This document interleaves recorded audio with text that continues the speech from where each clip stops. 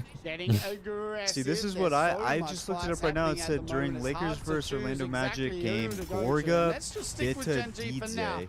Walked As up you to can be see, thinking of a Asia completely getting some different ticks example then. with that He Q. trash talked him They're in still Serbian, playing the saying low something ground. This extremely is where personal about his mother. RRQ played Q He got as visibly well. upset on the court, and the clip I mean, went at this viral immediately. stage, That's the one I was playing a thinking little of. bit better. You're thinking of Gen something G, different. and they have There's no literally a clip defensive of legend at Luca all. yelling at a ref saying, "What did No, I this say?" team is And it's usually because all gas, no he break. said Their some shit, team and the clip is composition him. generally He reflects that, so it will gets be tough fouled, here in a more then packed they don't call endgame, it. but Then he we'll see how says things something play to out. the ref in BCG, Serbian. they've got ultimate high ground. Okay. here. They will. Sorry, It's Slovenian. circle. It's circle 6. I think let's let Don walk in. I Yeah, feel yeah. bad. No, I just realized I feel bad.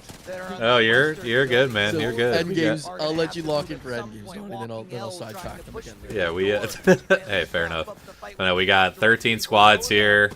left in our Ring 6, getting ready to close. A classic E-District game where we actually see more than 4 teams being alive for a final circle. Again, we got SAUL and Gen G, 2 of our bigger names, both still alive here. As we get ready to close here, it is going to be absolute chaos, I'm sure, with the Gibby bubbles, Newcastle ults, all that good stuff. Yes, I said that. 13 squads, round 6 in an APAC South lobby. Something where it's very unheard of. Some big shots here out of Bear Claw, and that's going to be the end of Orchid there. Goat also going down, as well as we're down to our top 11 here now. 11 in final circles, bizarre. Yeah, especially for APAC South, it is insane. It's also, yeah, it's a freaking... E-District does help. As the ARAM goes down, Dreamfire going down, Gen G picking up a lot of kills here. Gaming now, looking at teams rotating in. They're gonna have to get rid of that. We got Silly Stepsis and Fizz 6 here in the building. Now, that guy's name is Silly Stepsis. I'm not kidding. Kakoi here, one of our top 3 teams, down to just a duo. In a decent spot, though, right now. But yeah, this is getting out in the wide open. It is going to be absolute carnage. I mean, the number of Gibby ults we might see might break the server. My goodness, that team got absolutely exploded by Gibby ults.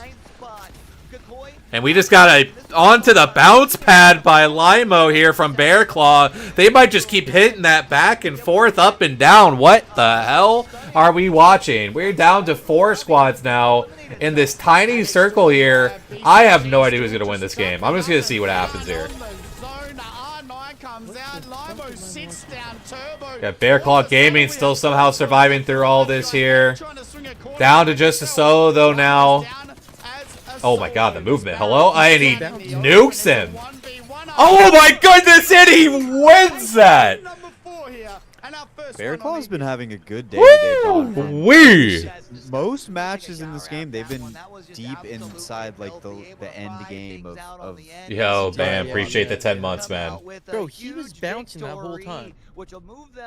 Yeah, that was actually an insane thing because 90% of the situations I feel like you're in, those things are useless. And I think we found the one of like 3 situations where those things actually worked. And it was sick to watch. And it was absolutely goated to watch. Yeah, Bear Claw Gaming definitely had a pretty solid performance so far. With that, jumps them up to actually 2nd overall here. Dude, how... Okay, I have to stop and nerd out again. I love that we do not have to switch out to a different tab to have this scoreboard up. Oh, this is incredible to have. I'm surprised again, like as if like we didn't have this whole conversation. Yeah, we literally just talked about it 5 minutes ago, but I just want to come back because I just realized I don't have to go to another tab. I mean, it's incredible. That's what I was saying, bro. It's incredible stuff. You literally do not have to leave. I just don't have to leave. It's just fantastic. But party's like off the charts now. Yeah, absolutely insane stuff. But yeah, so you see Bear Claw there jumping up into 2nd place overall here. We take a look at the match 4 stats here. Our team, Bear Claw Gaming, with the dub. Limo with 8 kills. Huge stuff there from him. Again, yes, winning essentially what was a 1v1v1 there at the end. Huge stuff there for Bear Claw Gaming, which again jumps them up to 2nd overall. We got Mama Clubs there in 2nd place with 17 points of their own there. Havoc in 3rd, Fizz 6 in 4th, and Edward Gaming in 5th, rounding out your top 5 there. We take a look again back at the overall standings here. Gen G still sitting in 1st, up there at 50 points. Bear Claw in 2nd, Havoc 3rd, Mama Clubs in 4th, and VK Gaming sliding down to 5th there after a tough game. And we look at the other end of the leaderboard, and unfortunately, the guy Pandas, I can see why he messaged me earlier. Things are just not going well at all. We had 7 points through 4 games. That's just not what you see in RRQ. I mean, I'll be honest, there were some rumblings that this pricey strafing flame thing maybe wasn't fully resolved and they were trying to make it work. It really seems like things have not worked or they've been absolutely screwed today, because 1 point in 4 games from that roster, I feel like is just almost inexcusable. Honestly, like that's insane to me. They have 1 point through 4 games. You know, I only got 1 kill in all of BLGS fucking 3 rounds. That's crazy. I'm so washed. So ass. He brought up 1 point, and it just made me think, it was like, man, I fucking in 3 rounds I got 1 fucking kill. Burke got 0. Hell yeah. Damn. Hey, I want to make Damn, just buried our boy like that. What the hell? Yeah, to be fair, though, it's like 0 and 1. They're not that much of a difference, you know? Like... Well, to be fair, I think I had like 4 knocks. Just we were also playing in the reset meta. We could never get the almost fucking knocked bins. out. I mean, it also doesn't help that you guys No, were in Falcons lobby round 1. No. I did knock Hal. Let's get that shit straight. Okay, never mind. Almost killed Hal. Pretty sure I knocked Hal. Because I remember screaming, "Get F'd Hal." I'm pretty sure I knocked him, but we did not get the kill. That's what I'm saying. Yeah, I Falcons thought the whole thing lobby. was that you didn't knock him. It was a joke that you almost knocked him, but I don't know. You remember better than I would. Yeah, I clearly don't. I'm trying to give you the benefit of the doubt here, man. So you can say you knocked him. No, I'm an honest Have you ever man. seen the clip of Brian You're reminding me. Scalabrine? You're reminding Have you ever me seen that the I might clip not of have. Brian Scalabrine when he won the finals with the Celtics? Yeah, and the reporter said, I'm shocked. So, Dropping like, Phantom. Brian, I how does really it am. feel that you I really won thought they'd be championship doing without better than playing a this. single minute in the finals? And he goes, well, listen, I can sleep great at night because here's what I'm going to tell my kids. First off, right now I'm going to tell them I'm an NBA champion. But in about 5 years from now, I'll tell them I came off the bench. 10 years from now, I might tell them I started. And in about 20 years, I'll say I was the best player on the team. So you could start with almost knocked Hal to I knocked Hal to I thirsted Hal to I full wiped Team Falcons 1v3. And then guess what? Guess who has VOD saved of that, but guess who doesn't have VOD saved of that? That's right. I got all that footage saved and they don't. So no one can prove it. I got the proof. Yeah, you think that Hal's going to be able to, back himself up? No. He's got anything. He's got no VODs. No. 2 years from now, this story turns into Jumbo 1v3 in Falcons. Wait, what if he did post Hal like, actually full does VODs have of, it. like that Hal YouTube channel of him? absolutely does have it because the only way I'm able to get their POV, so I had got Hal's VODs because I went to save zeros because Zero and Walty were gassing me up, and I fucking only saved the audio. I didn't save the full VOD. So, yeah. There you go. I did have it from Hal, so Hal actually does have a record. Now, the question is did I knock him? I feel like I had to, because there's no way I would have screamed, "Get fucked, Hal," at the top of my lungs if I didn't knock him. But I think I do remember feeling like I almost knocked him because he dropped down, rotated up, went behind us, and then shit on us. But they didn't They didn't win the fight. They did not win the fight until Zero came over. I do know that. Yeah, you did command enough respect that Zero had to walk over. Zero had to leave whatever he was doing on his own, and they had to come 3v3 us. That's pretty crazy. That's tippable, bro. I think I knocked him. I think I definitely did. I think you killed his ass, honestly. You're gonna make me go look now. Let's go find. Okay, I was about to leave. While he's looking that up here, again, we have the POIs that we didn't get a chance to talk about earlier as we were switching, and of course it absolutely flips as soon as I try to talk about POIs. Love that for me and my timing. The big thing I did want to bring up though, RQ, again with the 1 point, they take that L-Rod with their first pick, which obviously makes sense. I believe they had like the 2nd or 3rd overall pick. You would think they would have been able to bank some points from that POI. Unfortunately, it does not happen. And now you're faced with playing out of Uptown, which if anybody's watched enough ALGS, watched enough E-District gameplay, Uptown is just not a great POI. It's not typically where you can generate a lot of points from. You can somewhat rotate quickly from that POI, but you're not going to have much loot. It's not going to be great. And you would think still that might fit a team like Strafing Flame, but right now with just how off they've been and after a first 3 rough games, I'm just not sure that there's any way that they can really bounce back from that. I'm even going to take with Metro's thing, since it's not pulling up. I do think he probably turned off stream, which is tragic. So we'll go ahead and get rid of that POV here. But yeah, just a tough day for the boys over at RRQ. I do wonder, Jay, if potentially some of those demons between Pricey and Strafing Flame maybe haven't fully resolved themselves from what we heard last time. It's really tough because I'm just so confused by the Strafing Flame like on again off again IGLing, because as I know of right now he's not IGLing this team, and if this continues then I feel like surely they're gonna swap and he will start IGLing again. But like it just seems so weird for an IGL who had such success as he has to then like do this weird back and forth.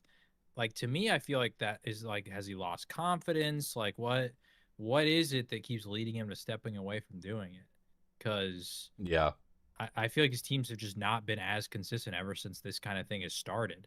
Because back when, you know, Prime Strafing Flame, Black Hand era into like that Legends gaming roster that with Koiful that ended up placing, what was it, top 5 of that land too?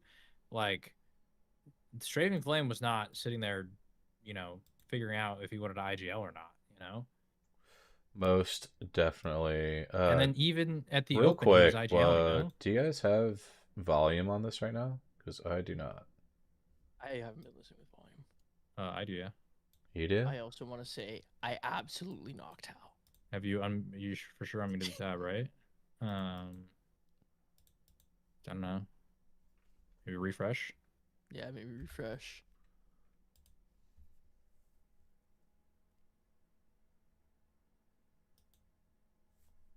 Easy Flash is the secret to success, but that's the thing. At the Open, they didn't have Easy Flash, and they got what, third?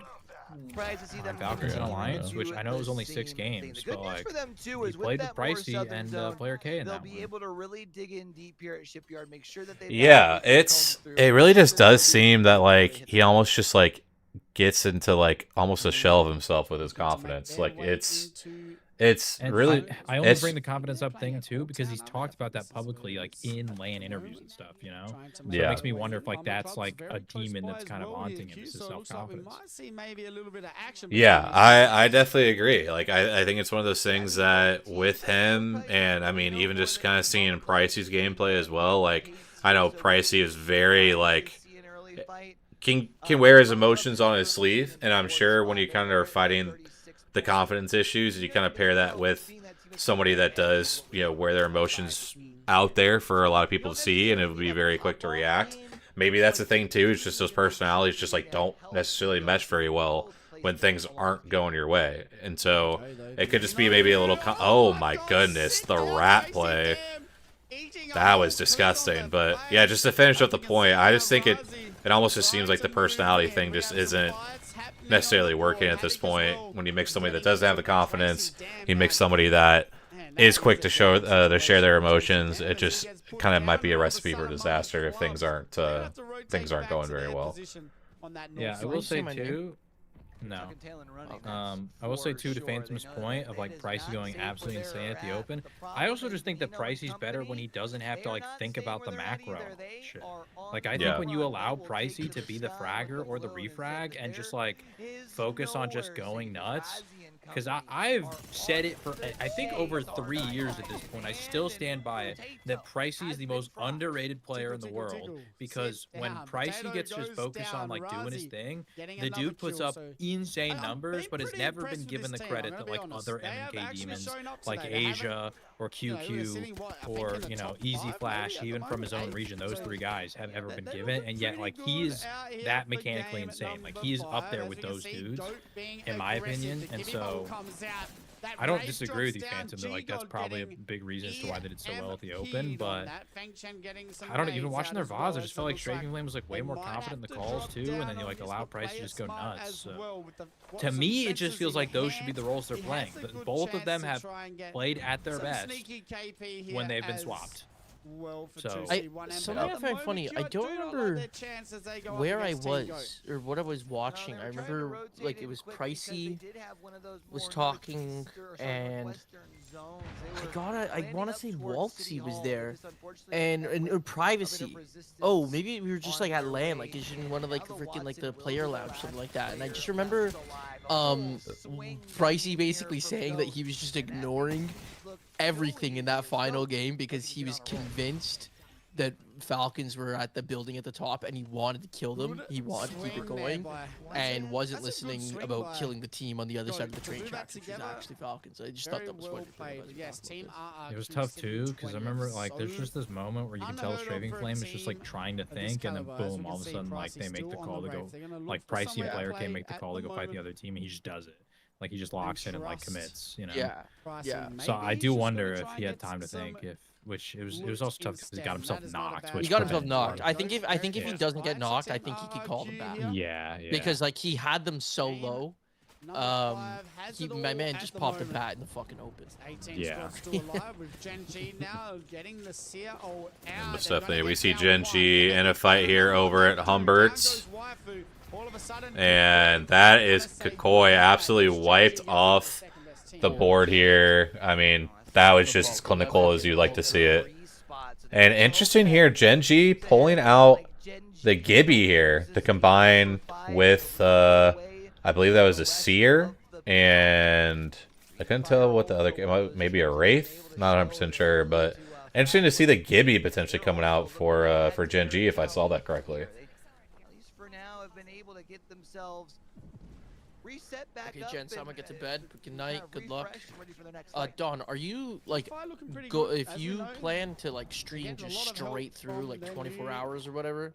The YouTube stream will stop at 12 hours. I am going to be streaming through APAC North and then turn the stream off to sleep a little bit and then turn it back on for EMEA. So,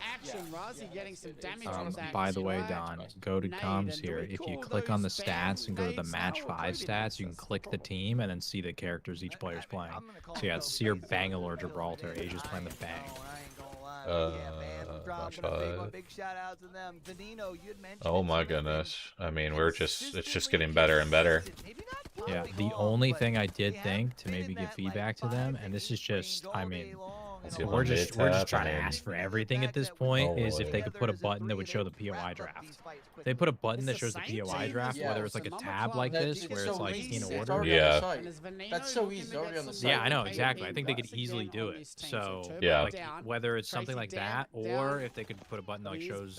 Honestly, if they did both, do one button where it pops up on the side screen like that, and you can see all the POI picks in order of like, yeah, or just puts it on their name or whatever, or another button that also shows like the full map view of the POI draft, so you could like click that between games, and it like takes up the full screen. I think that'd be sick too. Yeah, so I'm gonna message people. I'm probably gonna tweet it as well after tomorrow, whenever I like get to fully just play around with it the whole time. Yeah. And tweet a full list of thoughts. But yeah, because I think they could easily implement that based on what they have here. No, I definitely agree. But yeah, I mean, again, great stuff. But Jumba, appreciate it, bro. We'll see ya. Yeah, I'm actually out here too, boys. I'm gonna go to bed. Yeah, get some rest, bro. And watch the region. All good. See ya. Appreciate you hopping in. We'll see you, bro. BCG prioritizing. Why? How we doing over there? I haven't heard you talk for a while. Well, you know how Jay and Jumbo are. They dominate a conversation. Dude, I feel that, bro. I feel that. But hey, man, I'll take at least a break from me not having to talk the whole time, since I've got another how many hours of this to go. So no, those guys are the goats as always. We appreciate them 100%. Got a question: coffee flavored rum or regular rum? What should I choose as my poison today? Quiet thoughts. Otherwise, for teams that are in this zone, the likes what? of EDG, they're looking to try and see when they start. All right, love it. I guess it's not early morning for you, so maybe just regular rum. Maybe that's what I'd go with. I'd probably be to go heat up some food because I haven't eaten yet. Anything coffee flavored alcohol, I'm good off that. Jay, sorry for yapping. No, Jay, I'm telling you, bro. I've got another 7 games of this. I will take any break I can get. So, and plus, most of what you said is probably smarter than what I'm gonna say. So, I definitely appreciate it, bro, and I appreciate you hopping in, as always. Yeah, I mean, he just said right there, we love your yap, Jay. So it's you're chilling, my guy. Why limit yourself to just one rum? That is an Aussie speaking if I've ever heard one. Please. I don't want to be wasted for APAC North. That is a good probably reply back. I'll give you that one.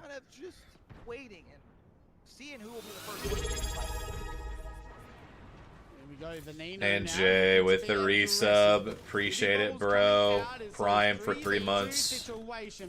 Much appreciated, my guy. Thank you. They had a huge game 4. They got the win, and it does look like is Veneno fully eliminated. I just lost my spoon.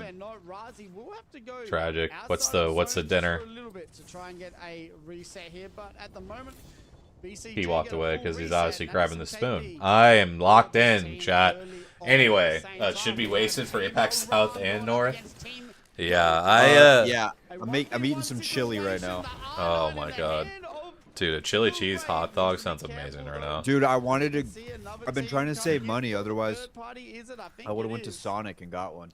Yeah, that shit sounds gas. They're gonna be able to get out and use that Wraith portal to help. But yeah, Islander Boy said should be wasted for both APAC South and APAC North, which honestly might be good comms, honestly. So we'll, good luck with that, gentlemen. I will not be because I am too much on the grind for working out right now. Donnie, my time tomorrow, probably around 5 o'clock, if everything goes smoothly. I don't know if you heard that. I don't know if anybody's hearing from me for the rest of the night. I'm gonna be celebrating something fierce. Heck yeah, bro. I'd definitely be happy to, man. It's gonna be. I'll just be happy for you because you know this is definitely your thing and not something for the pod that we're doing. Yeah, it's definitely not that. Anyway, we got again some big fights here. In our game number 5, going over the main broadcast, we see Team Orchid going down here once again. Bear Claw Gaming, Wyatt, still continuing to run havoc on this lobby. No, they're having a fantastic day, and I noticed from the very first. I mean, I'm gonna be honest. The reason I noticed them game 1 was because they were in a diabolical death situation where they were just, you know, in a spot where they were gonna die no matter what. They were stuck between a rock, a hard place, and a Maggie Cube. It was tough. It was tough. But since then, they've been in just about every single final lobby, and they've been putting some kills together, putting some games together, having themselves a good day. Them and Kakakoi, or however you say the name, both have been like a welcome surprise in this lobby.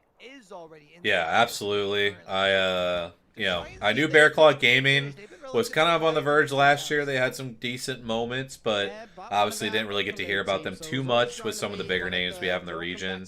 But yeah, Koi or Kaka, yeah, I'm probably been saying it wrong. Could be completely different, but anyway, they definitely been doing a great job as well.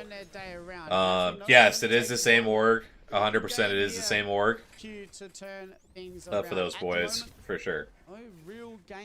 Yeah, I think somebody said something about Orchid. I'm pretty sure it's the same org, right, Donnie? It's the same org that had Hambino? Yeah, it is. It is. They had some beautiful jerseys. People wouldn't agree with me on that. But I thought I liked the fact they didn't look like traditional esports jerseys, and they actually had like a feel of, I don't know, it was like kind of like almost classy to them. Yeah, no, I definitely agree. And if they were like 3 seconds away, they were 3 seconds away from being like another crazy story to make that final lobby too. It's kind of not a bad zone list. You got a lot of that was insane at the open. Definitely not the first weekly guest, dude. I'm telling you, like we don't have that opportunity right now. We wish we did. But hopefully at some point. We'll have to see.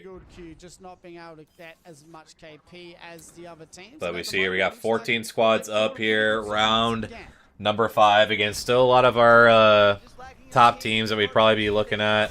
I'm trying to get my mouse back and see here again a lot of our names towards the top of the leaderboard. Still alive in this particular game. We got Gen G, Bear Claw, Dreamfire, and VK in our top 5, all still alive here. But yeah, Bear Claw Gaming really is in pretty good position to potentially win the day here. It's a very different legend composition for Gen G too, because they kind of. Hambino is playing this split. He is playing with Team Nice Guys, which is him, Cody, and Sang. Shout out Omit, by the way, wearing the jersey. Your team can't do anything, but at this point in the stage, Gen G. Yeah, we see here we got SAUL on the bottom right. We got Grape Soda in the left. We've got Gen G in the top right here. We got SAUL, looks like here on the main screen. They're in 10th right now. Definitely could use a good game here. You see Benino goes down here. Legacy getting the Kraber full kill here. On to Silly Stepsis. I'm not kidding. That is his name.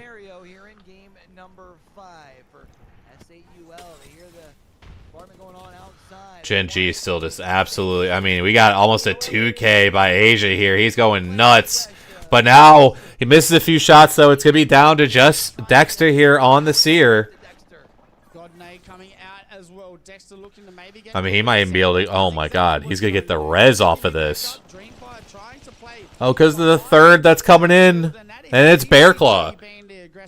Right now, walking out, going to get some heals back, and all of a sudden the swing. Oh my goodness, he finds Dreamfire here, and they're swinging back on the other side onto Dreamfire. I mean, they are going insane here in this lobby, ladies and gentlemen. We also got VK up here having a great day. Some great shots. LQ having a great start to this Pro League. QQ also putting out the damage as well. I believe we had Gen G potentially get a full reset up top here. They sure did. I don't know how they did, but they are full up here. We'll go over to Gen G real quick and see what they're looking like. We do see Bear Claw Gaming does go down when we tune away from them here, but Gen G, see if they can play off this Gibby bubble here. Looks like a 3v2 up top here. Could be a tough rotate, but these are definitely the guys that can fight their way in. Oh, this is, bro. I mean, with the wherewithal to be switching guns in the middle of this situation. Are you kidding me? Bro. And he just, oh my god, oh my god, the R9 from Asia here absolutely destroys RRQ from the lobby. Oh my god, the tracking, hello? Why, this guy is disgusting. That's ridiculous. That was insane tracking on M&K, bro. Are you kidding me? This man just keeps switching guns. He's just using all the guns. It's just freaking gun game for this guy right now.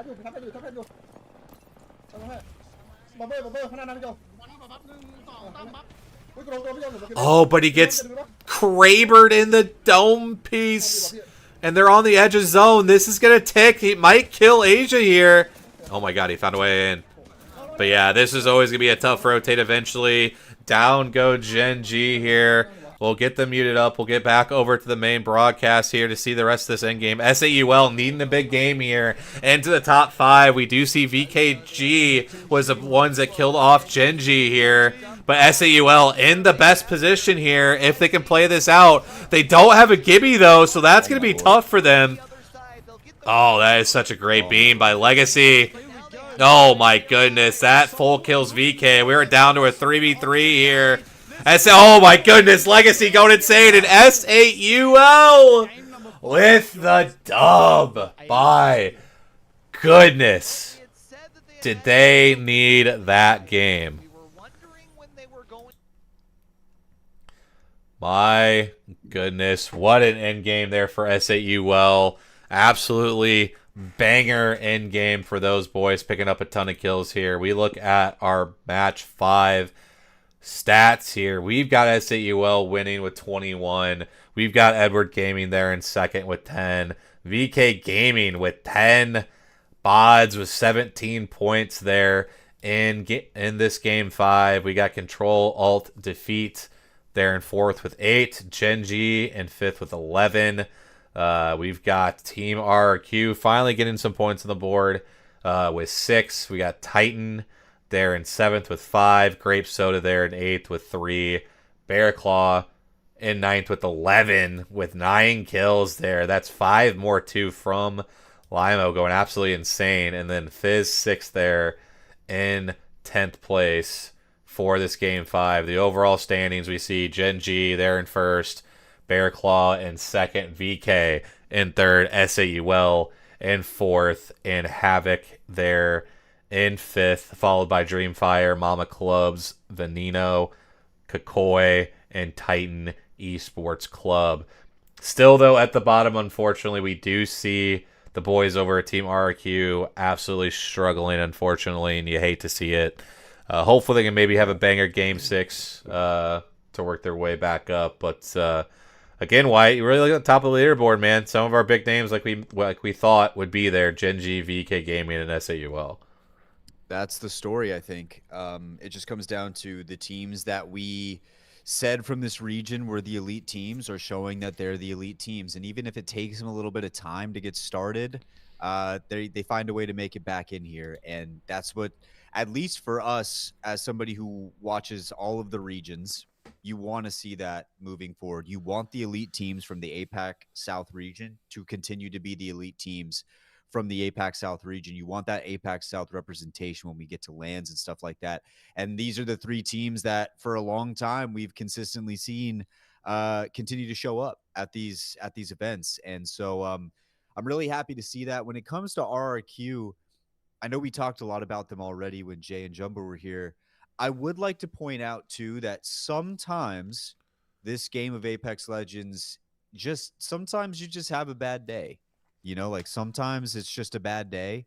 Yeah. That could be the case. And obviously they have their problems, and it's not like problems just get solved immediately, right? Like there's still going to be some confidence issues with Strafing Flame. There's still going to be some issues as a unit trying to become cohesive once again. It could just be today was just not their day, and maybe their mental is fine, but they're still trying to figure out the mechanics and the logistics of how their team is going to work. But yeah, it's really hard to imagine a day this bad to start off your first like bounce back as a team.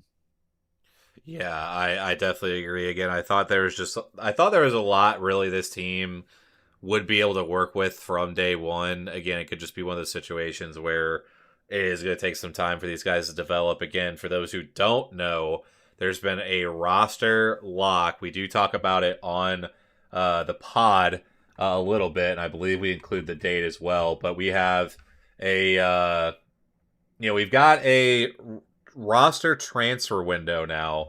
So a lot of these teams that in the past might be able to make a change after one bad week, they're going to have 6 weeks of matches that they have to deal with each other first.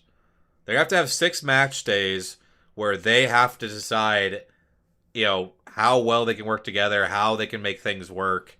And ultimately, Wyatt, if you put yourself behind the 8 ball too far, it doesn't really matter even if you do make a roster change when you've only got one rotation of games left, right? Like, these guys have to figure this out.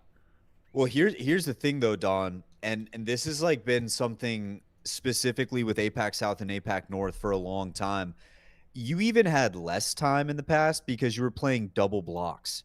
So it was like there could theoretically be a day where you're off your game and you have to play both blocks. And let's just say it's just not your day. You play both blocks, both were terrible, and now you're having to like try and reset coming up on like another day. The good part for them now is at least they can bury the football on this one.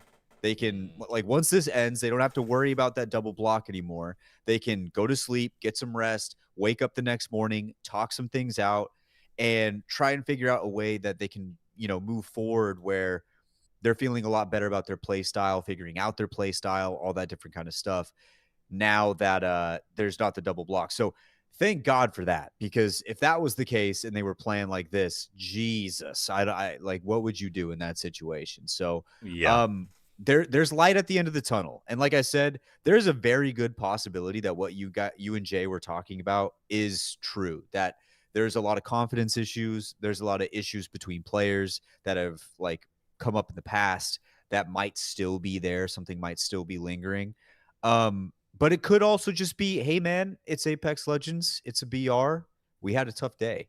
And now that we don't have to worry about, like, our 6 games are done. Let's just get through this 6th one. Once it's over, let's get some rest. We'll talk tomorrow. We'll go over the film. We'll figure some things out. And we'll start to solidify our roles a little bit more, or maybe even come to like a conclusion on what exactly we want to do. Now, if I had to be completely transparent and realistic, I do think I would lean more towards what you and Jay were saying, because even with, Apex giving you a bad day, when you look at some of the skilled teams around the league, usually their bad days are like, 12th, 13th, 14th, right? Yeah. With a 20 or so points. It's never really dead last with like nothing, right? Like, yeah. So I'm assuming it's something a little bit more, but I'm just holding out hope, because I like these players. I want to see this team do well. It's just unfortunate, but there's a good chance that maybe it's just a bad day. Yeah. Yeah, most definitely. It's going to be one of those situations where we do hope they bounce back for sure. Because, again, any land with the likes of Pricey, with Strafe and Flame, and what we saw with Metro with Boogie Borders last year, it's definitely 3 players you want to see making their way towards lands moving forward. With us saying all that, we are dropping into our last game here of match day 1 for groups A versus B. Again, we've got APAC North coming up here in just a couple hours, but we've also, again, got to finish up what we've got here with APAC South. The band legend was Gibby, so that'll be one. We'll have to keep track of how these teams decide to play this last particular game. If we look at some of our big name teams and what characters they're playing, we've got our Wraith, Watson, Newcastle. For RRQ, for Bear Claw Gaming, they're running a more aggressive comp with Bang, Fuse, and Seer. We've got SAUL rocking the Wraith, Caustic, Newcastle. We've got down with VK Gaming, we've got Wraith, Newcastle, Watson.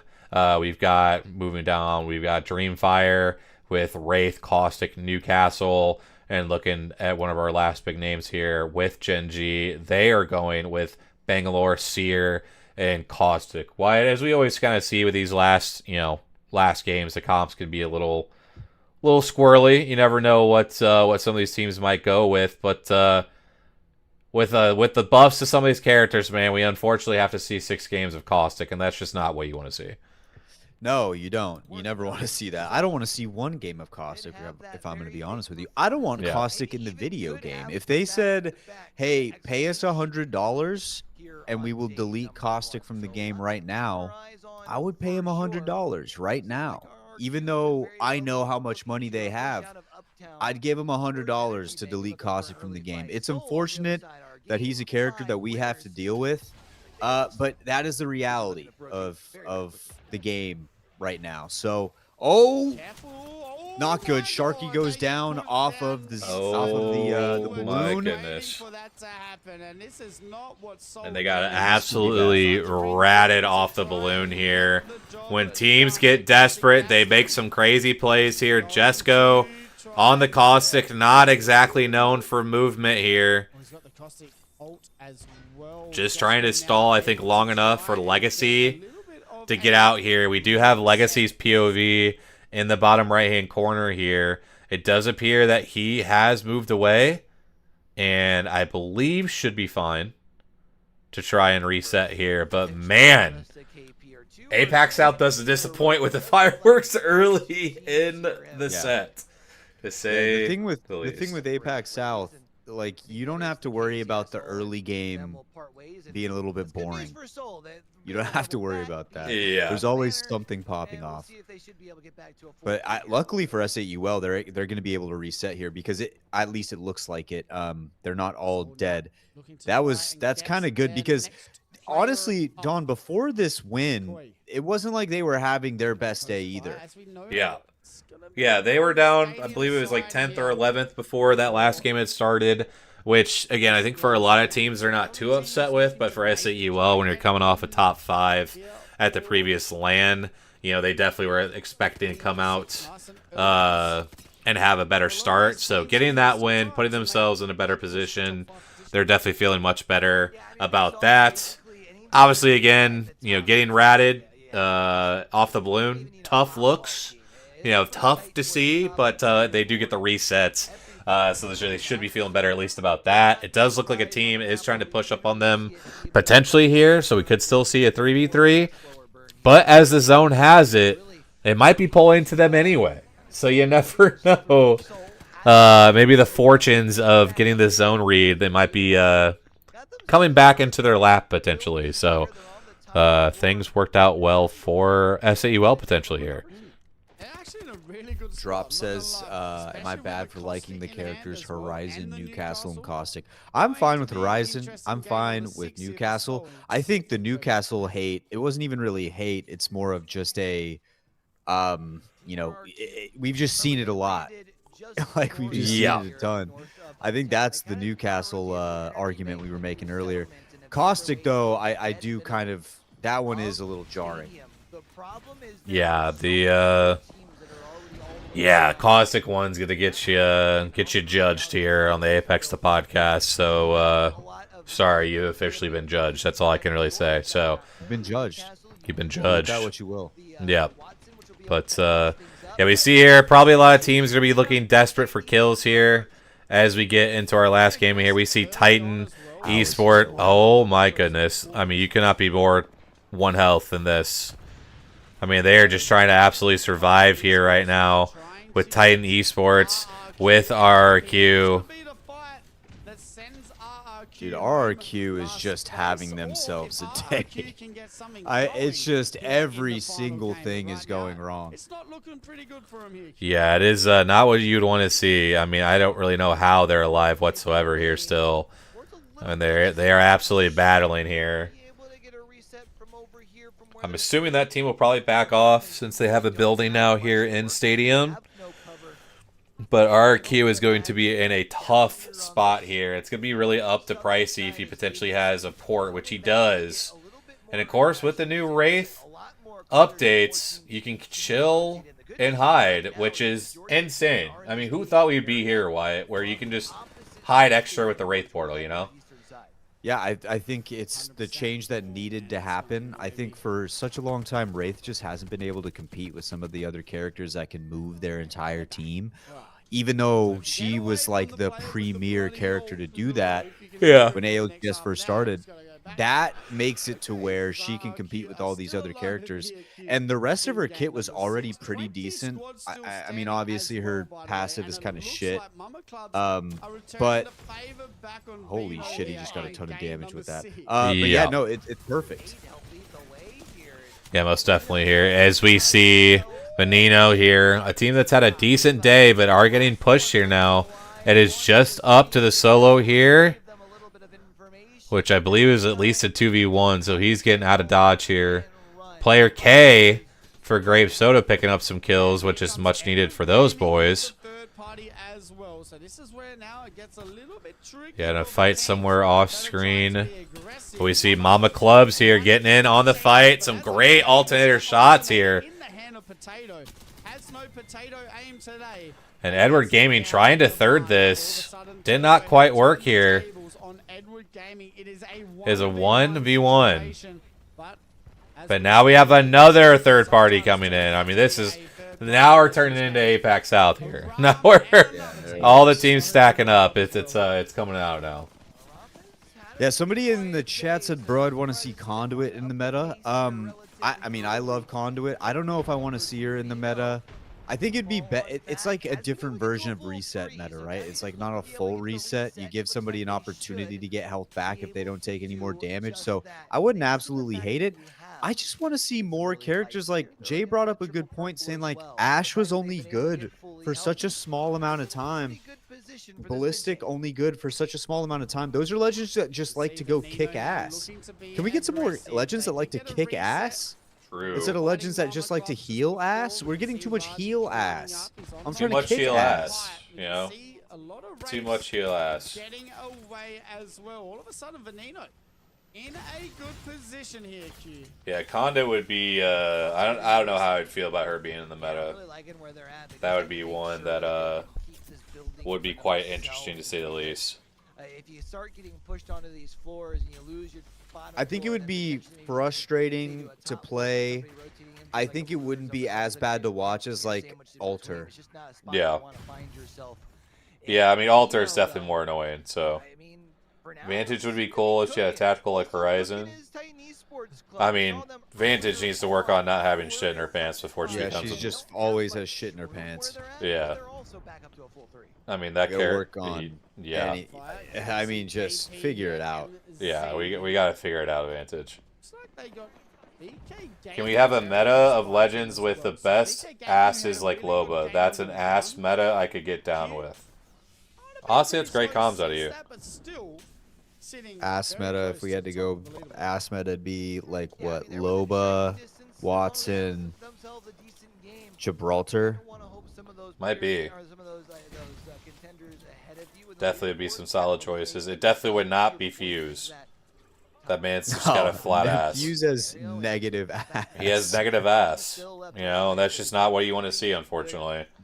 Fuse cannot fill out a pair of 501s. I'll tell you that right now. No, there's nothing being filled out. It's just sagging. Yeah, it's just not even hanging on. I don't think he even wears pants, to be honest, because they Belt just doesn't fall even off. work for him. Yeah, just trips him up. Yeah. Loba, It's Valk, actually Watson. impressive how little ass he has. Yeah, it's almost like an indentation of negative ass. Like it's, I don't even know, like what do you even do with that? You know, like I feel like you got to get a surgery for that kind of thing. He has to do something. Loba, Valk, Watson. I know Valk gets brought up in these conversations. I would like to say Valk has what I like to call athletic ass, and that is that it's got a nice shape to it, but I don't know if it has like the girth. You know what I'm saying? I think that's a good way to describe it. His ass is just like a piece of paper with a line down the middle. Honestly, great comms. Yeah, it is. Great comms. What do you think about Wraith?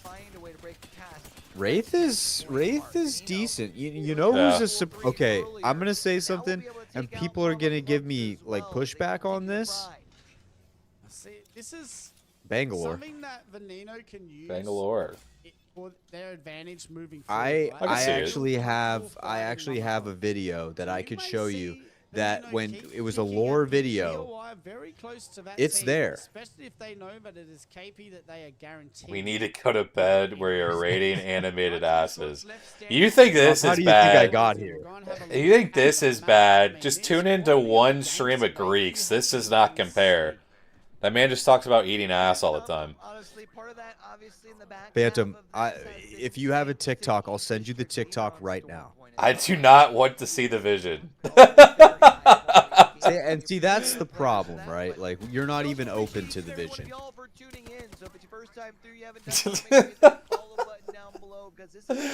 Oh, man. We like to have fun. We like to have fun.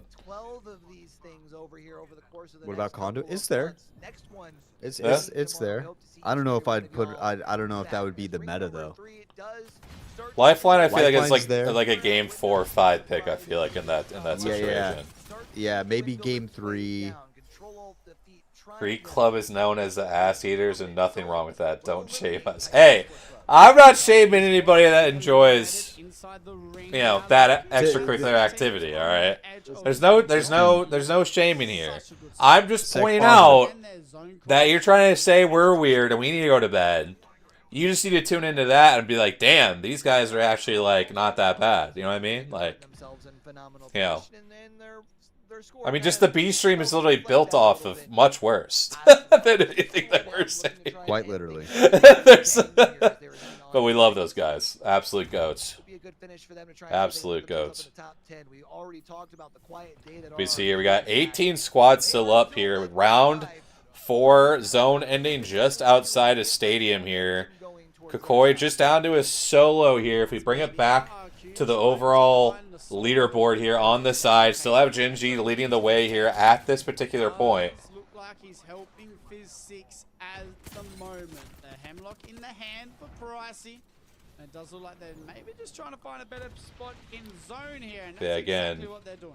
With these E-District games, a lot more teams can survive with all the cover they got. Newcastle wall to help fortify things. So Genji's just down to a duo. As a duo, We got Legacy and SAUL full up. We got Grape Soda still up as well. find a way to get back to a full 3. They have that capability, but for now they are Permission to pop off outside real of this quick? ring. They're rotating Absolutely. through the main I structure need of E-District to stadium go back itself. to The only problem is nighttime. they've got so many teams Oh, that's in front of them once I'm they right reach there the with side. you.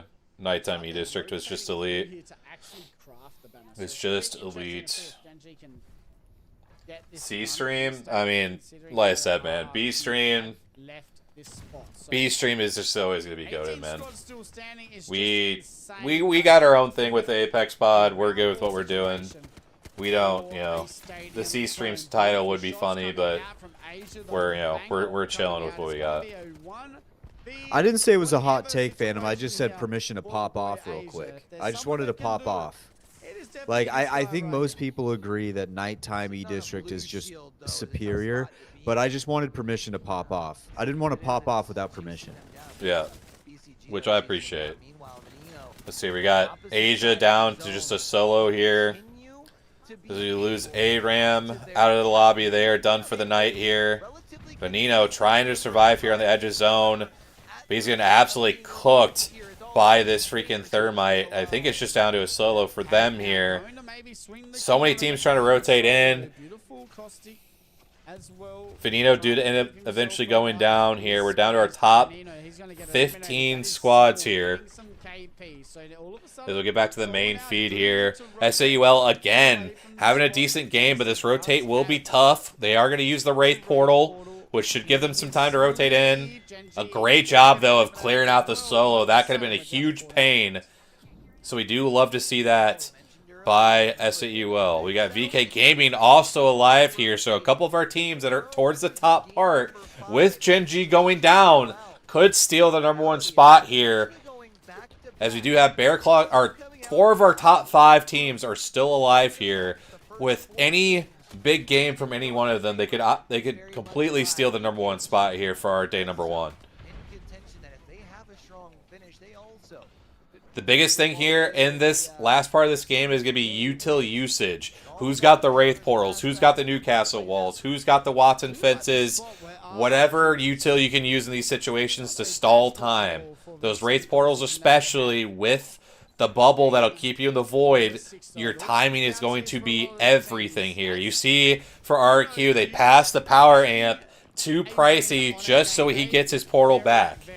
So, really important here as we get to the latter stages that these Wraith Portals are ready to go. On the right foot, and as we can see inside the ring now, going to swing the corner. Grape Soda getting eliminated. Grape Soda, unfortunately, 07's out of the lobby. Sorry, Pandas, rip Bozo. Being a little bit too aggressive here, getting some KP. RQ trying to salvage their day here. Sharky and the boys do wipe Dreamfire, but lose Sharky in the process here, and that caustic gas is just taking away. What's good for them, though, is getting a few more points, because although they did get that win, they still want to try and make sure that they can salvage a few more KP, salvage a few more placement points, because they don't want to be sitting outside the top 5 They want to try and make their way in here. Don't want to fork over this opportunity to not get some more points there as Bear Claw Gaming goes down as well. Absolutely, and that is big now for VK, SAUL, and Havoc. Those three teams within striking distance of jumping into that second or first place spot if they're able to win this game. So keep an eye on those teams, VK, Havoc, and SAUL. Still have a chance to win this match day here or get top 2. Again, tough thing though for SAUL is going to be losing out on your Newcastle with Sharky. So we'll have to see what port maybe Legacy can have and see if maybe Jesco can get his caustic ulti back. 9 squads here as we enter our final ring close here. Again, shout out E-District for providing these kind of end games here. VK Gaming, dead center zone here with the Watson fences, with the Newcastle wall. I mean, I would bet that these guys would be the ones to win this game here. We'll have to see what the Carnage looks like, but they should be in what we consider God spot, especially with the util that they have right now. Still 9 squads left. I have a take that the game doesn't truly start till there's 9 squads left. And here we are. We're about to see it pop off right now. RRQ going to make their final push here to try to make this somewhat of a day. Can they make it happen? We saw SAUL there looking like they were going down in the kill feed here. I believe they might have got a res off, but that should be the last member left alive for them. We got RRQ now trying to stall out and survive here and finish off this team on their right side here. If they can clear this out and live, they might be in a decent spot here, but the zone is going to be closing quickly on their back here. They also have caustic ult too. And we see here RQ getting the better of the trades, but now it's going to be down to just Pricey. Down he goes.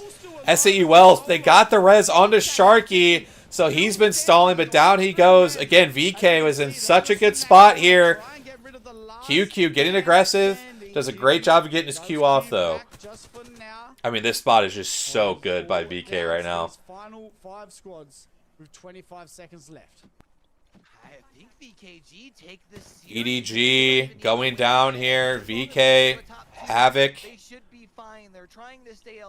Looks like here we got 2C1M in here as well. Orchid now goes down. VK trying to stall out here. Oh my god, QQ goes huge! He goes huge! And that is VK Gaming not only winning your game number 6, but they win your match day number 1.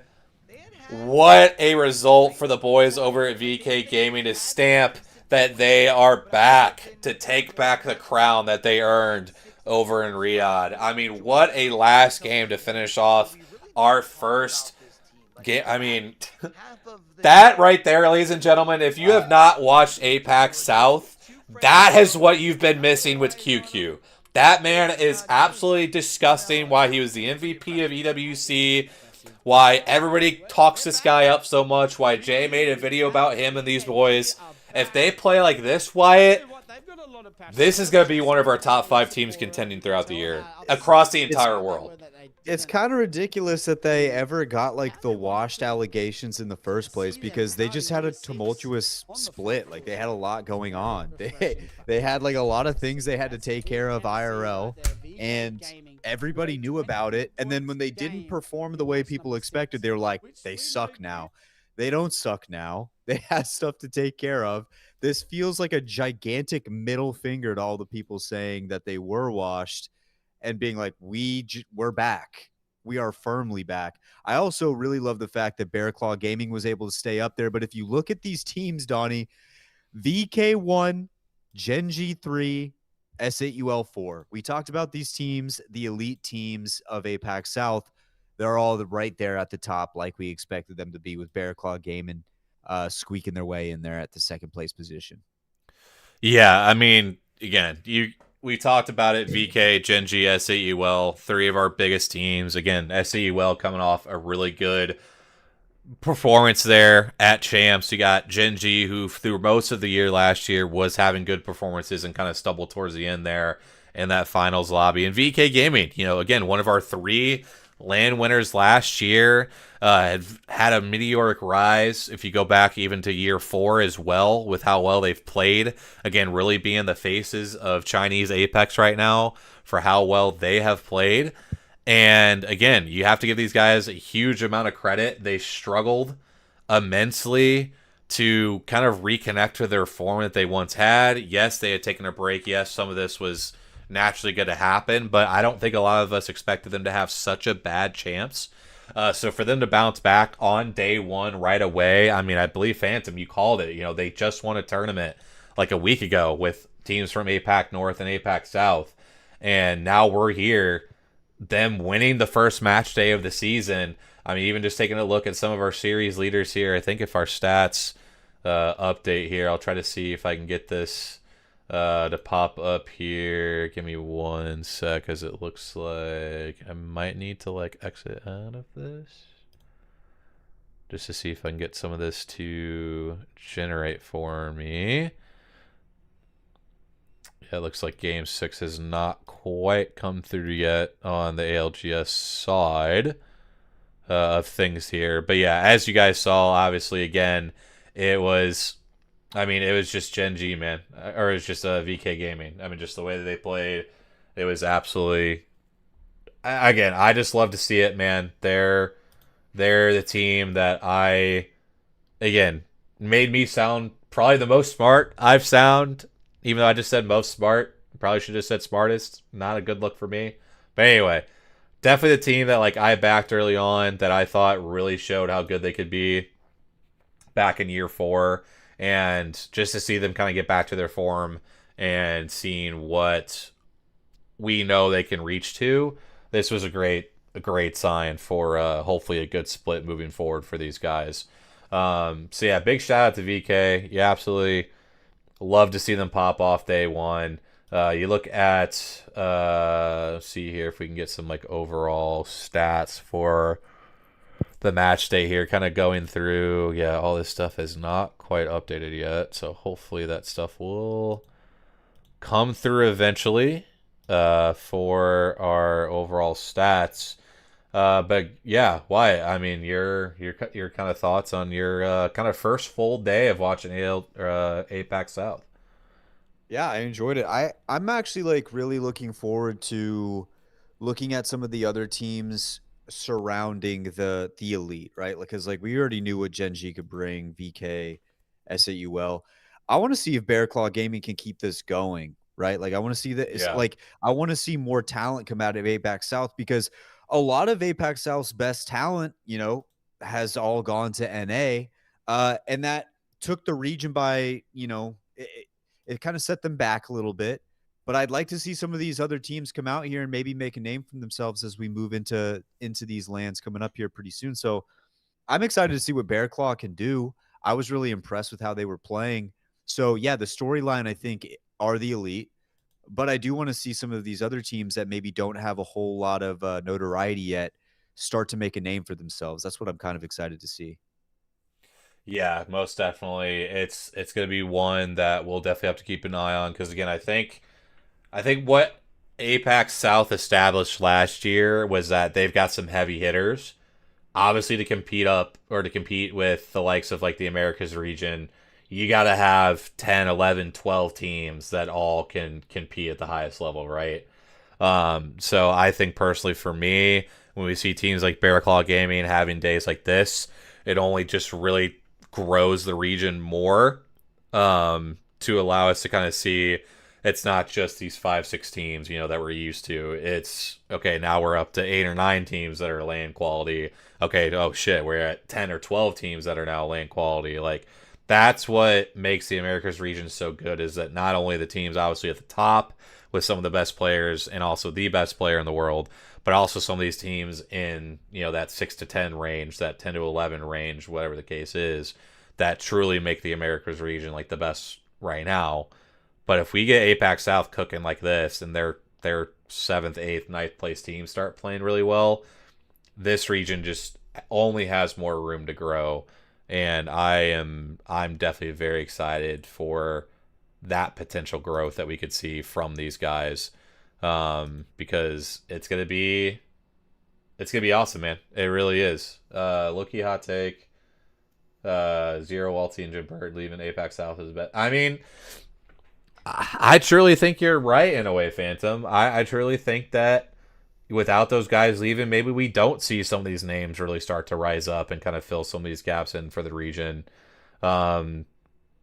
It's very quite possible. You know, it really is, and I think that's a pretty solid take to have, considering, you know, some of the talents that we've seen, you know, sprout from this whole thing. So, yeah, I think that's good comms out of you. I do really agree very highly with that take. Why, you got any thoughts on that? No, I don't think that's a hot take at all. I do think that what I was speaking about, like I agree with him wholeheartedly. I think it did bring a lot more talent into or give people the opportunity, right? Like I always go back to traditional sports on this, but sometimes when there's a really bad team that has to call up young talent, you start to see that this young talent, when they have opportunity, can actually start to thrive a little bit. And that can, you know, take root. And then eventually that young talent can become the elite talent that leads that team that was in the basement back into the playoffs or whatever it may be. Right. So it's like, I agree with him on that side of things.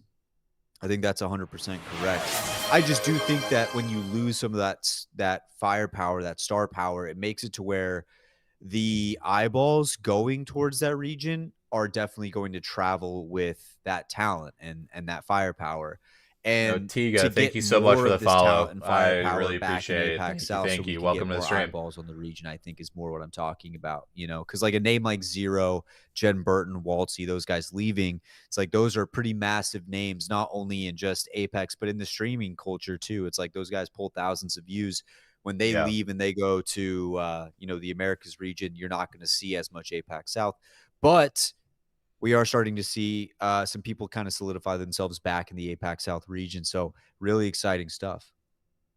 Yeah, no, I am very excited for this region moving forward. It's going to be, again, you know, we're seeing some of these elite teams already off to a hot start. And yeah, I mean, it's going to be a fun one for sure. I mean, just even looking, I mean, if you look at these bands, I mean, we got Crypto, Alter, Valk, Maggie, and Gibby. I mean, there's not a controller legend in sight that is going to get banned. And that is just such the polar opposite of what we'll see in the Americas or probably some of our other regions. You know, maybe it just ends up being a pro league thing where we don't see these particular legends getting banned. But I mean, to see these legends like Valk and Maggie getting banned in games 3 and 4, Caustic not getting banned at all, like that just really goes to show you what to expect from this region. It is gonna be a lot of fun. I'm really excited to see the development of this region continue as time goes on, and obviously there'll be some other names and stuff we'll see tomorrow when it comes to this particular region. But it is yeah, it's gonna be a lot of fun. And again, we get to cover it. We're thankful to do it.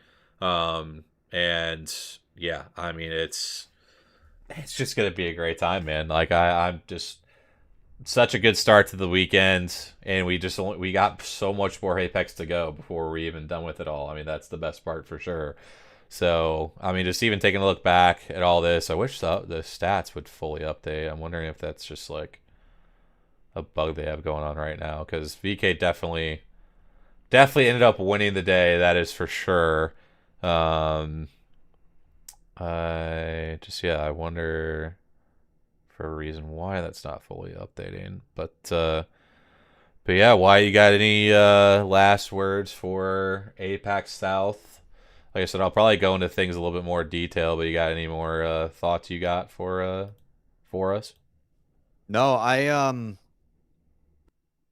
guess as a whole, I'm not the happiest about the meta right now as far as legends go. I think the weapon meta is actually surprisingly nice. Mm. I actually kind of enjoy watching it. I didn't notice anything bad about it. The actual legends themselves, the meta itself, I'm not the biggest fan of right now. I just feel like there's a ton of resets. I'm just tired of this reset meta. I am happy that I'm seeing a lot more Wraith and stuff, but I wanted to see Wraith a little bit earlier, bro. Like I wanted to see Wraith like, game 1, game 2, maybe even like game 2 ban because so many teams are running the Wraith. But it is what it is. I do think when we were having our conversation about legend bans and stuff earlier, like it does kind of help out that those legends typically get banned out pretty early, the ones that we were complaining about. So like that's good. But other than that, I'm really excited for APAC North. Like APAC North, I'm really excited about. So I have nothing else to say on APAC South, at least for today. I'm excited for APAC North. Yeah, APAC North is definitely be a great time as well. I'm going to see some crazy mechanical skill from that particular region. We'll obviously get to see Unlimit, the darlings of champs, if you want to call it, with how well they had played. Maybe not for Kyle, who could not land a single prize pick correctly before that team. But at least for the rest of us, we definitely enjoyed what they had to bring. Good comms from Phantom. We are into looking at what we got for what happened here at the APAC South since the stats didn't quite upload. Stavis, hope you're doing well. Oh shit, yeah. Coach Estep, hey, what's going on, man? How you doing? Appreciate you being in the stream. Hope you're doing well. I believe that's Coach Estevez, correct? Like I'm pretty sure I see that correctly. So appreciate you being in here. Okay, yes, I thought it was you. Hope you're doing well. How's how things going for you guys as you're getting prepped for the new season? Hopefully well now that the kill feed's working finally. But yeah, taking a look here at the stats again. VK Gaming overall on the match day here, taking the dub and that first place. Let's see here, because am I dumb and that math is only adding up to 60? I feel like they had more than that, but anyway, that's not a problem. But yeah, so VK taking first place. Oh, that's just the, hold on, that's the overview. Let me go into, here we go. Now I'm at where I'm at.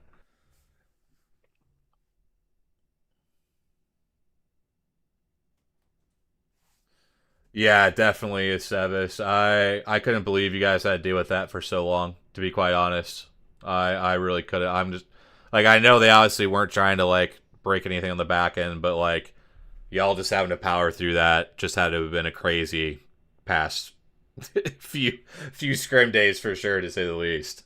So hopefully at least you guys were able to take something from those scrims even without the kill feed. So but yeah, taking a look here though for our match day 1, final scores end up being VK Gaming in first with 72, Bear Claw Gaming there in second with 65, Genji there in third with 62, SAUL in fourth with 55, and Havoc there in fifth with 53.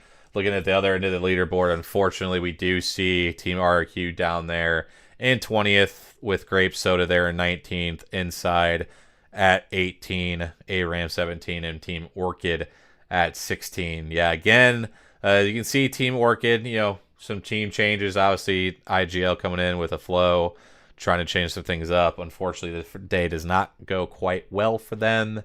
So very tough to see from their end. Also, as well, Grape Soda there and Team RQ. Definitely are 3 disappointments, unfortunately, for sure. But, we'll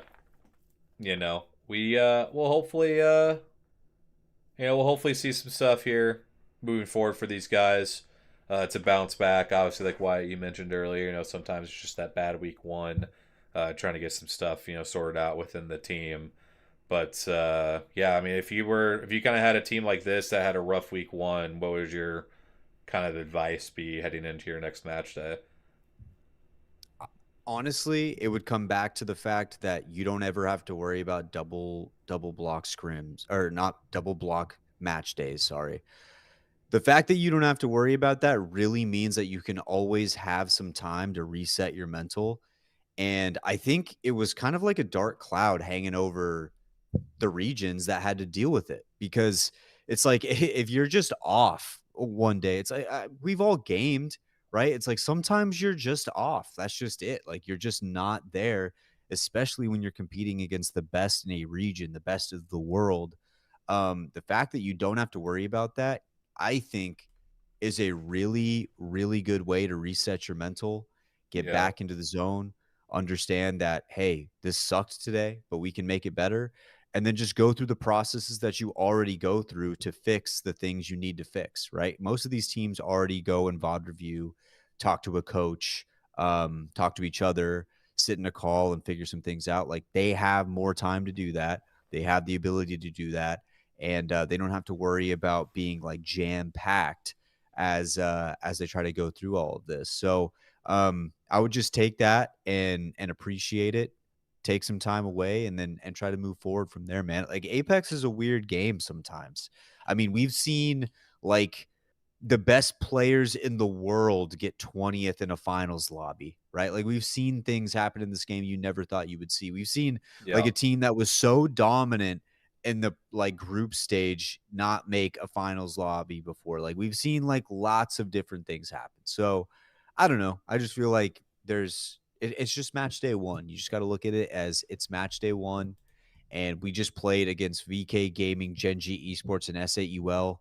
Like that isn't always going to happen. Right. So yeah, you have a lot more opportunity going forward. Yeah, most definitely. And again, yeah, it's just more of like, hey, you know what? You're going to have your one bad match day more than likely. Thankfully, it's at least our first one, so you have time to bounce back from it, right? And, some of these teams, from Group A, if they did have a bad match day, they'll be prepped and ready to go for their match day tomorrow as they get prepared for that. But obviously for the Group B players, we'll see them again next week, so they'll have a little bit more time, maybe to scrim a little bit more and kind of work on a few things then heading into their next match day. But yeah, again, I definitely just want to get into, I think for for this region, it's gonna be very tough not it's gonna be very tough to play, I think, a hard zone in this particular region.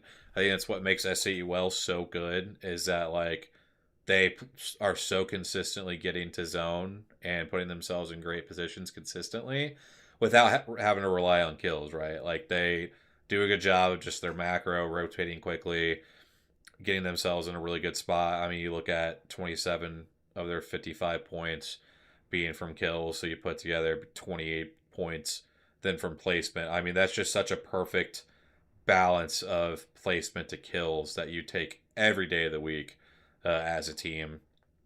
Even taking VK Gaming there as well. You got 35 of your 72 points is from kills, and then you add in the additional 37 from placement alone. I mean, that's just exactly the kind of trend you want to continue with, because that hybrid play styles ultimately is what going to get you wins in Apex. It's not going to be hard edge. It's not going to be only zone. It's going to be that hybrid play style. So really seeing these teams that can lock in both of that stuff early. They seem to have a pretty good pulse on the meta. It's great stuff from the likes of these hybrid teams that play so well. So definitely excited to see kind of how maybe some of these teams adjust from maybe playing hard edge. Obviously, Gen G is a special breed because they can just get so many kills. But for a lot of these other teams, they're going to have a little bit of a reality check of like, okay, like this is kind of how things are going to play out. This is kind of how we need to adjust, to see where we can maybe figure a few things out. So, and that could be where our RQ could be stuck, if they're maybe a little bit more focused on trying to get to zone and they maybe are, rotating too quickly into another team, or maybe they're just not prepared for a 3v3, or they're not holding their spots right. Obviously, that would be something we kind of have to review the VOD to see how they would stack up with that. But yeah, again, match day one, you never want to put too much stock into it. If you had a bad day, you also don't want to put too much into it if you did have a really good day, because there's always stuff to learn about things you could do better moving forward. But yeah, I mean, really though, just overall a great first match day for APAC South. If we take a look ahead to APAC North a bit here, for those who maybe didn't get a chance to listen to the pod, which again, if you are needing to and need a link to that, you can just hit !podcast, and that'll give you the link to both Apex Pod and the Spotify. That link is in Twitch. If somebody is in the YouTube stream and wants to throw the link in the YouTube stream as well, feel free to do so.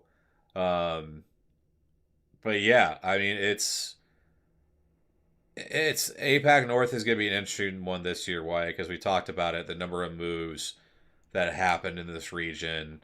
You know, it's truly like, who really is going to be the number one team, right? Like, I think Unlimited obviously is the inside shot because of how they finished off last year in particular. But truly, I don't really know who the favorite's going to be. I really don't. It's going to be an interesting one to watch, Wyatt. Yeah, and I think the weird thing was there were rosters that changed that I don't really think needed to change. Enter Force 36, who I've been rooting for from APAC North for a while, made a change, bringing Obley in, who has formerly has won a LAN before. I just didn't think the change was needed. You just came off of a fantastic performance at Champs, and then you decide to make this change. We'll see how that fares for them. So you have that already happening. Then you obviously have Fnatic, who's now a completely different look of Fnatic. You have the brand new Zeta division with Yuka F, who was formerly Fnatic. You've got Unlimit, you've got SBI Esports, you've got Grow Gaming. Like, this region to me is going to be the most interesting because there's only so many spots, and you know for a fact there's going to be a team that we expect to be there who's not going to make it. And we don't know what the reason may be. It could just be that the team didn't mesh. It could just be that the region is that difficult. But I am very interested to see what ends up happening here because of the amount of talent that they're starting to bring out from APAC North. And also just the fact that there were teams that surprised us that we're not even talking about just throughout the entire region the whole time. Like Cyrally, which I feel like I say their name wrong every single time, but I gave it a shot right there. That's another team that's like really interesting. You know, you always have Keenatrope. It's like there's these other teams that are there, and I don't know, man. Like this one's I don't know what's going to happen here, I guess is what I'm trying to say. I have no clue, because there's a world where Unlimit, despite the fact that they took a lot of like the bandwidth at Champs when people were talking about APAC North, there's a chance that like the playstyle just doesn't work for this meta, right? Like there's a chance it just like doesn't work. And now they're scrambling a little bit. So, and then you get to the trade deadline or the transfer window, and who knows what happens there. So, yeah, there's a lot going on in APAC North. I'm super interested.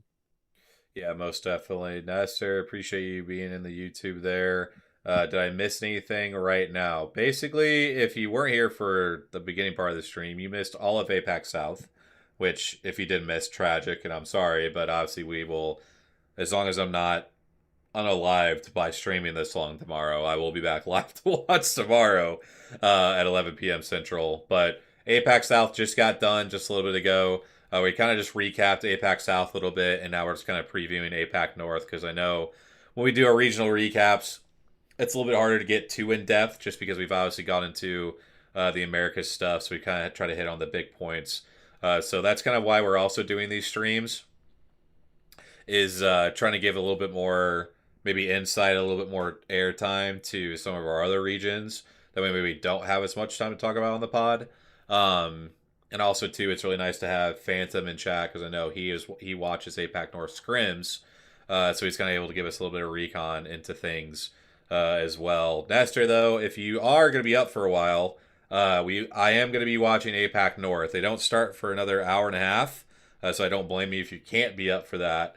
But I do plan on being up for that, even if it's going to absolutely kill my sleep schedule, which it will kill my sleep schedule. I don't know why I'm pretending it's not. But I will be watching that, all 6 games of that as well. So, but yeah, so going back to the E36 point, Phantom did say that it sounds like they felt they reached their ceiling with Illy. And then obviously you have Obley available. I mean, he's, the GOAT, one of the GOATs of the region, the first to win a LAN that wasn't Zero or Hal as the IGL. He even mentions there that he wanted to play with Jusna. So just a lot of pieces that kind of fell in place for him to join E36. And again, it's like on paper you see it, it's like, oh, like this has got to be like an upgrade. But I think the biggest thing that like we've learned, and I know that we've talked about in the pod, Wyatt, is like role fit matters so much more than ever. I feel like in Apex, with character bans being a thing, with just the different changes we see in the meta all the time now. Being able to play multiple characters is just so much more important, and being able to fit certain roles is also just super important for these guys, for all these teams to be used to. So, seeing Obley jump in here and he's playing, looks like he's just gonna be fragging, according to Phantom here. So that'll be something pretty interesting to see. But it sounds like Synap will be the one to actually be calling out a lot of stuff for that team. So I do think Wyatt, like, yes, I even said on a stream, I thought 99% sure these guys would not make a change. But I think you would agree, if there's someone like Obley out there, that's just like, bro, we gotta go get this guy. Kind of like, the thing is, like, because Phantom said E36 realized they hit their ceiling. I feel like their ceiling was pretty fucking good. Like, Yeah, I don't think it was a bad ceiling. True. So, and like you talk about role fit, right? And I don't even think that's the only thing that makes me frustrated when I see these teams change all the time. Role fit is definitely like very, very important. I would say more important than what I'm about to say. But what I do have to say, I do think plays a key role in teams being successful, and that is just pure vibe and the ability to be teammates with one another. Like, it hasn't always worked out where big names get down on a piece of paper on as a team and it works out. Like, that doesn't always happen. That's not always the case. So, like, I don't know. Especially in NA, like, I think back to like Cloud9 back in the day when I think it was like Zach Mazer, Naughty, and Albert Lely or something like that, where they make the change Justice for Noct, and then it ends up just completely not working, like just not at all. So and the vibe wasn't good either. So, like, I don't know. I feel like if you're E36 and you come away, what did they get? Third at Champs? Third, yeah. Yeah, you get a third at Champs, which I thought was one of the most stacked lobbies we've ever seen.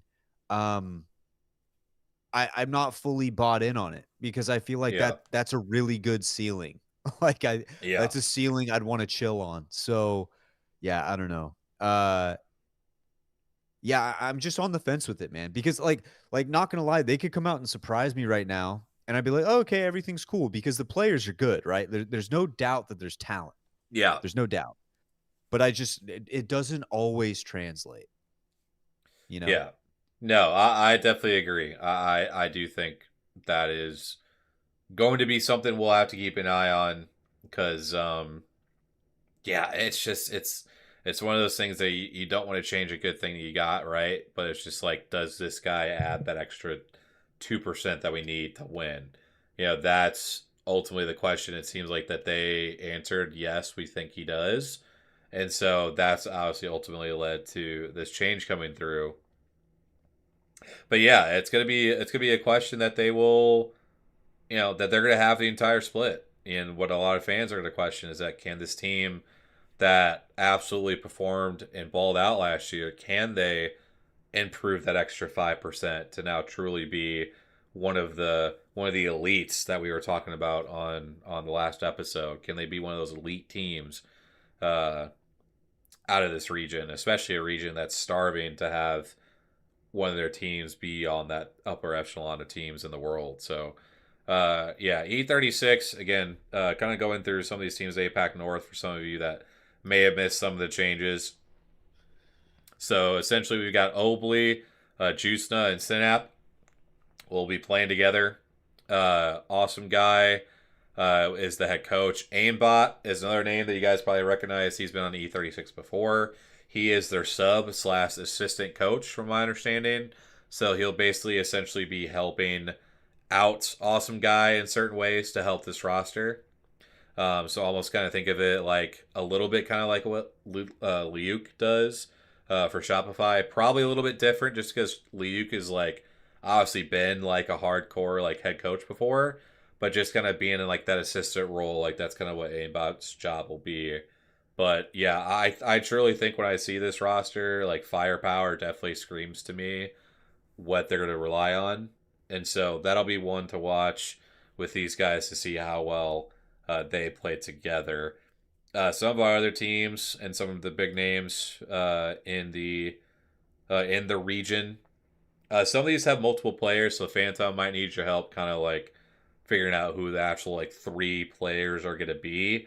Obviously, Meltstera, everybody should know who that is, having played on some of the bigger names in APAC North. He is on Riddle Order, and I believe it's going to be Nefu and Aka are going to be the 3 that are playing for this team. But again, shake up for Riddle Order, different roster there. Okay, perfect. I did get that right, so we're 1 for 1 at least to start with.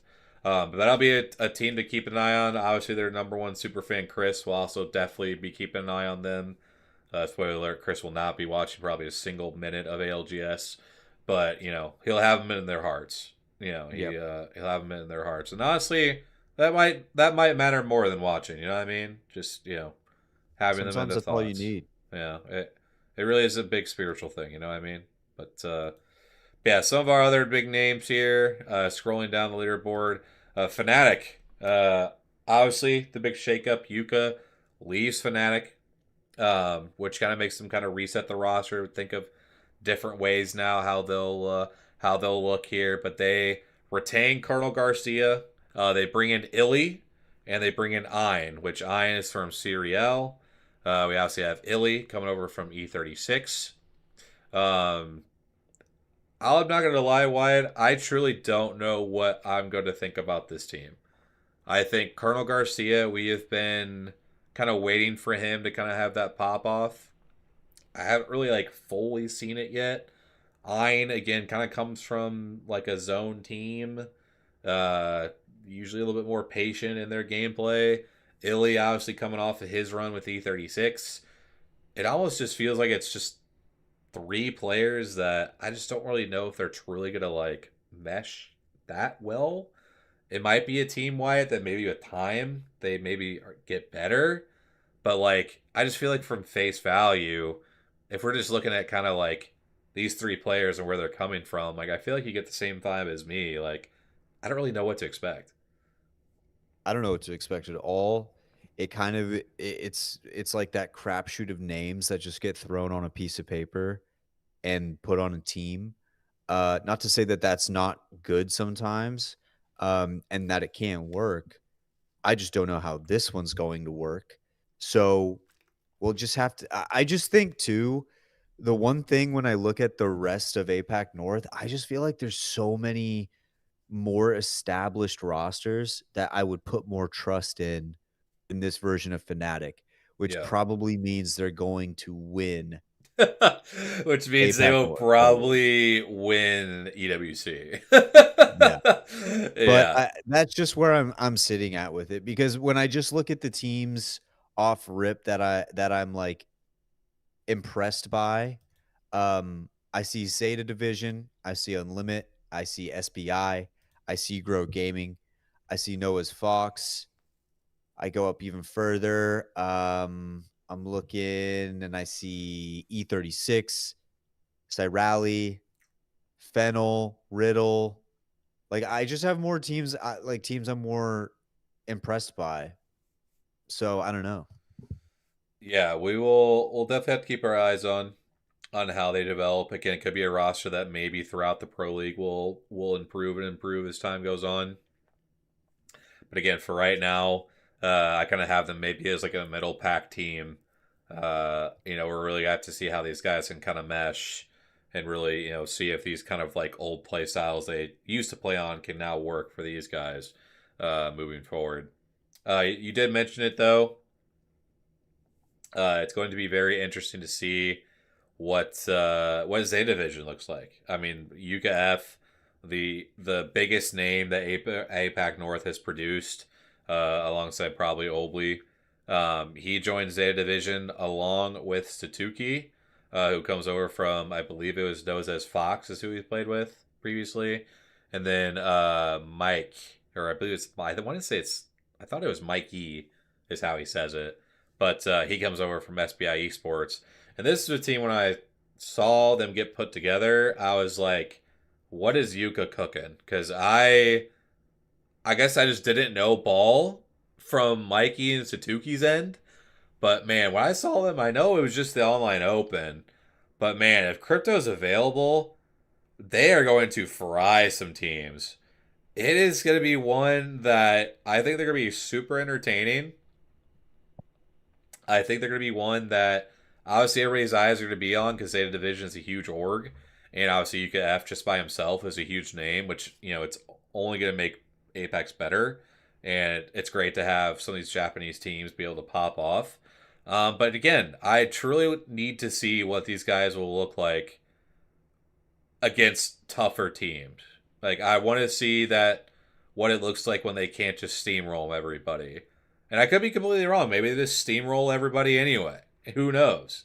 But like, I truly wonder what this team will look like throughout this split, because I almost wonder what they almost look like when crypto's not going to be in play. Because one thing I did notice with the open or the online stuff that they were playing to qualify was they obviously were on crypto quite a bit. And that is a pretty easy play style for these guys, because Satuki and Mikey can absolutely fry. And you guys obviously have the good comms on the crypto. And obviously when you're going against some of these online open teams, I mean, they could literally do it with their left hand. Like they could they could just have the mouse with one hand and probably kill some of these teams. But against these better teams that can also fight and can also keep things scrappy in Pro League, I just truly wonder what things will look like moving forward. I believe they'll probably move to Seer after crypto if they still are running a lot of that. So that'll be one to keep an eye on for Yuka. But yeah, again, it's just gonna be a team that, like, I don't want to say question marks in a bad way, but it's just like we kind of just need to see it. It's kind of like a football team signs a brand new quarterback from this team. It could be like Patrick Mahomes joining a different team. Like. And you get bring in these other weapons that he has. It's like, what's it really going to look like, when he's not on the Chiefs? Like, what truly is he going to cook with these different receivers and this different coach and these different players that he's surrounded by? So yeah. It's gonna be a fun one though to see. Again, like, it's another roster that we just don't really know what it's gonna look like. But well, I think that as far as like, because you're gonna have more of the insight on what the other two can do, right? Like and Yuka for such a long time with Fnatic, I think sometimes what happens is you see a player or an organization stick with a player for a really, really long time, and it almost fosters an inability to grow. And you just reach a point where, and I think like Phantom brought this up a little bit with when we were talking about E36, you feel like you hit a ceiling. And when that ceiling gets hit, sometimes, and especially when it's like when there's like he was so comfortable with that org. The org was so comfortable with him. Sometimes that comfortability makes it to where you're not really thriving or striving to do things differently or to try and improve and do different things like that. And I think I'm not saying that that definitely happened, but I am saying that this is something that does happen in sports all the time. Like, this is something that takes place with players all the time. You always hear about these trades for certain players, and it's like he just needs a change of scenery. I wonder what this change of scenery is going to do. I'm very interested to see what the change of scenery does, because if we get a decent pro league out of Zeta Division and it leads to a potential LAN win for Yuka, I think it's going to be like one of the best stories in the history of Apex, because it was a classic guy who gets so close to the pinnacle, just cannot do it, finally takes a step away from something comfortable, leaves, finds a new place, and he's able to foster a win there. Like, that would be really, really cool to watch. Yeah, I mean, I think there's been a lot of Apex fans for a long time that have wanted to see UKF pull off this LAN win. Because one, not only for obviously him and the history of Apex and just seeing, one of our long-term players finally reach the pinnacle of the esport, but I mean, what it would do for the Japanese scene, seeing one of their own, especially, if it happens in Sapporo. I don't even know what that place is going to be like. I hope just to even be there when it happens, because, like, just the goosebumps, like, we'll feel, like, that crowd reaction. I just can't imagine what that would look like. And so, yeah, I would love nothing more than to see this team in a position to potentially win LAN. Because it would be truly incredible to see them go off and be in contention, and the Japanese crowd's behind them, and they're chanting and screaming and everything they do. I mean, it would be absolutely incredible. I mean, we saw it with Unlimit, like, and Unlimit didn't really have this long tradition of success yet, right? Like, they obviously were kind of like the up and coming, underdogs, or not necessarily underdogs, but like this up and coming story of players that, like, these are like the hot new commodity in the Japanese scene. These would be the guys that help lead, this particular part of the world to the higher stages. But now, if we get a team like Zeta Division joining in on top of the story with Unlimit, I mean, it's just gonna be so amazing for the Japanese scene. And again, there'd be nothing more spectacular than to watch a Zeta Division win in Sapporo in 2027. I mean, again, that would be absolute peak. That'd be absolute peak content, to say the least. But yeah, so that'll be one to keep an eye on. Comms from Phantom. It looks like Yuka is going to be off crypto now. So he's going to be Alter, Valk, and Wraith. Interesting. Okay. So we'll have to see what that does for them. Because, again, I really thought they were going to commit to him with being on the crypto, but we'll have to see. Have you all seen the APAC North scrim results so far? I have personally not. I've been trying to get a bunch of stuff ready for the pod the past couple weeks, and we've obviously been recording episodes and things like that. I've been kind of away from like streaming and stuff recently, so I have not gotten too deep into all of the scrim results or anything like that. And honestly, like, scrim results too, it's like, yeah, it's obviously a great thing to have, but it's obviously not the end all be all. So obviously we'll see kind of what happens with this first Pro League day. But yeah, we'll continue on though, kind of looking at some of these other rosters. Unlimit, obviously, the team we kind of mentioned already. They don't make a change. It's still Yulari, man. It's still Suvi, and it's still Peace. Again, a team that absolutely terrified teams at LAN, for good or bad, last year. And I mean, these guys knew how to fight. They still know how to fight. Comms, at least from what I heard last time, Wyatt, was that they were working on their zone playstyle. Mm-hmm. And we mentioned during the watch parties at Champs, if these guys figure out how to play somewhat of a hybrid playstyle, holy ceiling will these guys have? I you mentioned that teams were terrified of Unlimit. I don't even know if that's the right word. I think they were annoyed with Unlimit because they Yeah. just couldn't like get their games going. Like I think Unlimit kind of embodies like almost like a tier 2 version of play style, but within tier 1 players, right? Like they're Yeah. players that are absolutely insane, but they just have like this challenger circuit level type play style where they kind of just bum rush everything. And it worked. It worked for them to get to the finals lobby and to make some noise there, and they definitely made a name for themselves. But yeah, I think that with Unlimit, I expected a change to be made. I'm glad that there wasn't one made. I like to see teams stick together.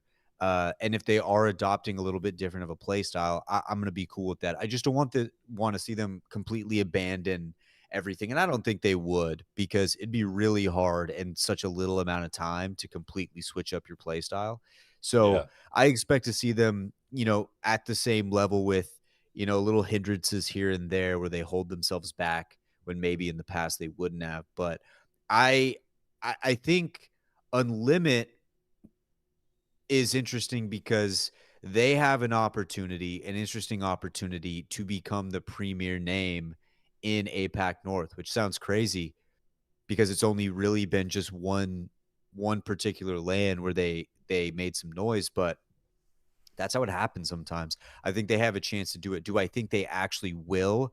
No, not yet. I still think they need some time, but they have a chance to do it. And I wouldn't be surprised if at the end of this Pro League split, we were like, holy shit, these guys are legitimately the real deal. They're not just running around killing everybody and just getting KP, but they're also setting themselves up nicely in a lot of these games.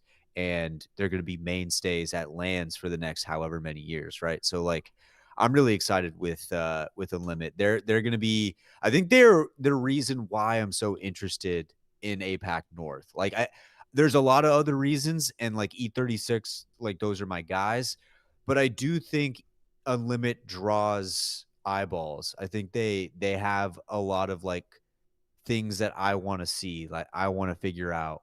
I do think the meta is going to be interesting for them, and we'll see how they traverse it.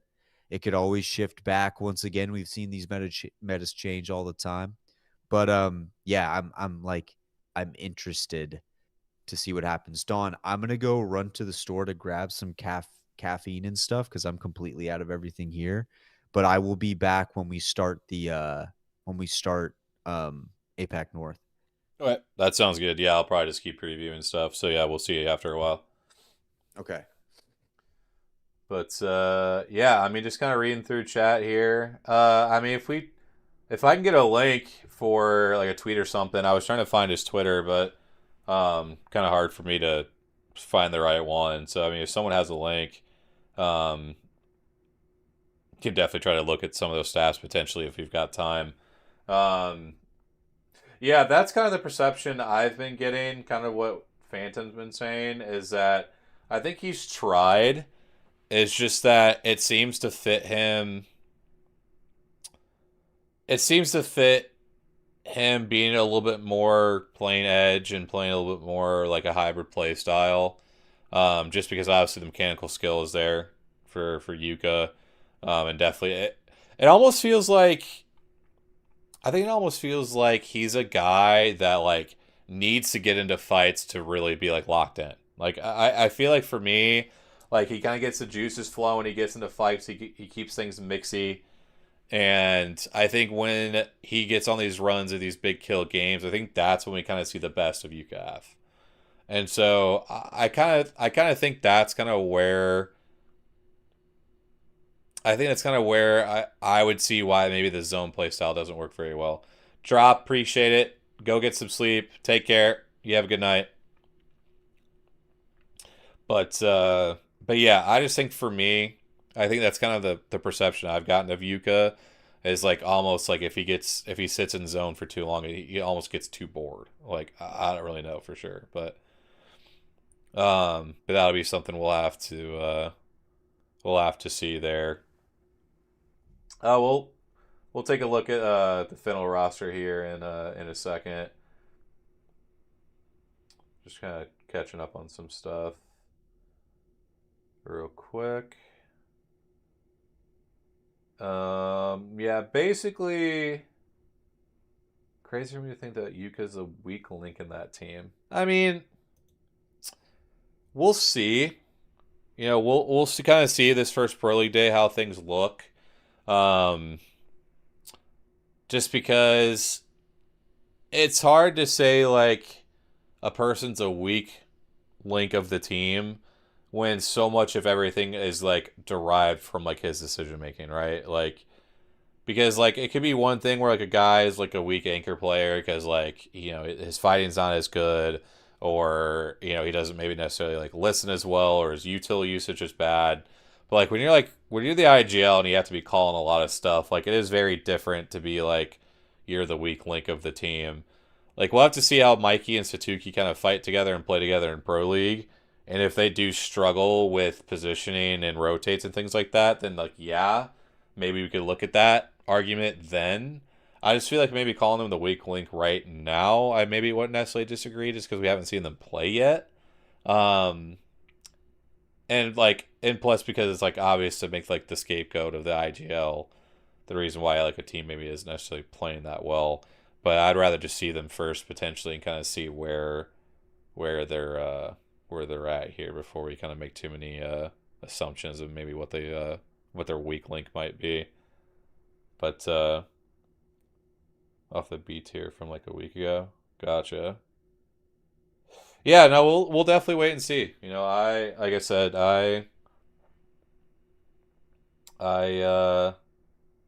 you know, I will definitely wait and see kind of how they look in this Pro League day. They won't play today since they're in Group C. They'd be somebody that we'd see tomorrow. But that'll definitely be the team that I'm most excited to see tomorrow. Is going to be Zeta Division for sure. So, did want to get in here and talk about Colonel. Honestly, I don't have many comms with this team. I know Phantom's had some stuff that he's been saying. He said picked up Black Sheep's roster and added 14 lost. Absolutely, he's absolutely insane. They've been rolling teams. Oh, you said Fennel, not Colonel. Sorry, you said Fennel. Fennel. So yeah, we got 14. So who's playing for these guys then out of these four? It's gonna be 14 lost, and then is and Sumiyoshi, or Sumiyoshi.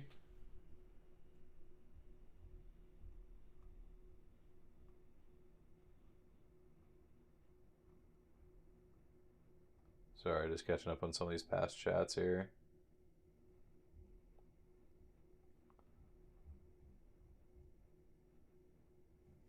Yeah, I realized my mistake when I said it. Yeah, Sumiyoshi. Yeah, is and 14 lost.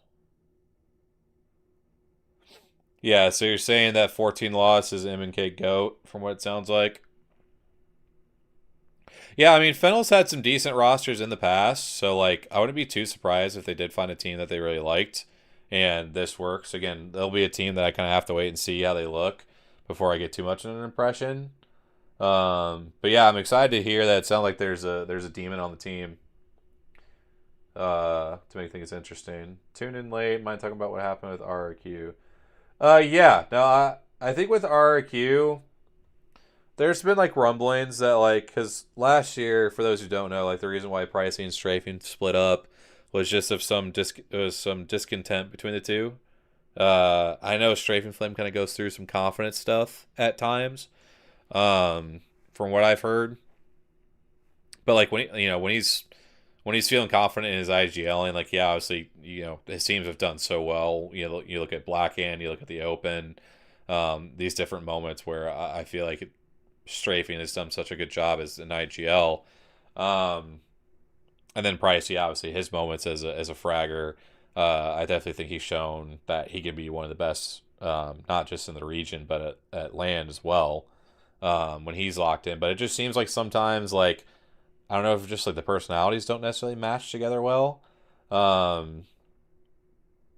And yeah, I just think that like, so for those who don't know, like I coached sports for a while, and I think what I've seen when it comes to like leaders and captains and things like that is like some of these guys, you know, they put in so much work and they get to a certain point, you know, they get like a third or fourth or fifth type placement at a LAN, and then they come back into their pro league or into the next season, and it's so hard to like rebuild that same run. So then like if you have a bad day or you have a bad 2 days, it can really shake your confidence to where like you wouldn't think somebody necessarily would feel unconfident about their ability because of the way they played the year before.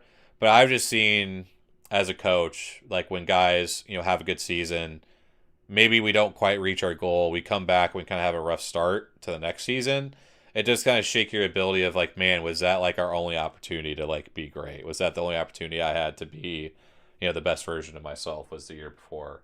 And especially with Apex, man, like there's just so much shit for these IGLs to have to keep track of, whether it's, you know, new zone algorithms or new betas or some of these new teams that they're up against or new teammates or like whatever the case is. Like IGLing is hard in this stuff, man. Like it is so difficult to always be, you know, top 2, 3, 4 in your region. It's what makes guys like Hal and Zero and Hawkus, you know, so good as our top IGLs in the game. And we even saw Zero like had his time last year where they didn't play well.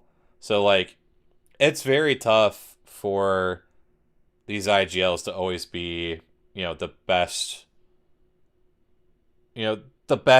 version of themselves every single time, just because of how difficult, you know, it's just so difficult to always be perfect. You know, it's so difficult to always be on top of the meta every single time because your teammates, you know, whether like your teammates aren't good at a certain comp or there's certain guns that just don't work well for you. Like there's just so many little things in Apex that like it only takes one bad day to shake your confidence. It's like, damn, like are we just gonna be this shit the meta the whole time? You know, again, it's what makes Hal so good. Like it always seems like his confidence is never shaken. You know, you see it at LAN how well he plays. So yeah, I just think with like Strafing Flame, I just think that maybe like you get these top results, you don't quite make it over the top, and then you get a rough start to the next split, or you know you spend those 2-3 months thinking, man, I really wish we'd have done this, or I wish I would have done that, or like, man, we were so close to winning that LAN. You know, like it can be so hard to always be confident in yourself, even when you are one of the top 1% players in the world at this game. So it's, yeah, we'll hopefully see them bounce back. I hope that they're able to put their differences aside and are able to make this thing work. But yeah, it's one of those things that if things kind of snowball the way that they did last year and they end up splitting, I do think it's a team that we could potentially see split at the transfer window. But we'll just have to wait and see. But getting back here to some of our APAC North teams, again, it sounds like Fennel will be a team we'll definitely be keeping our eyes on.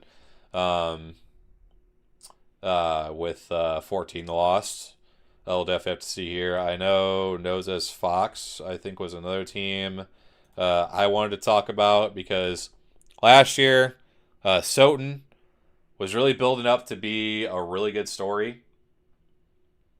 And unfortunately just fell absolutely flat towards the end of the season.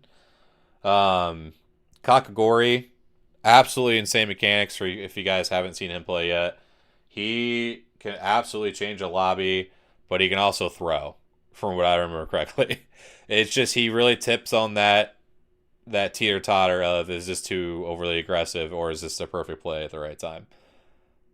I think him with Mia K is going to be a very interesting combo to watch because obviously Mia K has a ton of experience in the region and has been very good with a lot of the teams that he has played with. But it's going to be one that I am very curious to see how things play out here. I will need some recon though. Who is going to be the active third? Is it going to be Gavo or is it Rags? I thought maybe I heard Rags was coaching, but I'm not sure. Okay. Gavo's playing. Okay. That's who I thought. Okay, I was right on that. Man, I gotta give myself some credit sometimes. I don't know how the frick I remember all these regions, bro, but I am happy I at least remember most of this stuff correctly. But yeah, I mean, I really thought that Soten really had something building up last year. I truly thought that like they were going to be a team that we were going to talk about, but unfortunately just did not work towards the end of the season. So I think them pairing up with Mia K, I am actually like really excited to see how this duo is going to look, alongside somebody that's experienced like him. So, what up, Sony? Though, by the way, hope you're doing well, man. Great broadcast as always. We unfortunately got a little distracted because Jay and Jumbo are yappers. And we also got very distracted by the multi-view that came online.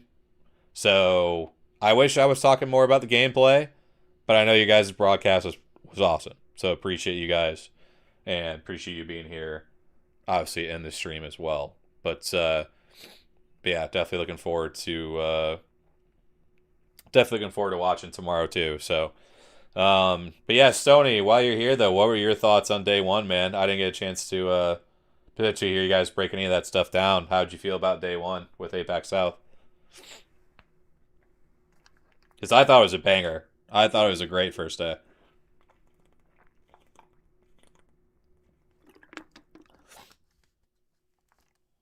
Kind of what you expected.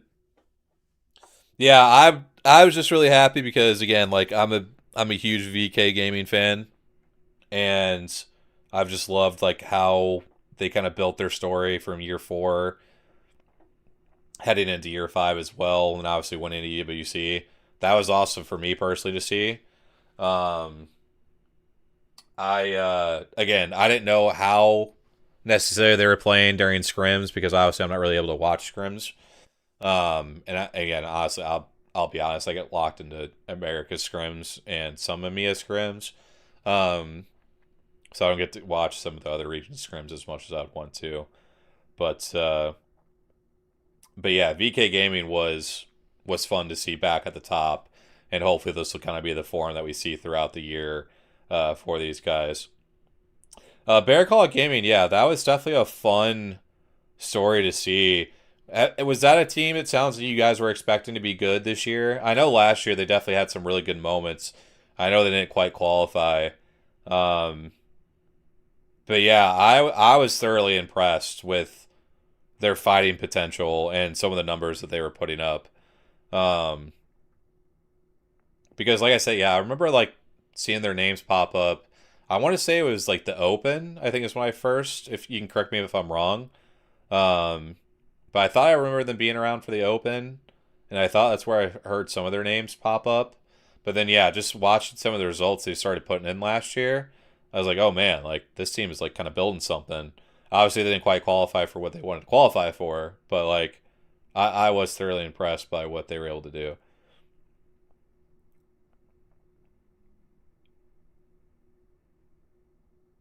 Yeah, I think Stoney is exactly right about RQ. I truly think like that is just such a vibes team. Unfortunately, like if nothing is going right, like it just seems like that may be a team that struggles to bounce back.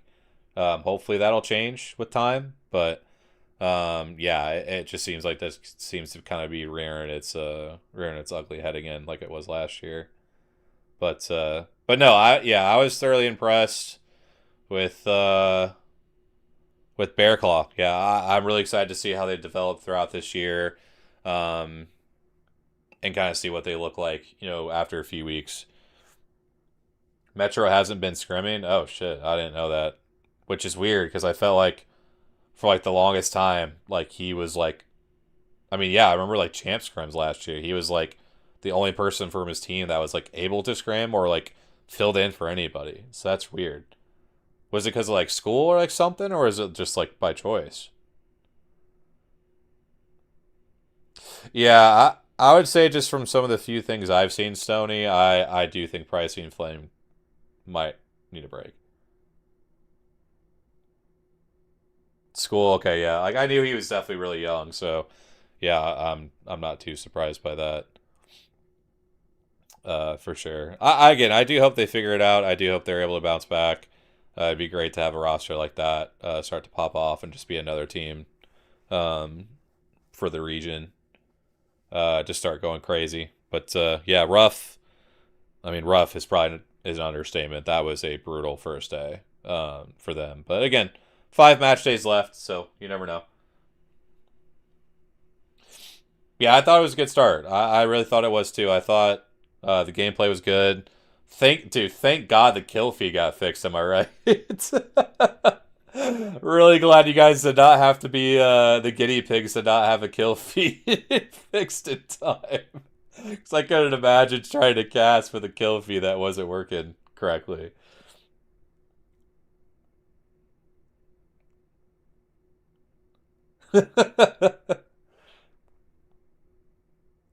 Yeah, Tim, I think that makes sense.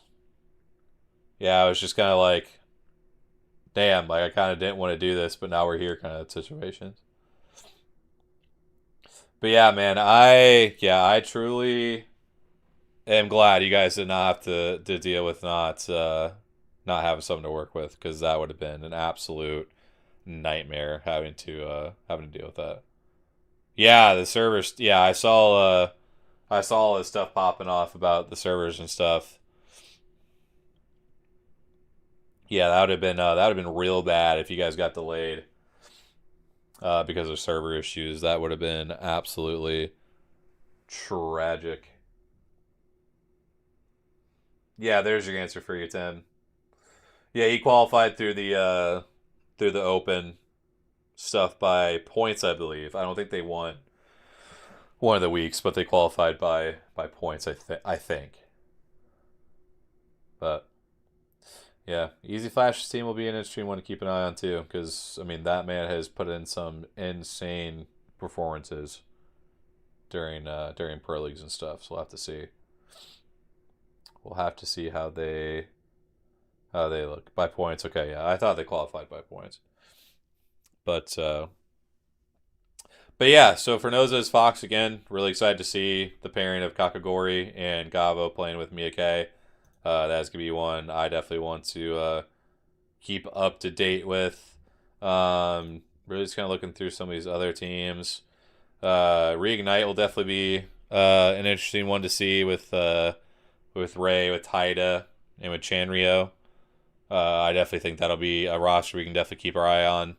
Again, Taida, again, kind of been there, done that with a lot of teams. Think of like the North Option teams. You think of Riddle Order. That's been, again, another name that if you watch APAC North, you know who this is. And you got, 2 members of Reignite that he was, or they're sticking together and playing together again. Loli's the third. Okay. Got it. Okay. So he must just be the coach then, I would assume.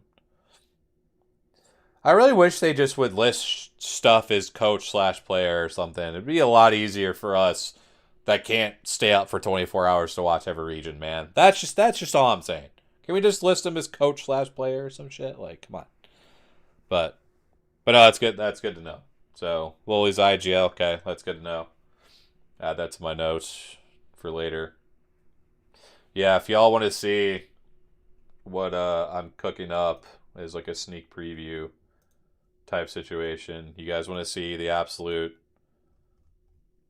gauntlet of notes I'm about to like go through at one point and start typing up for these teams. This is a 60-page document, by the way, with every team, where they're landing, what characters they're playing, how their day went, some notes on the players themselves. You want to see what I'm doing in the background, guys? This is the stuff I'm doing, all right?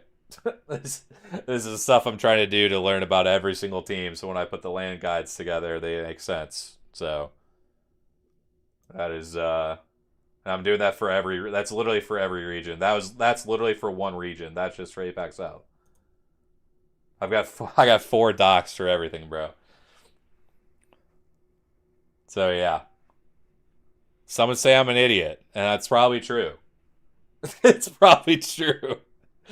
So, but no, man, it's No, it'll definitely be worth it though. It'll hopefully help make the podcast sound better. Help make the guides more authentic and get some good information and stuff out there. So I know it'll pay off down the road. So, but yeah, taking a look here. I think we still got about another like 45 minutes or so before we start kind of seeing some of these streams come online. But yeah, Reignite, definitely a team to keep our eyes on. Yeah, Lawson Ticket. Yeah, that's a team. Yeah, I recognize. I've recognized these guys. Have definitely stuck around for quite a bit. What was the roster they used to be called? Like what org or whoever did they play with before? Or was it just even like the team name before? Because I know I've recognized these three playing together for quite a while now. I just can't remember what their name was. Thank you. Yes. Yeah, because that's like the red flaming logo, right? Almost like a fireball type thing. That's that team. Or that was Hal, if I remember correctly, anyway. But okay, perfect. Yeah. But yeah, no, it's one thing, when guys have stuck around for quite a while. You obviously have that chemistry. You hope that obviously this will translate into success for them. I know they had some decent success at times last year. So I don't think it's out of the realm of possibilities that we could see them kind of competing for stuff in terms of some of the top placements this year. But I do think that if there's any time for some of these teams that did stick together for it to like really pay off, it's going to be this offseason. Just because of so many changes going on around the region. Some of these teams, it's obviously their first time playing like in a competitive setting, like Pro League, together. So potentially a team like Lawson may be able to take advantage of that week one. We'll have to see. Have to see if they can do their thing. But yeah, definitely another team to kind of keep our eye on here. I thought there was another team I wanted to look at, but I can't remember who it was now off the top of my head. Yeah, I mean SBI Esports, that's gonna be an interesting one. I mean, there was a lot of talk about how Vols was gonna be as a young fragger. Obviously, the Kenotrope stuff didn't quite work out at the end. He ends up leaving. He's filled in the spot that Mikey left. So we'll have to see how SBI Esports, they kind of had like a magical run at LAN at Champs. So we'll have to see if they can maybe repeat that. I thought I saw Phantom say something about they weren't necessarily playing that well. But yeah, we'll have to see. We'll have to see if SBI can maybe put their names back on the map after having some pretty decent moments last year for sure. So we'll have to wait and see. But yeah, he said, was it Big Boys? Yeah.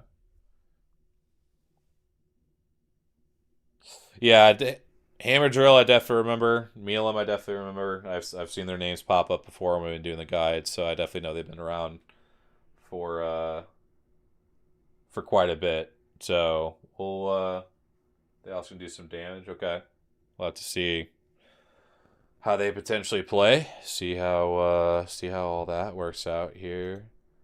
I do wonder if some of this stuff is going to start working at some point because it feels like.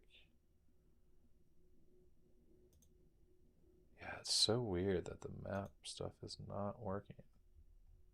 Like, hello? Like, how is the map not working? Just want to see POIs, man. But, yeah, we can kind of look at some of the POIs here that we're going to be seeing today. Again, it's going to be Group A versus B as well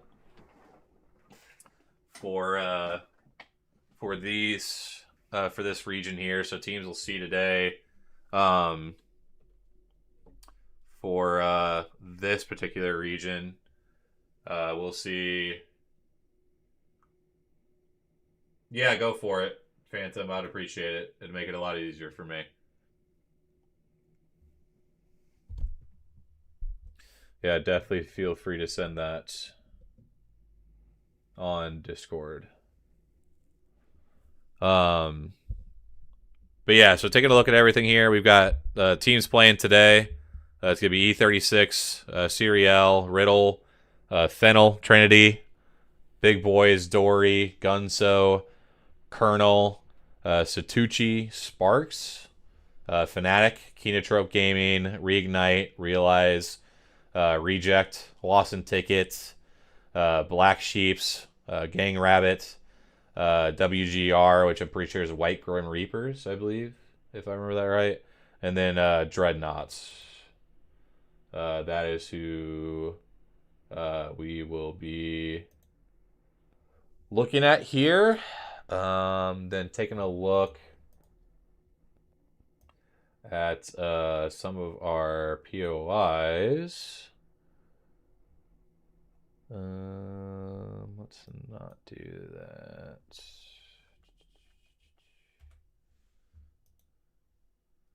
We will. Where did that go? It did not work. Yeah, I'll bring that up here in just a second.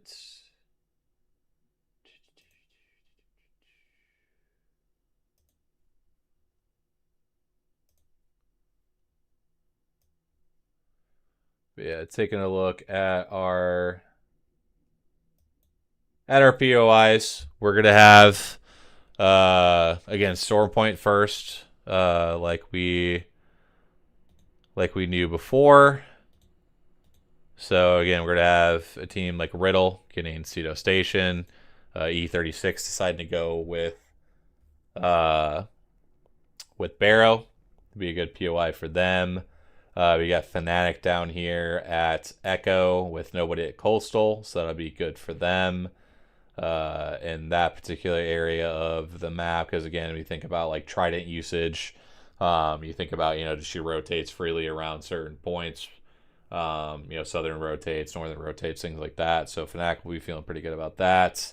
We will have potentially the two teams fighting up top here, maybe, between Reignite out there at Outpost North. And then who is this? WGR out at Northpad. So we'll have to see if they decide to fight early and often, like we could see with those teams. Interesting to see Serial out at Lightning Rod. I feel like a lot of times last year we would see them rotating from quick rotating POIs. So that'll have to be one. We'll see how well they play it. Obviously, by picking Elrod, they get the car. They get the car there, so that could definitely be why they decided to play from that particular POI. But Ian Naga's playing kind of a hybrid style. Okay, that makes sense. That definitely makes sense. Yeah, that'll be an interesting one to kind of keep an eye on, because I definitely knew them obviously as much more of a hard zone type team versus not. So that'll be one I'll definitely have to see how that plays out for sure. But yeah, those are definitely some of the bigger names and where they're landing at for the POIs. Again, one thing to also keep an eye on too, like again, obviously like with all the tridents and stuff, typically this team will pick up the trident that's here because they usually will beat the Cenote team. We'll have to see, how these guys decide to play for the car that's out here. Again, the car picking up here for Fennel. So yeah, I mean, definitely you can see a lot of our teams, that drafted early and often they're drafting for cars, right? So like you got the number 2 pick drafting for a car. You got number 1 pick drafting for a car. Number 7, number 4. All these teams are drafting to where they can use these cars on Stormpoint. So, that's definitely be a big part of the process when they come to draft. Is for Stormpoint at least using the tridents to their disposal. So you can definitely see why, for the most part, a lot of our teams will go for those types of POIs. We did see the number 5 pick which is Trinity, go to Cascades. But honestly, I just assume that's probably like a hard zone team. So that's probably why they ended up going there. But you go over to E District. Obviously, again, a lot of these are people's second-round picks. I mean, just kind of taking a look at things here. You've got Reignite being one of the main teams that really drafted. I think it was actually the only team that went first round on E District, and they get Heights, which Heights is obviously a very good POI. So they'll be feeling really good about themselves there. I mean, you're seeing the likes of like Fnatic getting Stadium, which will be a good pick. I like that for them. But yeah, again, I mean, really, E District is the equalizer. You know, a lot of people can play pretty well off of that map. So a lot of it's more of just like, you know, kind of just if you really do want to play hard edge or if you want to rotate quickly through zone. Because, again, I always say it, like, these smaller POIs, like, you have to be able to loot quick and go if you're going to be there. So we'll definitely have to see how these teams decide to play things out.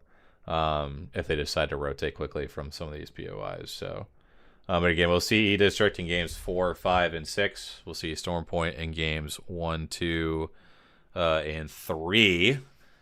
But yeah, I'm really excited. You guys have any predictions maybe of who you think your top 3 will be for APAC North? Because honestly, for me, it could be a lot more of a guess. You know, just top 3 for today of who you think is going to come out and play well. I think for me, I would probably pick E36. Fennel and Reignite. All right. Yeah, I'd probably agree on E36. Who else? Yeah, honestly, I might just go with E36 for now because I don't really know if I could really potentially think of what my other 2 teams would even be.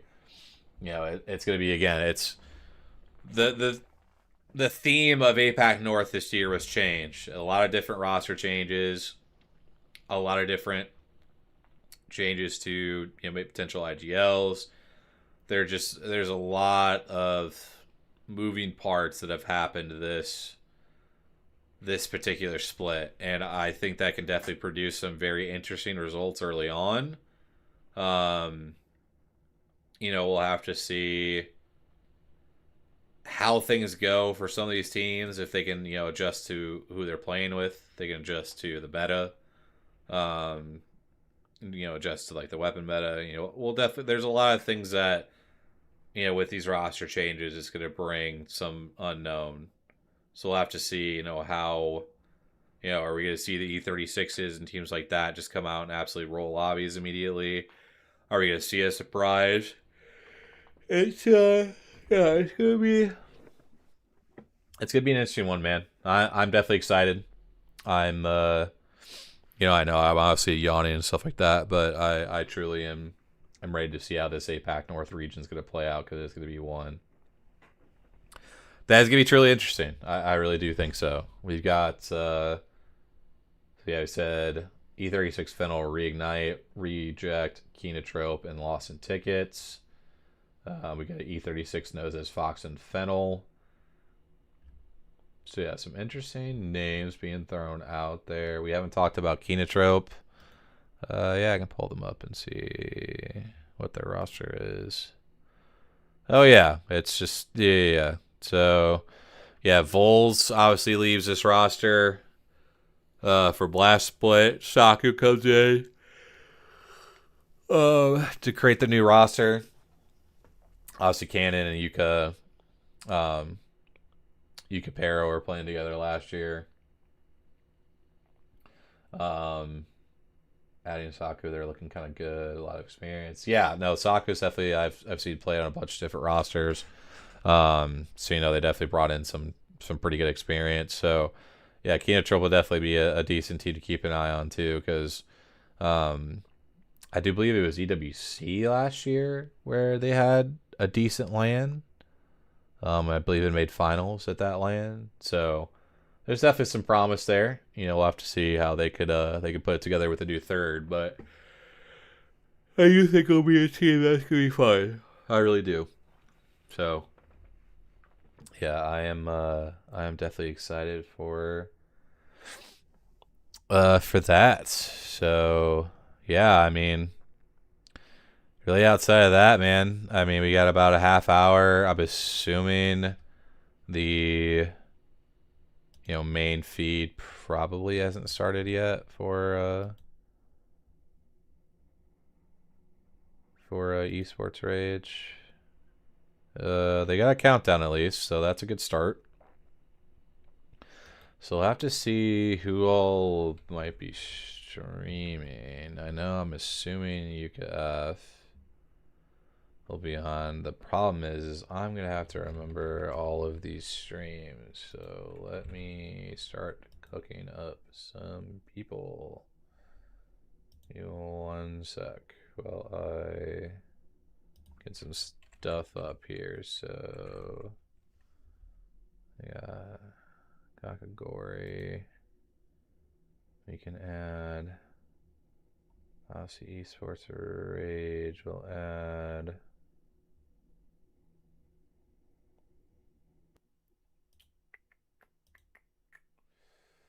what else we got here? Yeah, if there's any other streams you know of, Phantom, let me know. I know we won't be able to understand the comms, but I would love to obviously have at least a couple POVs of people. I'm trying to remember what Yuka's stream is.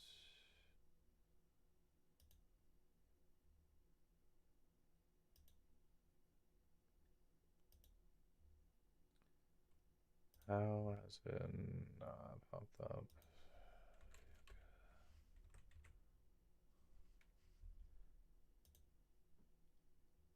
That's why, because it's listed differently. Yep, there. Yep, it was there.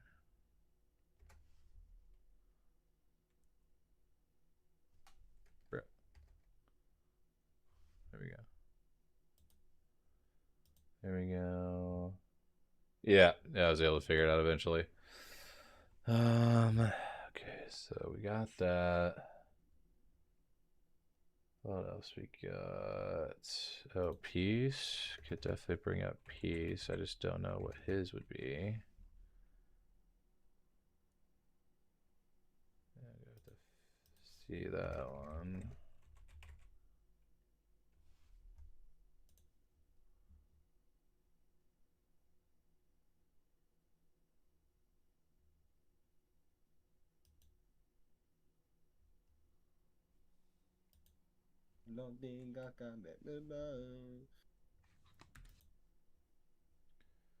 So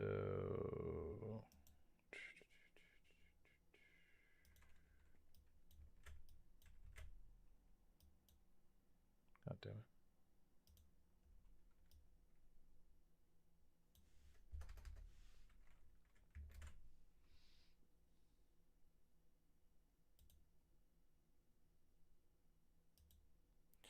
That's so dumb. You gotta have the exact name.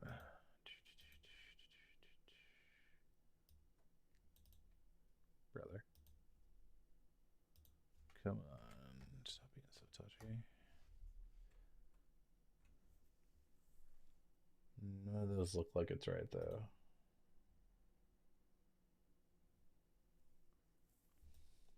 Yeah, it's just weird because you have to like type in the. You have to type in their name. I wish the link would work, but it does not.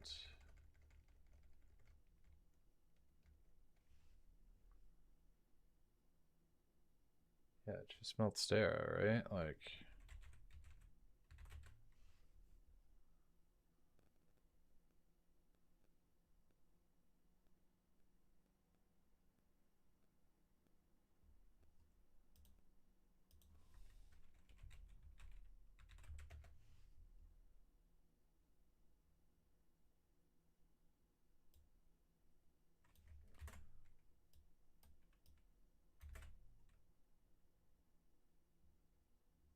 I think that's right. Yeah, that should be right. Okay, I think I figured out how I can do this now, finally. It was just being so dumb when I was trying to, like, highlight this.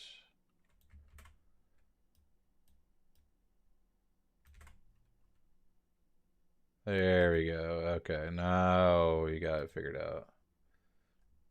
Yeah, I was being so dumb because it wouldn't let me, like, highlight stuff when I was on, like, my other monitor so that I could actually copy, like, the Japanese thing in there. So yeah, we got Multistera, we've got Kakagori, we've got Peace, we've got Yuka. Does anybody from E36 stream? That'd probably be the only other main one I'd probably want to see. I'm not sure if you'd have like Obli or somebody that would stream from there. Oh wait, isn't South Korea like different with streaming? Do I remember that right?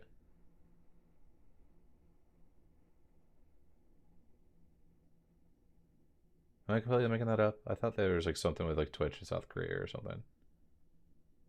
I mean, no, that's like the VODs thing. Oh, Twitch is banned there. Okay, I was right. Okay. I was right. I was like, I thought there was something if I remembered right, so that makes more sense. All right.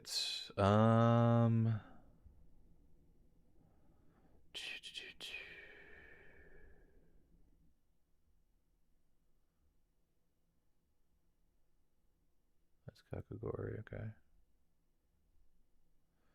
I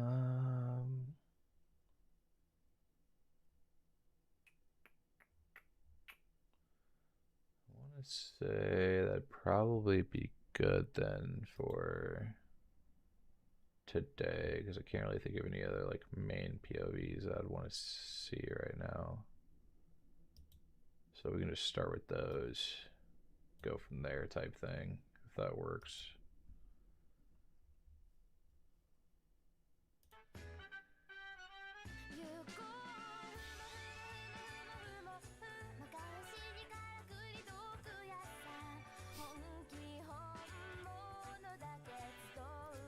What a banger way to start a stream, huh?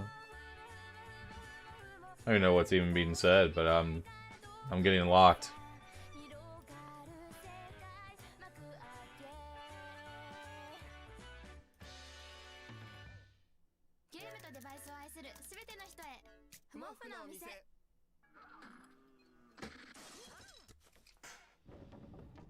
Oh, Euris, that'd be good comms for reject. Yeah, I might add them potentially.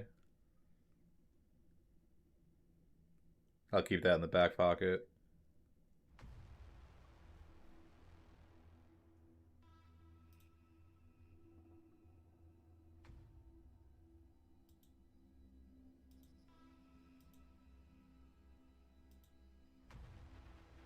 Oh yeah, you can vote on the POVs and stuff. Yeah.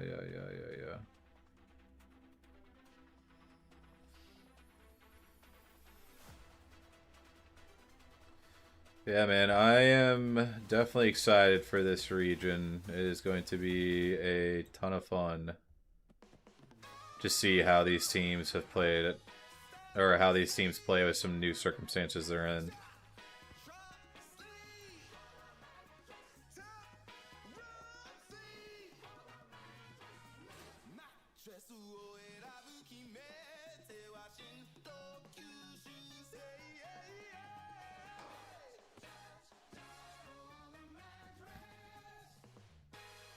What a banger commercial.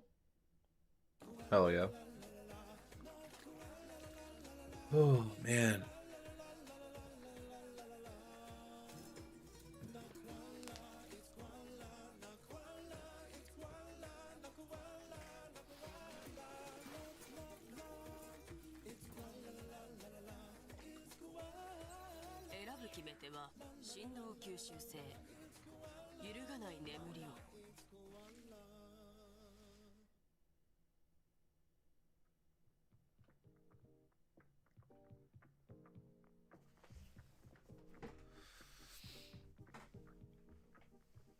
Oh man, We are so close to getting things underway here.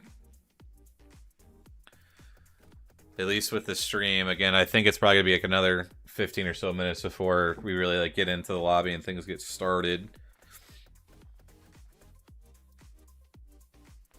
Yeah, guys, I'm excited. I was hoping to watch more APAC North stuff last split in year 5, but unfortunately wasn't able to. But now with no double blocks, cross our fingers, it'll hopefully be better. It will hopefully be better.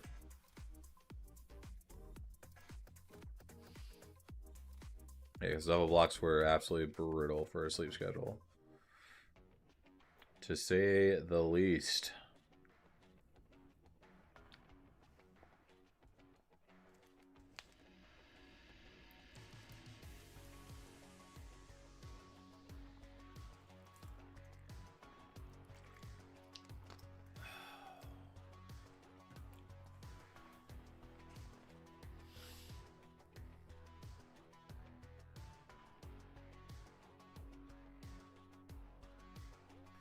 So, Phantom, what kind of character bans or things you think we'll be looking at today with it being Stormpoint and E-District? We thinking something similar to APAC South, or what are we feeling?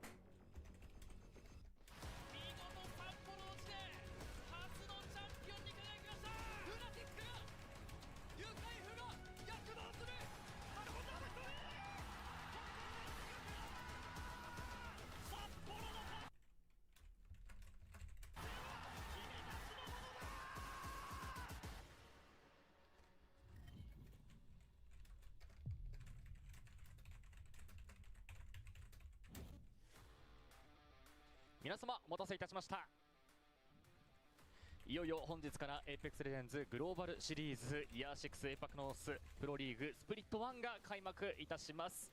本日の実況を担当いたします川名海輝です。よろしくお願いいたします。そして解説は DJ さんです。よろしくお願いします。はい、本日解説担当します DJ です。よろしくお願いします。お願いします。お願いします。いや、いよいよですね。いや、始まりますね。はい、ついにイヤー6が幕を開けていきますけれども、どうですか最近の APEX 大きく目立つ Crypto Alter, Gibby, Seer, Newcastle, Maggie. Got it. まあ今までマークスマンの艦長だったりしたんですけども、まあ艦長ヘムロックとかに変わ Good to know, good to know. メンバーがチャンピオンシップからもうガラッと See some very interesting comps, so I can only imagine. 感じでメンバー変更加わったので、そのチームが I could only imagine what it's gonna look like. そのチャンピオンプレーオフですね。どこのチームが進むのか、今日はどこが1位で抜けてくるのか、ちょっと楽しみですね。いや、そうですね。まずこの開幕戦をチャンピオンで終わるのはどのチームになるのか注目して本日見ていただければと思います。Expect a ton of Watson and maybe like one caustic after game 1. Interesting. まずはフモフのお店です。e スポーツ業界の Very 武器商品 interesting. フモフのお店をご存知ですか？フモフのお店はゲーミングっぽくない名前です。So Watson's definitely just like high prio over in APAC North right now. ネットショップです。今やキーマンプレイヤーに欠かせないラピッドトリガー搭載キーボードやさまざまなマウスやマウスパッドなどゲームはもちろん日常にも使えるハイエンドで魅力的なデバイスを豊富に取り揃えております。また実際に商品を触って試せるデバイスのショールームを秋葉原にオープンいたしました。秋葉原の電気街散策に疲れたら一休みしに来ませんか？ Yeah, Crypto Alter Caustic, that is a heck of a combination, that is for sure. 続いてフモフのお店で特におすすめの製品をご紹介いたします。まずはベイトンです。パッド派の Gotcha. ご安心ください。フモフのお店ではコントローラーも You have to see if it follows that pattern. I'm assuming it will in some way, shape, or form, but we will see.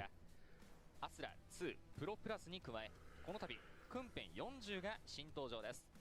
特許取得済みの全方向対応十字ボタンをぜひご体感くださいということで、デジーさんの手元に Gotcha, gotcha. ございます。こちらになります。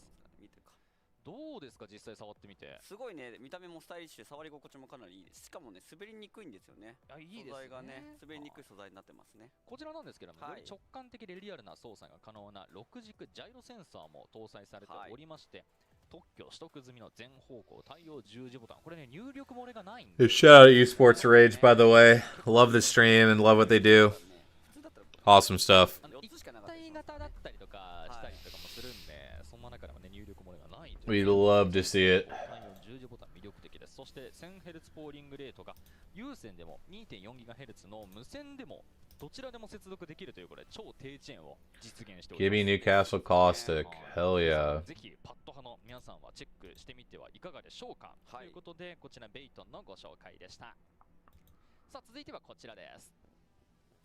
ポーネージウルトラカスタムシリーズに待望の第3世代がついに登場です。ウルトラカスタムプロ SIM3 は自分好みにカスタムできる範囲がさらに拡大。ポーネージの特許でもあるセンサー位置の調整機能はもちろん、なんとスイッチのホットスワップも可能。光学式スイッチと His fighting teams obviously prioritized. Yeah, definitely. それでいて 8K Definitely will be on that Maggie wave that we've seen. 50g と全てに隙なしです。続いてはこちら。皆様、ラウムというブランドをご存知でしょうか。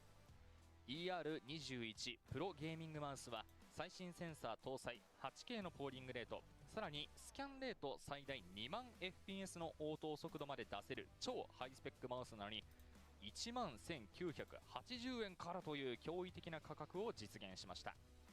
形状もつかみ持ち、かぶせ持ち、つまみ持ち、どの持ち方でも快適。ラウムはふもふのお店隠れ一押しブランドになっております。そして続いてはこちら。性能と美しさ、打鍵感すべてに一切の妥協を。 Doesn't get banned much because of the sheer amount of pure zone teams in APAC North. Got it. Got it, got it, got it. 0.005 ミリのラピッドトリガー精度。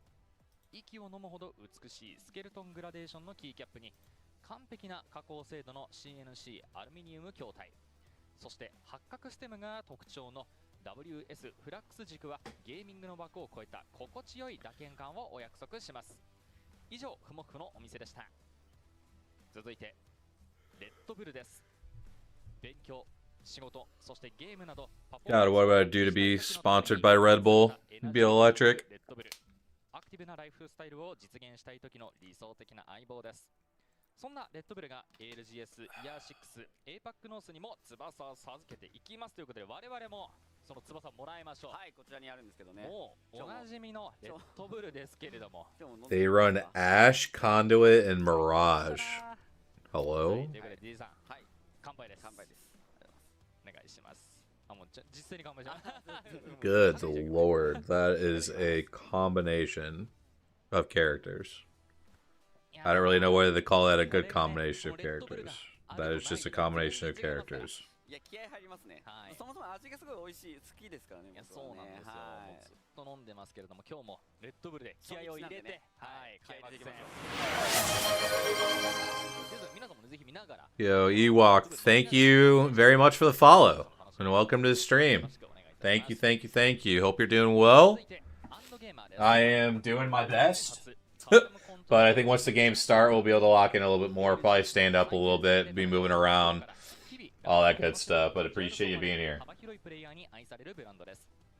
最高峰のデバイス提供を通じて ALGS という最高の舞台、そしてすべてのゲーマーへ新たな体験。Yeah, we're the rest part's gonna be tough. I won't lie to you, but I am very much committed to watching all the regions like we the best that I can. So my main thing is I will not be here next weekend, unfortunately. I will be out of town at a bachelor party, which not unfortunately because I'm going to have a good time regardless. I also get to see Jayhawk next week, which is going to be sick, being able to hang out with him in person. But yeah, I'm just trying to grind as much as I can this weekend.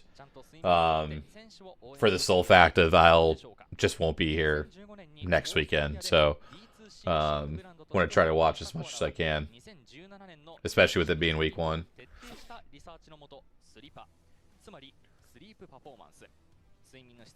I think I saw next week they're only playing 1 block anyway, like a piece, so I shouldn't miss too much.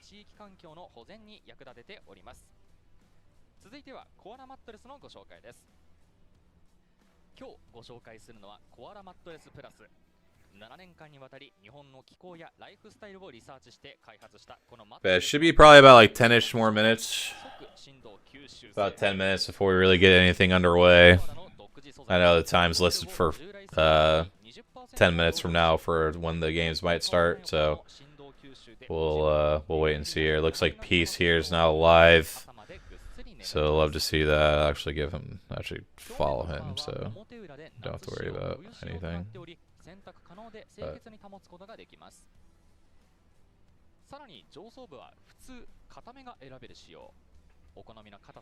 I hear from the raid.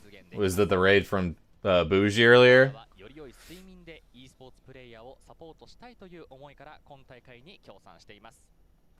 スリープベター、プレイロンが良い睡眠で最高のゲームパフォーマンスを。さあということで、こちらに実物がございます。こちらですね、今動画でご紹介したコアラマットレスプラスのサンプルがここにありますが、断面ご覧ください。なかなか見えないですからね、断面なんてね。そうなんですよ。我々もご提供いただいて、Appreciate you being here regardless, from the raid or not. So hopefully you at least have been enjoying yourself, even if you walked away. この位置ですね。ここにチャックがございまして、こうやってパーってチャックを外すと、このシーツ、カバーを変えれるんですよ。Honestly, that's fair. I get it. That can happen with those raids. I respect the honesty, honestly. So. で、裏に関してはちょっとモコッとしている冬仕様ということで。This time of day, not surprised people be falling asleep.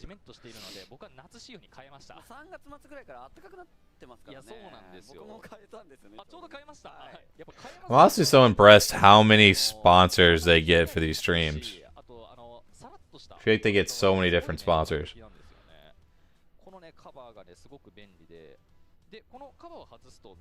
What's good, Chief? How are you? Hopefully you're doing good. We watched all of APAC South earlier, about to watch some APAC North, trying to grind and stay awake and watch, you know?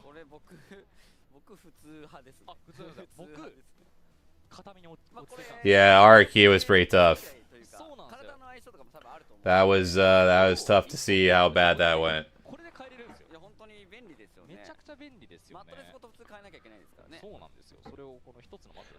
Servers should be fine. I don't know if like ranked servers or anything are messed up, but as far as I'm aware, everything should be working fine. Because they played all of their games of APAC South Pro League earlier. So as far as I'm aware, everything should be working fine. Yeah, Chief, it is coming up on 4 a.m. for me. 4 a.m. So yeah, it's a little late. It is a little late. But we are here, and we are grinding. And we are going to make the best experience that we can from this. So.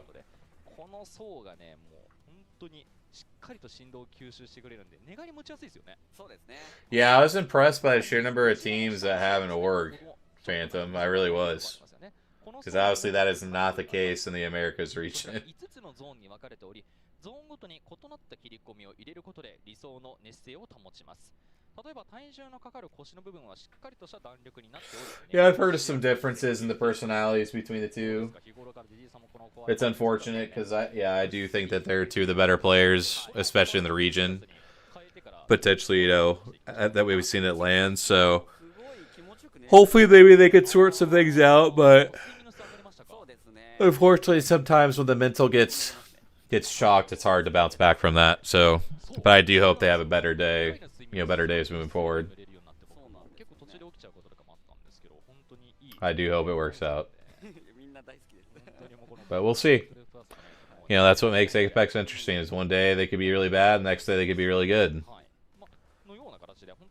So, you know, you just never know. You truly never know. So, we'll have to see. We'll have to see. ということで以上コアラマットレスのご紹介でした。 Yeah, Chief. So the schedule works the same way. So like we had, so like for me where I personally live, it was 11 p.m. for APAC South, and then 4 a.m. for APAC North, and then noon for EMEA, like continuing the schedule. Noon for EMEA, and then 5 p.m. for Americas, and then you turn around at 11 p.m. you know, the next day. So for me, it'd be Saturday, and it's APAC South, and then the same sort of schedule. So it's not every weekend where it's like that. But this first weekend, teams are playing twice. Yeah, it's. We'll see, man. We'll see. We'll see. Phantom, you will see why I can't skip NA. I won't be streaming NA. I'll be watching, but I won't be streaming NA. But y'all will see why I say that. そうですよね。この1日の試合数が少なくなっていて、1日1シリーズとなっておりますので、 I would just say potentially, possibly try to watch NA tomorrow. Just kind of toss that out there for you guys. スケジュール面というところもね、かなり改善されました。さあ、それではここからはスプリットワンプロリーグ On the goated APAC regions. まずはグループ A からです。 That's fair. さあ、グループ A 見ていきましょう。まずはこちら、ビッグボーイズ。小柄し。 Like I said, just yeah, just make sure you're watching NA tomorrow. That's all I can say. Just really make sure you're watching NA tomorrow. 広宗、カツキング、ショー。続いてはエンターフォース36、シナップ、オブリー、ジュスナ。続いてフェンネルです。ロスト、住吉、泉。続いて Well, like I said, I won't be streaming tomorrow. オジア、テンテン。 Just make sure you're watching NA. That's all I can say. That's all I can say. ドール、メルトステラ、アッカ。続いてはカーネルです。勇気。 Ain't staying up till 4 a.m. I mean, what the hell do you think I'm doing, Phantom? I'm up till 4 a.m. レア、アイビス。そして最後にトリニティ、ローハイ、五十嵐、ハント。さあ、以上がグループ A の10チームになります。一覧こちらになりますけれども、DG さん、改めて気になるチーム、注目チームありますか？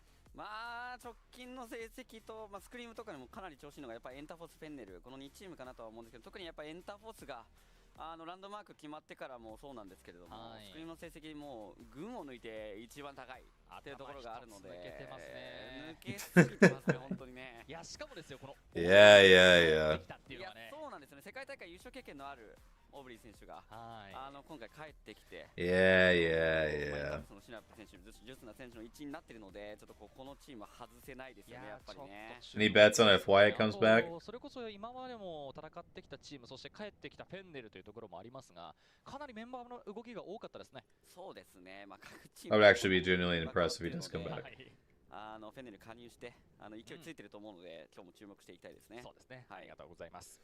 I mean, it wouldn't necessarily be for watching Falcons. Like obviously they'll be playing, but there's just another reason to be watching specifically tomorrow. That's all I'm saying. フナティック、アイン、イリー、カーネル・ガルシア。続いてギャング・ラビット、ソウちゃん、ワヤチャング、ナオキ。 Oh, there you go. Yeah, that time doesn't work better at all, Chief. ユカペロレター、サク、カノン。続いてローソンチケットゾーン、ムツキ、ライト、綿菓子。 I gotcha. If you gotta sleep, you gotta sleep. I get it. I get it. シズ。続いてリグナイト、タイラ、ルリー、レイジー。続いてリジェクト、ユリース、アルファ、アクシス。そして最後に Should just be a couple more minutes away here before we're really getting started here. Alright, Aussie Goat Zero must win again. I mean, yeah, the roster is definitely looking better than what we've seen. So hopefully they can be some competition, make things interesting. ので、まあ、勢いに乗ってるかなというところで、今日ここどうなるかちょっと気になるところではありますね。なんといってもこうメンバー見てもバランスがいいですよね。そうですね。まあしかも全員 IGL とかも経験したことあるメンバーにもなってますからね。どんなムーブそして火力を出してくれるのかというところも注目ですけれども、まあそのスクリームの調子を見ていくとなるとリジェクトも結構。そうですね。ファイトを勝ち切る力というところでは印象的ですね。ファイト本当にかなり勝ち切っていて、ファイト強くキルポイントかなり取っている印象はありますよね。ただ少し波があるような印象もちょっとあるので、そこら辺がどうなるかというところですね。本番環境で。はい。そして昨日トロープにも作選手が入ってと。Yeah, we'll see what's over in America. It's going to be an interesting one.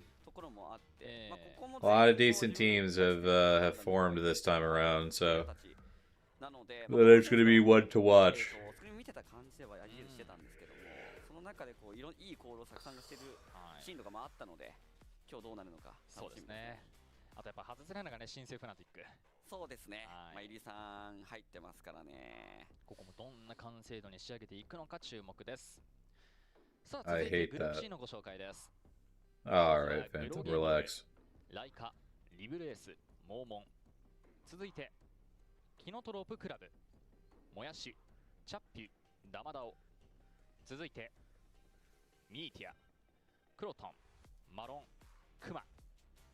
続いてノイジーフォックス、ガボム、かき氷、ミヤケ。続いてルア、シムリンク、アマキ、スプラッシュ。続いて SBI e スポーツ、みたらし、エゴイスト、ボルズ。続いては TIE、F ちゃん、ピノタ、海ちゃん。続いてアンリミット、ツビ、ユラリマン、ピース。続いてホワイトグリムリーパー、ロスト、シュンカ、ピンポン。そして最後にゼータディビジョン、ユカエフ、サツキ、ミケ。以上がグループ C になります。いやーちょっとグループ C のグループですね。まあここ一番負けようと言われてるグループになってるんですけど。I think it is really good to watch even if one team's dominating. Yeah, I do think so for sure. 上げるとしたらゼータディビジョン。はい。今年からまた戻ってきましたけれども、エイペックス部門がまあユカエフ。How's Aku doing? There's definitely still some growing pains over there, trying to get on the same page.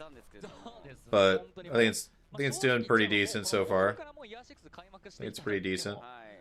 いや本当にそう、気分的には本当にみんなそうでしたからね。プロリーグ始まったんじゃないかぐらいの、ね、勢いだったんですけども、やっぱりこうオープンも魔境でなかなかに難しい戦いだった中をこうしっかり勝ちにいってきたところはさすがですね。そうですね。まあここがプロリーグ始まってからどんな戦いを見せるのか、まあちょっとあとはサクッとにはなるんですけども、やっぱりこうノーイージー、はい。ここは去年のスプリット2でかなりこう苦い思いをして世界大会に向けてね、苦い思いをしてギリギリでいけなかったというところもあるので、まあ、メンバー変わらないチームの一つとしてもノイジー、まあもともとは争点だったんですけども、変わってはいないんですけど、その中でその悔しかった思いをどうぶつけるのか。Yeah, we'll have to see how the change works in Pro League. Obviously, scrims are gonna be one thing, but obviously seeing what they'll look like in Pro League will be another thing. We'll have to see how Alliance looks tomorrow. Well, I guess later today. So, but yeah, I definitely think it can be good. But yeah, it's always gonna be tough to fill a shoes effect.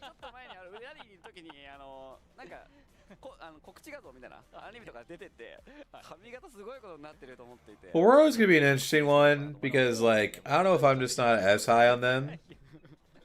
But, like, I just wonder if they're gonna just, like, int face way too much and just, like, not be the team they should be. Or if it'll work because it's a Mia and there's just a lot of teams that aren't necessarily up to par. So, who knows? 途中からカード出してるかね、知らないかもしれないけど。ピースは普通にピースしてるだけなんですけどね、これね。まあ相変わらずですね。はい。まあやっぱりこうどのチーム見ても、それこそ TIE もね、メンバー変わらず続投ということで。そうですね。ここも変わらずですね。はい。F チャンピオンと海とこの3名がね。まあ昔から競技シーン見ていればおなじみというか知ってるメンバー。Well, the funny part is with their comms is that when all three are alive, they speak English, but when Hyarka dies, effect and yeah, because literally when Hyarka dies, they start speaking Russian. It's hilarious. ゼータがやっぱりここ入ってきたことによって、まあゼータが入ったらこうどうなるかってとこあったんですけど、グローもいますからね。いやメンバーもね強いですねここもね。まあかなり IGL。Yeah, I don't know if they'll still do that during. 経験のあるライカさんと。I don't know if they'll still do that during actual pro league. But yeah, they've been doing that during scrims. And it might be really funny to hear them talking in Russian.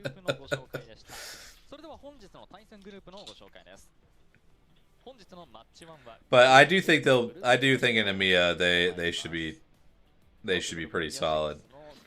My biggest worry I think I have for these top teams in EMEA right now is that with the region not necessarily being like as great top to bottom, like how like quote unquote good can you actually like get, right? Like if you feel like you're just like so busy just kind of like rolling your way through the lobbies and like rolling your way through Pro League, like what actual like good practice and like what actual like learning are you getting done by playing against some of these teams that just don't compare to what you'll see at LAN, you know? Like, I almost feel like that's APAC North's problem right now. Is like the top teams like don't necessarily get challenged by the rest of their region. So like, yeah, you're bringing it up. It's just like when you play a certain way because you can get away with it in your pro league, and then it's time to switch to playing differently at LAN, like, is it really that easy to make that switch? Like, you know, are you able to play the same spots you have been playing, take the same fights you've been taking? Like, there's just a lot of stuff. A lot of stuff that makes you wonder. So, I do wonder if EMEA is going to kind of be like APAC North. And some of those top teams won't necessarily, you know, get the best practice, maybe. マッチ1から3をストームポイント、マッチ4から6を ED ストリクトでお届けしてまいります。さあ、この2マップで戦っていくわけなんですけれども、このシリーズで戦う各チームへのランドマークもご紹介させていただきます。こちらをご覧ください。さあ、DJ さん、まずはこのストームポイントから戦っていく。We'll hopefully see Yuka and Meltstera go live here sooner than later. まあやっぱりストームポイント変わらずトライデントあるランドマークはかなり強いというか移動がしやすいような印象はありますね。まあしかもトライデント乗ってて直接のダメージ壊されない限りは食らわないので、まあトライデント移動で早めにちょっと遠いランドマークだとしても早めに移動できたりする、安全に移動できたりするので、まあトライデントあるランドマークがかなり変わらず強い印象はありますね。この立ち位置の中で行くと注目チームどこになって If Alliance was NA or something, the region might generally just die off. I mean, who knows? Who knows? That'd be a tough question to answer. ストームポイントに関してはかなり遅めの物資をしっかり作ってから。紫山にしてから、まあ、バルキリー使って入る。That's because the APAC South players that moved there. 結構周りのチームはオルタークリフトの構成が多いんですけども、バルニューケジ部とかで中に入ったりするイメージがあったので、ここがガラッとしててちょっと面白いなっていうところは。Not a good sign that Kakagori is loading into another ranked game. So yeah, we'll have to see what happens with that. このランドマークまあやっぱり強いんですよね。リグが一番右フネティックな。I'm gonna use the bathroom real quick and grab another water. I'll be back. ありますよね。あとはまあハンバートとオールドとかは序盤当たりやすいっていうところがあるので、まあ、あとはスタジアム付近ですかね。そうですね。まあキャッシュの取り合いなんかでかなりこの辺は序盤当たり合いが多いので、まあ試合展開としては序盤ここら辺が注目になるのかなとは思っていますね。はい。いや非常に楽しみですね。間もなく始まっていくわけですけれども。いやいよいよですね。なんかこの前本当にチャンピオンシップ終わったばっかのちょっと感覚なんですけれども。いやそうですよ。あっという間に始まりますね。そしてね、まあこのイヤー6もね札幌が待っているわけですから。そうなんですよね。今回もまあチャンピオンシップはね札幌が確定していますので、今年までは。まあ間違いなくどのチームも盛り上がりとか現地にいた人ともいっぱいいたと思うので、そうですね。舞台に立ちたい選手はねいっぱいいると思うので、そこを目指して、まずはスプリット1始まりますけれども、それこそそのチャンピオンシップの出場が叶わなくて、それでも現地見に行った選手というのもたくさんいらっしゃいましたから、いましたね。舞台を直接見たからこそ悔しさというものがねあるはずですので、間違いなくあると思います。それを思う存分このスプリット1にぶつけていってほしいですね。そしてやっぱりこう冒頭でも少し話しましたけれども、こうメタにも大きな変化がありました。そのあたり Like bandits, that's the go next boys. So it's light. Oh my gosh, light henchmen, kinda. They're just not signed with go next anymore. エパクサウスのね地域が大会始まってたんですけども、やっぱりそこもクリプトがファーストバーン、サウス自体がまずクリプト全然使われてなかったんですよ今まで。なんかそうイメージないですよね。そうなんですよ、クリプト使うイメージなかったんですけども、今回はやっぱりちょっと強すぎるところもあって、ファーストバーンがクリプトになってましたね。He just got signed today. I might have missed that. かなり強力になってましたね。まあそれでいくと、まあそのレジェンドバンドの順序という Might have missed that. ある程度こう流れが見えてきた部分はありますよね。そうですね。 You might be right. ジブは確か4とかでバンだったのかな。はい。でも日韓の作りを見てる限りはどんどんバンの流れが速くなっていって、最初は4試合目ぐらいでバンされていたのが、今ではクリプトがバンされてから次にジブがバンされるぐらいの感じには昨日おとといなってたので、クリプトがカウンターにね明確なカウンターになってるので、クリプトがいなくなったタイミング、バンされたタイミングでジブが出てくるっていうところもちょっと面白いなと思いますね。本当そのどのタイミングで出すかですよね。そうですね。そこは結構難しい。Yeah, sounds good. Just let me know. ありまして。That'll definitely be something I'll need to update. リブートで剥がされてしまいますから、結構的になってしまうというか。どうですか、ジブラルタラは本当にもうリワークと言っていいんじゃないかぐらいの大幅な強化があって、いやかなりもうね、アルティメットもそうですけども、こう象徴的なこのドーム自体もパークによって回復するドームと、サンダードーム、そうですね、大連のドームがあるんですけれども、両方ともすごく強くて特徴的で、どっち選ぶかは結構中ムーブ外ムーブによって変わるのかなとか思ったりするので、作戦によってパークを選べるという選択肢が増えたので、そこら辺はすごい面白い調整だなと思いましたね。そしてそのレジェンドへの強化というところに、話していきますと、ワットソンも、I'm so dumb. 関してはまあ E ディストリクトぐらいかな出たとしても、I guess when he was playing today. そうですね。でも結構ワトの需要が高くなってる印象があって、なんでかというとやっぱりワトソン自体もリブートで壊されてしまうんですけども。クリプトがバンされた後にジブがまず増える。で、ジブの防衛爆撃、アルティメットのカウンターというか防げるのが Good comms on that one, because that would have been really bad. そういった需要でこう2試合目から I'm assuming Yuka and Melstera should be going live though, yeah? 本当にバンの流れで何がバンされたかによって出てくるキャラクターも変わってくるところもちょっと面白いなとは思いますけども、意外と出てるんですよね、ワトソンがね。結構いいバランスですよね、そう考えると。結構ちゃんとそのなんていうんですかね、こう三角形にこう相性がそうなんですよ、そうなんですよ。ちょっとやっぱヘムロックのね、バフもあって、ブリーチチャ I would assume they would be. 単発のね、ショットがあるんですけど、あれでちょっとパイロンとかも壊されやすいんです。とはいえ、やっぱりジブラルタルのカウンターとして入れてるチーム結構多いのかなというような印象はありましたね。本当超キンキンでね、ヘムロックブリーチ AR に関してはちょっと弱体化が入って、そうなんですよ、ちょっと強すぎましたね。でもやばかったですからね。強すぎましたね、あれね。気持ちいいですけどね、アサルトが強くなるのは。やっぱり今まで結構もうこの多分去年のイヤー5通してもマークスマンの環境ずっと G7 がね、リピーター G7 みたいな感じの環境がずっと続いてたと思うので、Naga's live. ちょっとアサルトの環境になるのは個人的にはすごく嬉しい調整にはなってるかなとは思うんですけど、にしてはちょっと強すぎ You got his name on Twitch for me? Yeah, I'll add another POV since the 5 is set up. なったんじゃないかなとは個人的には思ってますね。ただその中でいくと30リピーターもちょっと調整が入って基本ダメージが上がりましたね。そうですね、上がりましたね。そのあたりどうでしょうか。その G7 がなくなって、でリピーターの需要が増えた中でのこの強化。Why does it recognize that 若干変わったかなっていうんですけど。 Let me refresh, because it should not show that I have 6 POVs.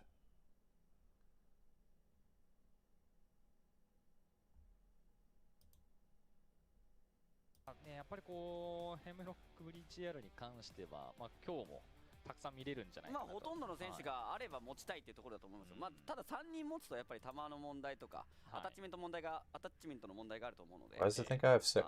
3人全員かどうかわかんないですけど。 Hello? ロボとかも強いですからね。そうです今ね。Whatever. I'll just rock with 本 this. 日のマッチアップはグループ A 対 B になっていきます。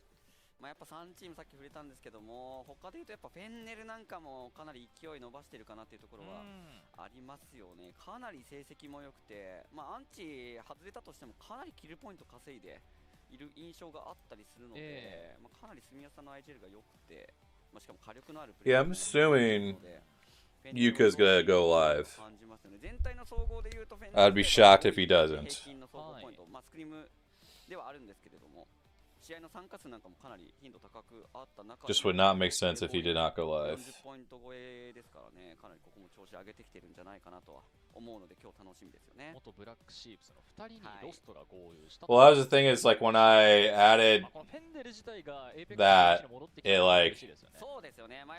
hold on, let me just maybe reset that up because it was just being dumb.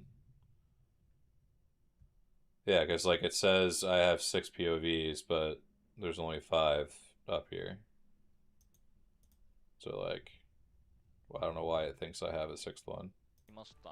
そのあたりもいかがでしょうか。いやかなり挑戦の年にはなると思うんですけれども、いろんな選手たちの IGL とかを吸収してメルトセラ Whatever, it'll be fun. リドルでは担当していると思うんですけれども、まあその中で火力のあるネフド I'll keep that in mind if I want to add another one. I'm going to see how these tabs run first. 強い印象はありますね。アッカさんが本当になんか We'll see, then it'll think I have 7 though, that's the thing. かなり多かったの見られてきたので、 Like here. まあ今日そういう Because when I added the 5th, it then said 6th. ね、ちょっと楽しみですよね。 Is that him right here? I'm と assuming. てつもなく競技歴が長いというよりか、まあ、一応競技歴自体はね、赤選手はもともとボルテックスウルフにいたり、それこそネフドール選手はアルネブ、キノトロープとね、経験がありますので、十分戦えると思うんですけれども、このじゃあ、Just see now it thinks it's 7. That's why I didn't add it. そうですね。結構じゃあコンセプトどう決めていくのかというところは今シーズン重要になりそうですね。そうですね。いやー、なかなか本当にこの、So yeah, it's just weird. イヤー5始まるタイミングも、いや、どのチームも大きな動きあったなとありますけれども、 Yeah, for some reason it thinks it's 7 now. 以上のいや、変わりすぎですよねってぐらいでは、はい。まあこれがちょっとやっぱシーズンとか変わる時の醍醐味でもあるとは思うんですけれども、やっぱこう好きな選手とかがいて、どこのチームどう動いて、こことここが組んだらどうなるのかっていうところもまあ楽しみかな一つなのかなとは思っています。Yeah, I don't know. Yeah, it's probably just a little buggy for some reason. そうですね。はい、ことになっていきますんで。 But it's all good. C グループもね、ちょっと楽しみな。Chief, I'm pretty sure it's light, kinda, and henchman, no? 入ってくると試合の展開とかもガラッと変わってくるような印象あるので。Pretty sure that's who it やっ is. ぱでもここはもちろんゼータはそうなんですけど、先ほども話したアンリミットノイジーのこの Over in EMEA. バチバチにプロリーグやり合っていた1位どっちが取るのかみたいなことをやっていた2チームが同じグループにいるのがちょっと楽しみなところはありますよね。なかなかまあそのムーブのところでお話ししていくと、やっぱりこう先ほど DG さんも触れていた外ムーブをしていくチームが集まったということで、このグループ C がその A と B ともに戦うってなった時にだいぶこう戦況というのが変わっていきそうですよね。そうですね。まあその外ムーブチームが多いか少ないかとかでもその動き方とかも変わってきたりとかやりやすさも全然変わってくると思うので。まあグループここの当たり合いの時はこうしようっていう、まあグループ分けに。So remember, the teams on screen right now in Group C are not playing today, so you'll not see all these teams. So yeah, Peace isn't playing either. So why do I have Peace up? そうですね。やっぱりそうなっていくとどれだけこうポジション先に取れるかという戦いにまずはなっていきそうですね。そうですね。まああとアンチの触れ方もあるので、その後の細かい。Yeah, my brain is absolutely cooked. And yeah, it's gonna be the same for freaking. I am so cooked. They're not gonna be playing today either. My God. ここで1位取るチームは結構勢い乗ってくるんじゃないかなとは思うんです。 Yeah, because Yuka and them aren't playing either. Because they're Group C. Man, that took me way too long to figure out. そうですね。はい。まあここは上がってくるんじゃないかなとは思っていますけどね。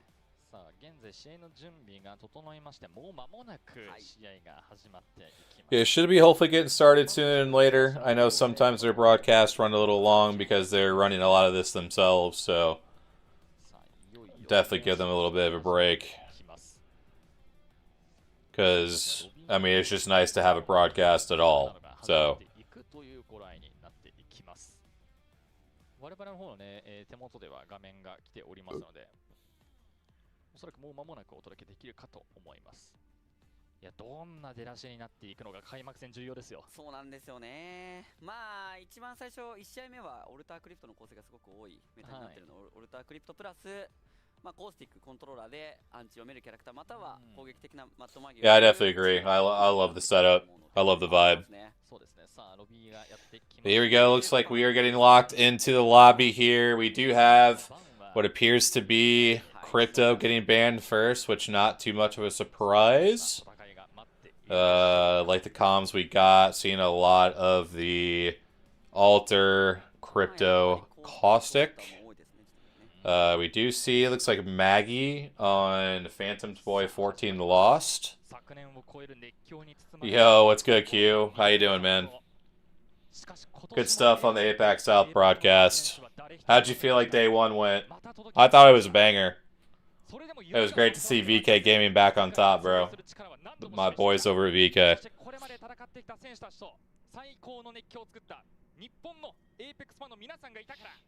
リベンジの機会は約束されています。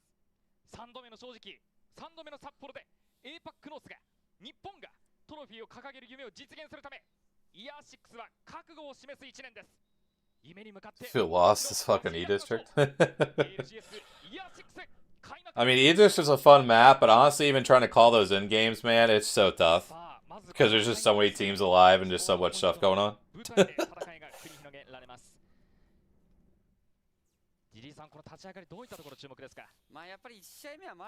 So here we got Reject down. Hat Devastated.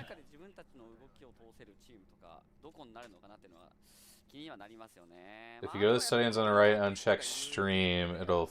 積極的にね、キル取りに行くチームが多くなるかなとは思うので、その辺のムーブ自体もちょっと注目にはなりますね。最初のアンチが出ました。まあ、カスケ右下のリフト側なんですけれども、まあ、最近でもこのアンチすごくよくあって、まあ、この坂側に、あ、すみません、これか。坂側にこう寄ったりとか、あとは家絡むようなこの水辺のアンチだったりもあったりはするんですけれども、昨日のスクリームではカスケドの南が戻ってきたので、まあ、どこのポジションは大事な要素にはなると思うんですけど、まあ間違いなくここのジップガスあるところの家、今リアライズが取ってますかね。はい、ここを取り切るチーム、最後まで取り切るチーム重要になってくるんじゃないかなとは思います。逆にこれ外から入るの結構難しい。Uncheck stream. Got it. There we go. Yes. Shout outs for the comms. Thank you very, very much. Absolute goated. You probably have to say, if there's stuff like that that happens, you probably have to tell me a couple times. It's 4 a.m., so I appreciate the patience at a time. Thank you much. But absolutely goated comms propaganda. Thank you very, very much. It's much appreciated. Here we go. Already get into a fight that is E36, and holy, we are getting off to a hot start.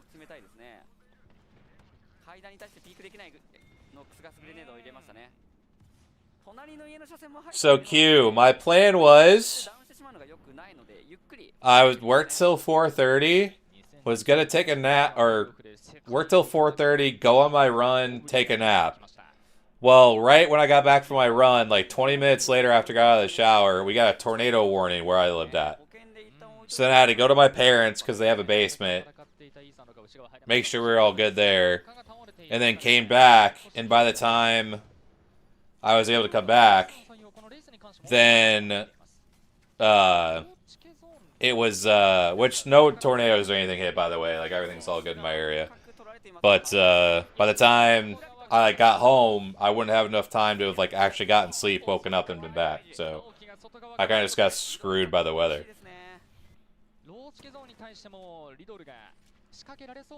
No, actually, like now that I'm standing up and kind of moving around, I'll be alright. I'll be all good. I'll definitely be tired, but like I said, it's worth it though. But off to a hot start. We got our teams fighting early and often. We see Riddle looks like they're losing at least one member here. Maybe Meltstera is the solo by himself, the solo crypto. Appreciate it. Gonna try, man. Gonna absolutely try my best. Yeah, unlike we saw in APAC South, things are kicking off quick here over in APAC North. We see E36 losing a member here. And Synap, I'm assuming Obley is going to be able to get the... Oh, that is an unfortunate nade.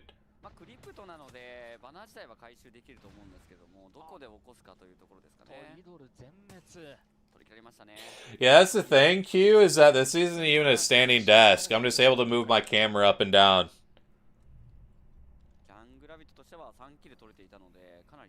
Yeah, I want to get a standing desk at some point, but I've got it working. I've got it working for now.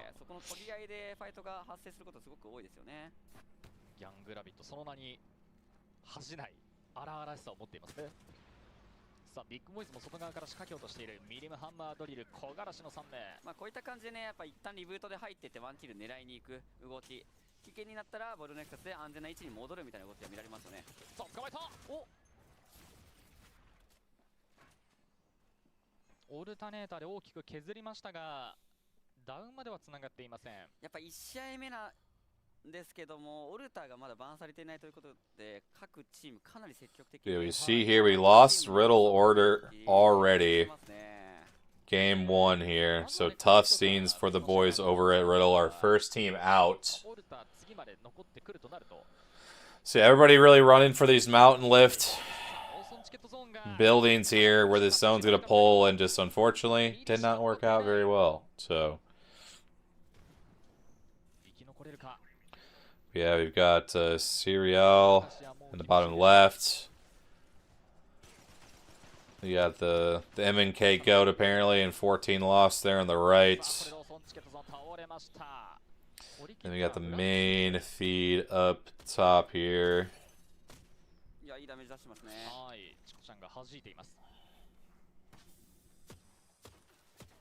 Yeah, big thing for these zones, once again, is always trying to get there early and often, find a good spot. But you can definitely tell with the Alter and Crypto, teams are definitely wanting to be super aggressive early on. Because you know these characters are going to get banned quickly, so if you don't take advantage of potential like high kill games with some of these comps, you definitely could be slacking behind a lot of other teams. Just with what Alter and Crypto can give you, obviously, so... Definitely not too surprised at the aggression, probably.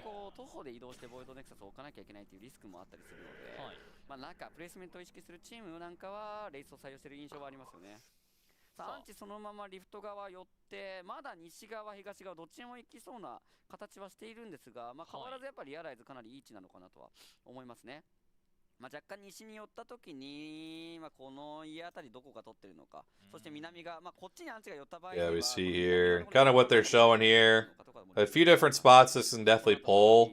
Could definitely pull like more away from the building. Could be right on top of it. So definitely pulling to mountain lift, but definitely a few different spots we could see here.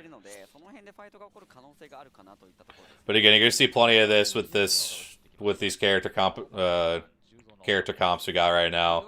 Just a lot of people trying to scout for information, dive back to the Alter portal, kind of hop back and forth, you know, all that good stuff. So a lot of probably a lot of early aggression, maybe, you know, probably reckless aggression at times. So.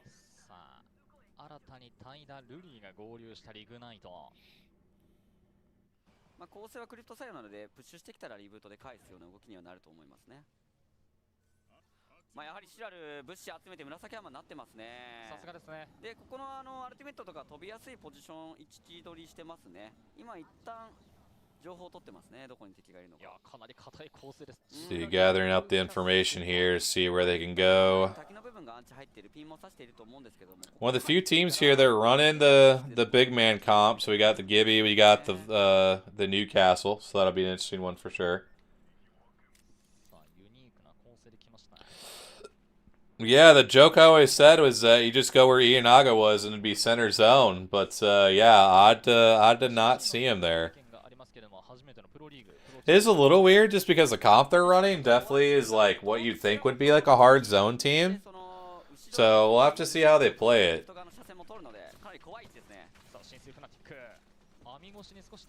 See our first action of the new Fnatic roster, and unfortunately they're just getting absolutely sandwiched by everybody in the lobby here. Unfortunately that was just a position that was going to get collapsed on quickly. Again, you have Dory pinching from this Forbidden Zone side. You have DN, which I think is Dreadnoughts, is there on the left side. And again, it's just like it's so hard to like try to hold a position because so many teams can just, you know, push you from one side, and if their one guy gets knocked, he just gets zapped back to the portal or if to the altar portal. So like it's just one of those things that like trying to play early spots in this is going to be so tough because you can get pinched from so many different angles, like what just happened to Fnatic. And then again, literally, there's just like zero consequence because these guys can just jettison out with the altar portal. So it's just a tough situation there for Fnatic.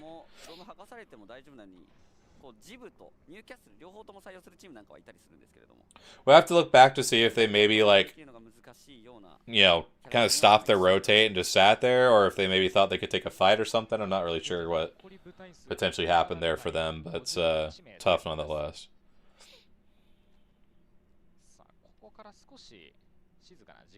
As you see, it's going to be the zone that pulls on the building, so I'm pretty sure, if I remember right, yeah, it's exactly where he's circling. It's going to be the one that more ends on that back side of this building, so you'll have some tree side and everything to work here, and there's some rocks up here, but these spots to play early are so brutal, especially because a lot of these teams aren't running Newcastle. So you're probably expect a lot of fights to take place more than not. And some of these teams try to take these positions late, because like on the wall here is going to be a halfway decent spot, but you can't play it early. So your timing of when you get to these spots is going to be huge for all these teams to actually make it to endgame. Because, again, with basically no Newcastle in this, it's going to be next to impossible to hold those spots. So probably expect a lot of fights to break out here. We have Reignite here. Trying to clear their top side of zone. And that is WGR dead. In the kill feed, we see E36 up there as well against Trinity.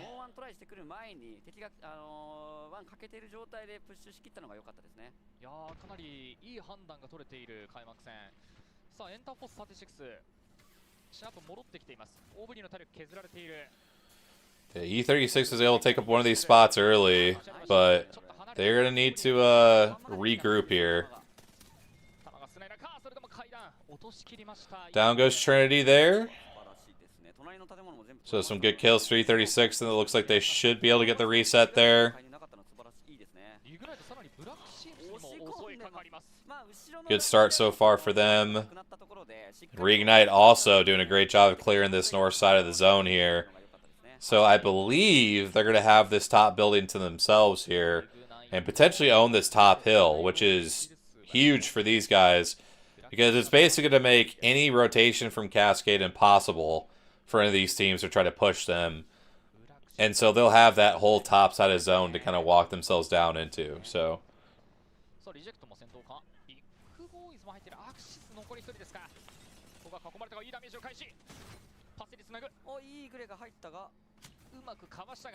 and we lose a couple more teams here on the rotates as they're trying to fight for this tree spot.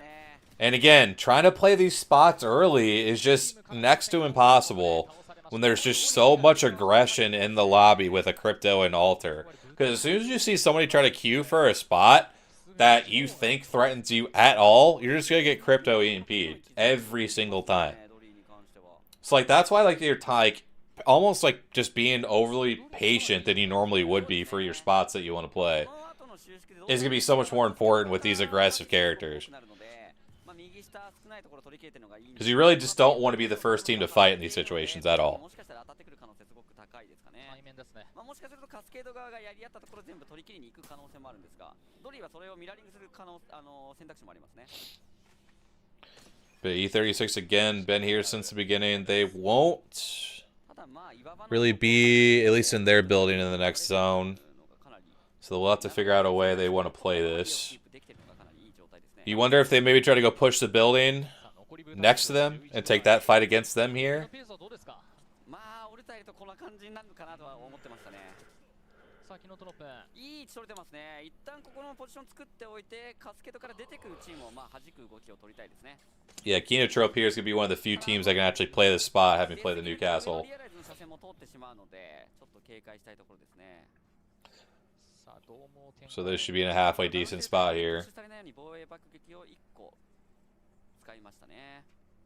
さあ、ドームも使ってしまっているので、一旦耐えたい。 キノトロップはヒールドーム採用してますね。そうですね、ドームヒーリングを選んでいます。そしてトリプルボンバードメントがあるので、But the Gibby ult's coming out here. やっぱこれがニューキャタジムの強みですよね。Lose Black Sheep's here, so down to our top 9. プロテクタシールドとドームを交互に打てるのがかなり強みになってますからね。プロテクタドームが終わったらモバイルプロテクターでしっかりと防ぐという。Yeah, zone closing here. We got Kinotrope here trying to hold out. Here comes that crypto. EMP, but a great re-wall with the bubble. Should keep Kinotrope in a halfway decent spot. Get the Energize back on the wall. Stop some grenades from coming in.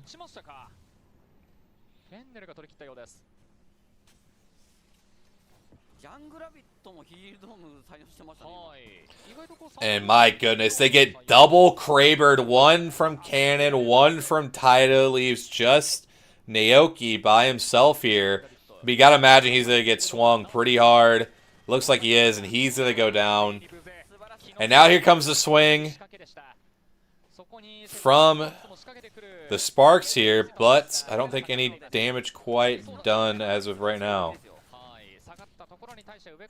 My god, it gets absolutely destroyed there.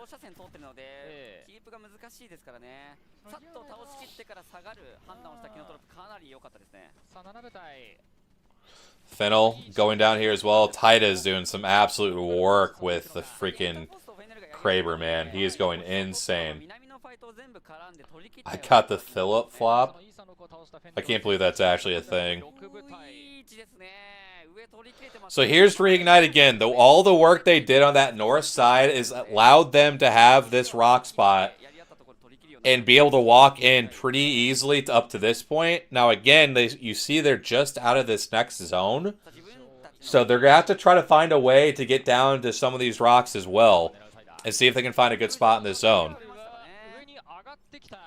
And here comes Serial here. They're going to try to play this top spot. The only problem is going to be is these crypto EMPs can nuke the Energize on the wall. So we're going to have to see if they can potentially hold this spot for this long if they don't get crypto EMP'd and sent on. And Dory doing a great job of not getting pushed out of that spot by Kinotrope Gaming. Again, this could be a decent spot to play now that they've cleared out a lot of their spots here. So they might be able to play this wall at least for now. Dory having an absolute banger of a game right now here. Got 15 points on the board here. Realize with a decent game as well. As we're down to our top 3 teams. It's Dory, it's Reignite, and it's Realize. Reignite coming to make a play for the roof now. And honestly, that's going to be a really solid position for these guys to take.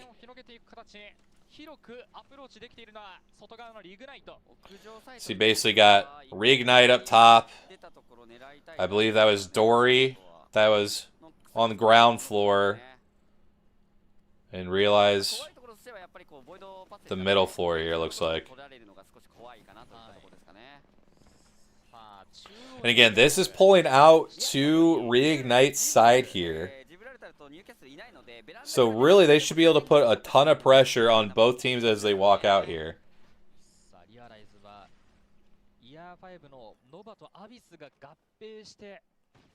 Yeah, I mean, you can just see him holding this port here as long as he needs to.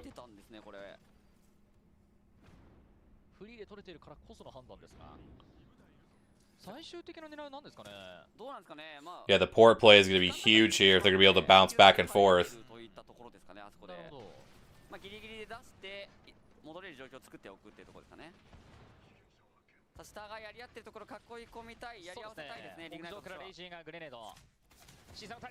And now here comes the fight for the inside. Basically, both teams just trying to concede playing for second here. This should be a Reignite W. I mean, all the damage is coming in. You get the Crypto EMP in there as well for the slow. And yeah, I mean, this is just... This should be all Reignite here as long as they play this well. So that leaves just Dory here now. Yeah, I mean, this is just... That's just all Reignite. Again, it was all about winning that height hill from the north side to allow them to rotate freely down to these rocks. And yeah, I mean, just great use of the Wraith portal to give him some options if they needed it. But yeah, they won that game in Ring 2, Ring 3, getting that position up top so they could rotate in late. Just, again, a really, really good job there by Reignite. Yeah, I mean, a W start for sure, Phantom. I mean, that is exactly how you'd want to start a split so far, for sure. You take a look at these results here, and man, Reignite with a 12-kill banger to start here. Great job by the boys over at Reignite. All of them with 4 kills as well, so balanced attack there.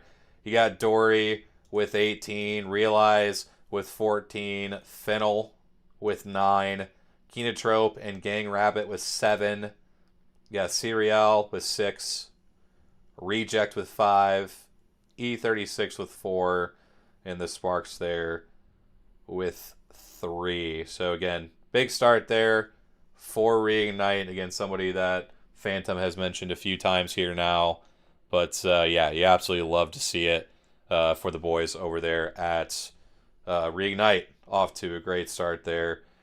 You see the Crypto being banned, as we figured it would be, kind of following suit with what APAC South did earlier on. If you really just kind of look through some of these comp choices, Reignite obviously went with things a little bit differently. They go with the Wraith, possibly because they're looking to get Crypto out of the lobby. Possibly could be because they just don't want to run Alter. My guess is that when you see teams do things like this typically, it's because they're trying to get rid of a certain character.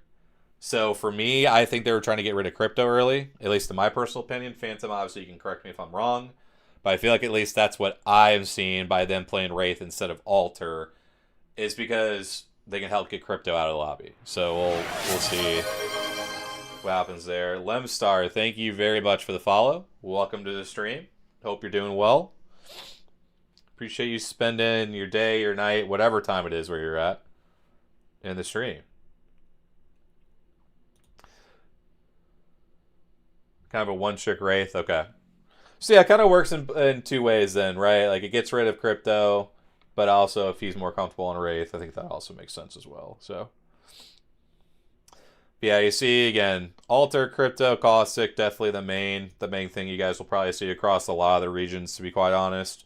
I mean, literally the first 3 teams had Alter and Caustic, and then Crypto and Caustic, and then obviously had the Alter and Wraith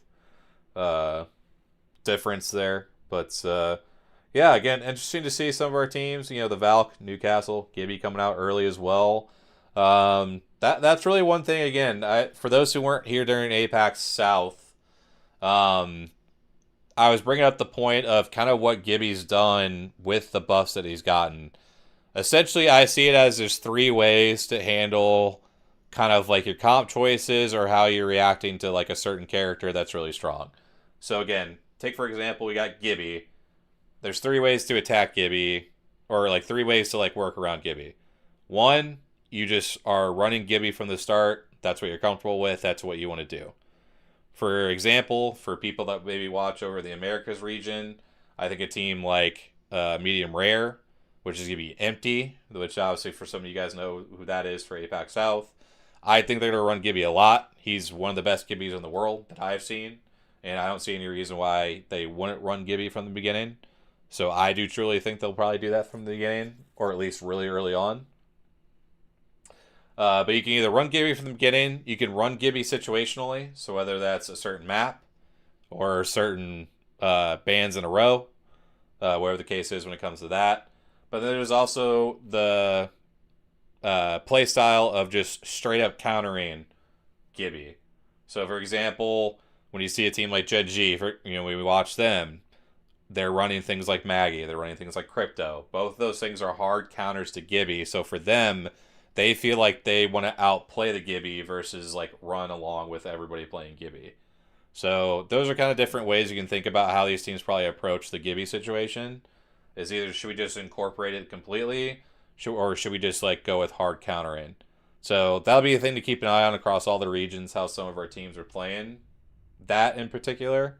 Because again, I think it'll say a lot about how a team is going to try to play. Because like, if you see them come out with like a Maggie and a Crypto, right? Like they're going to be an aggressive team that's going to want to fight. So we've seen Falcons trying some of that out. Obviously, again, we've seen like with Gen G from the start, they were playing Maggie from the beginning. So definitely keep those things in mind when you're seeing some of these character choices for sure. So.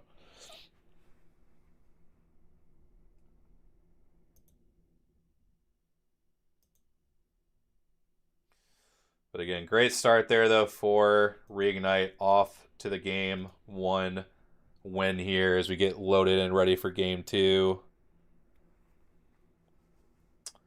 We'll see, again, what the bans might be, how some of these teams might play things out. Any bets on if Wyatt fell asleep, guys?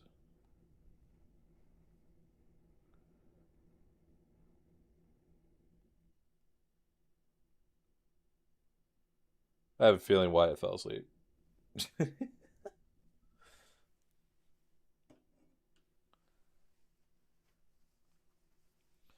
What's up, Triple? How you doing? So yeah, I am streaming this. Yeah, streaming APAC South, streaming APAC North. I'm gonna go to sleep after these 6 games are over. Wake back up, stream EMEA, but then I'm not gonna stream Americas. Just because I do want to get a little bit of a break off of stream, but I'll still be like watching, probably like Jayhawk stream when he goes live for the Americas, and then I'll like be back on tomorrow for like APAC South, APAC North, like all that good stuff. So definitely will be a lot of streaming for sure. So yeah, he probably fell asleep on the way to the store. That's good comms out of you. But yeah, definitely plan on watching quite a bit. Especially this weekend because I won't be here next weekend. So trying to watch as much as I can. Yeah, as we get loaded here into game number 2, we're going to have a Gibby ban. So not sure if that was following along with what you were saying, Phantom. But we got a Gibby game 2 ban coming in here. So again, not too surprising with like the car rotates and how people want to use the car.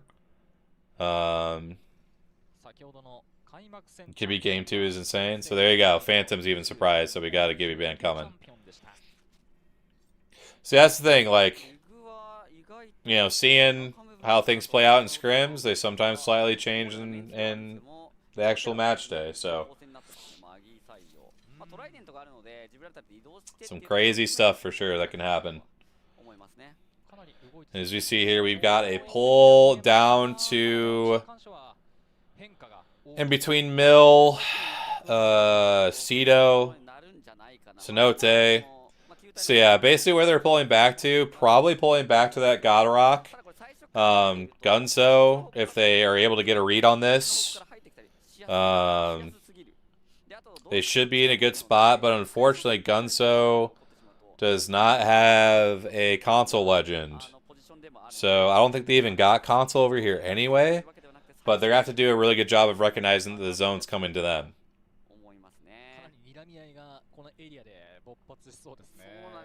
Because it is coming right down their direction.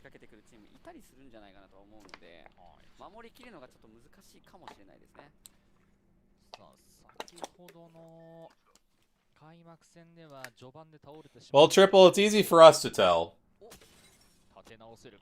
But sometimes teams aren't always thinking ahead.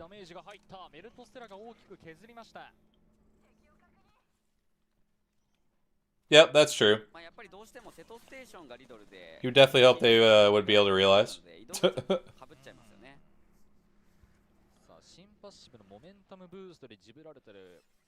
この最初の状態でも武器を持っていない状態であればスピードブーストを得られます。かなり速く走れるようになりましたよね。いやもう俊敏になりましたね。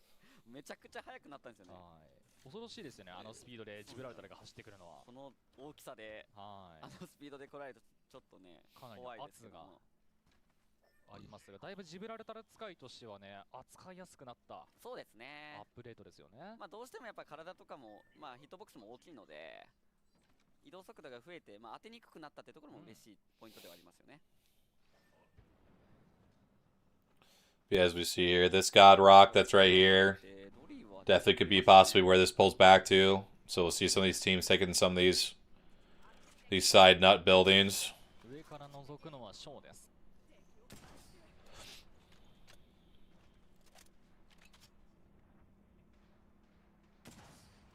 Already see some teams setting up top on this God Rock. ドリーとしては球体2つ取っているので、後から入ってくるチームにも圧をかけるような形取ってますね。おそらく移動で片方空いてるぞっていう風に入ってきたチームいたら当たりに行くんじゃないかなとは思いますね。着地の段階で。この岩上にはドレッドノータス。ドレッドノータスとしてもこの後アンチがずれた後にスカイハイダイブ、バルキリーのアルティメットで移動の選択肢が残ったままのポジションですね。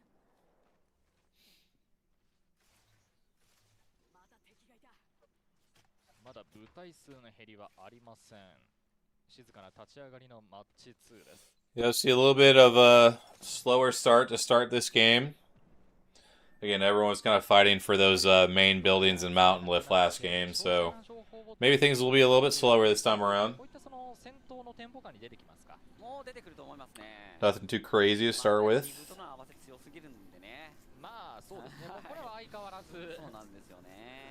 And Fiddle going with the classic Maggie, Shear, and Alter. What a comp. I wonder if they're going to want to try to fight people. One could only guess.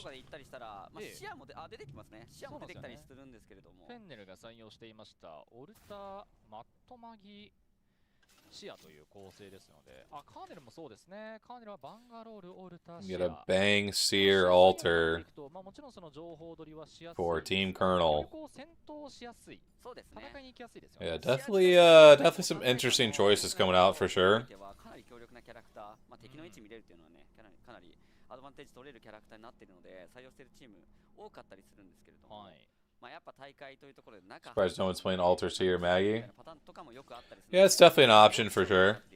ガンガン外からファイト仕掛けに行くチームはやっぱりシェア採用が多かったりしますよね。まあよりこうなんていうんでしょう、チーム全体で連携を合わせてスイングできるような戦い方を取るのであれば、 Yeah, definitely an option to hard counter Gibby. 視野というのは魅力的なレジェンドですね。もうアルティメットショーケースたかれてフォーカスオーバーテンションずっと打たれるの本当にストレスですからね。相手からするとね。お、WGR1 枚落としてますね。フェンデルは。いやー、ロスト打ち抜きました。 That's a pretty good shot. Get the full kill there. ただ無理にプッシュはしない。 He won for Fennel. Picking one up. Over under and a surprise zone 3 pull in this pylon. I mean, you never know, man. Imagine.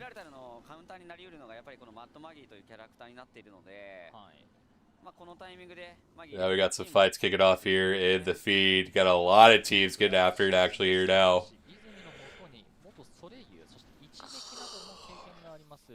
Just a giant log jam just happens over here in Cenote.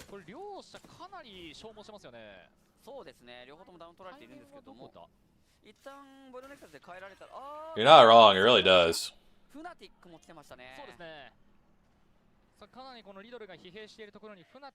Sounds about right. Sounds about right.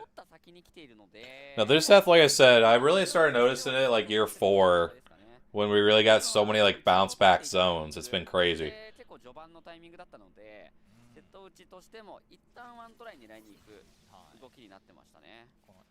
That's actually insane, Triple. That is actually wild.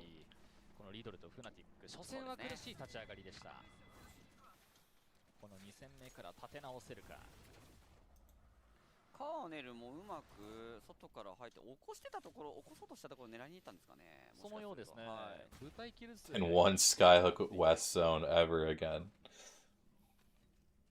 I don't think it's even the Skyhook West zones that bothered me. It's just when we got 3 of the ones that were like backside Skyhook, where it kept pulling back to that tower back there at the LA land. That was the one that was brutal. But as you can see here, just basically pulling all the way back, like he said, gonna be really probably playing toward this God Rock back here. Probably would end up pulling out just out in front of it, probably. But yeah, these teams that are back rock are going to be in a really good spot. Yeah, bounce backs are always crazy. I mean, you saw the crowd reaction at LAN.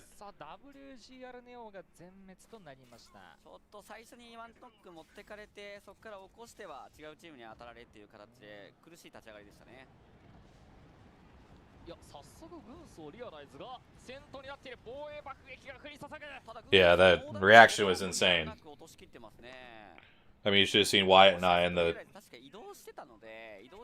the garage.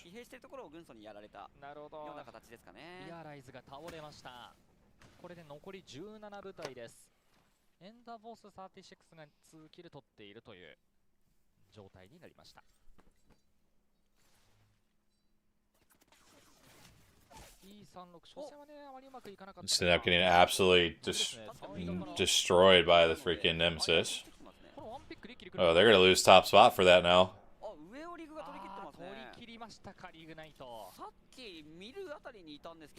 Yeah, kind of an unfortunate misplay there by E36. Now they lose position on top rock.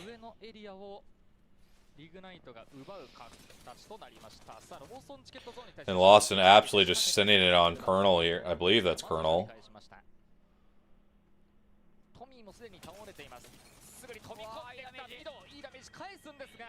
Yep, and down they go. Team Colonel out once again. Good fighting there by Team Lawson Ticket. We got top 16 left here.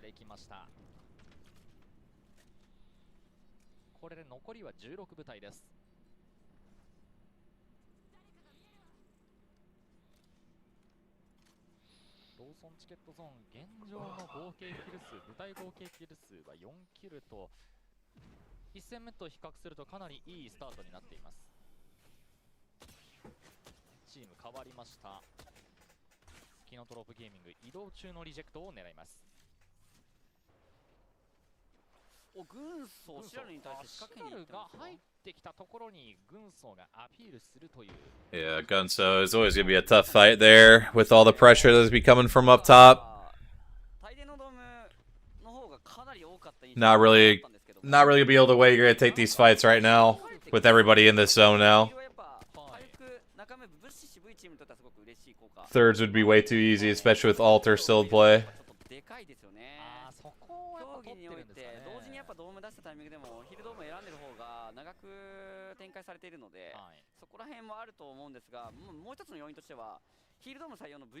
Bro. Well, welcome back. Bro, I sat on the couch for a little bit and I just like passed out. That's too funny. I mean, you can go to bed, bro. Yeah, I might go to bed because I'm like exhausted right now, and I still gotta be ready for the Americas. But what game are we on? Game 2. What happened game 1? It was a Mountain Lift Zone and Reignite. Came in from the north side and just played it super well, and ended up just kind of cakewalk into a win. Okay. Alright, yeah, I'll E.B. be- Wyatt. He's tired. Yeah, yeah. I'll try to be up. What time does EMEA start? Noon. Oh, So 10 perfect. a.m. for you. Yeah, I should be. I don't know. Are you streaming? Are you streaming that one? I plan on it right now. Yeah. Okay. All right. Stream. All right, man. Ends. And then I'll try to be back tomorrow. Sounds good, man. We'll catch you tomorrow. All right. GNs. GNs.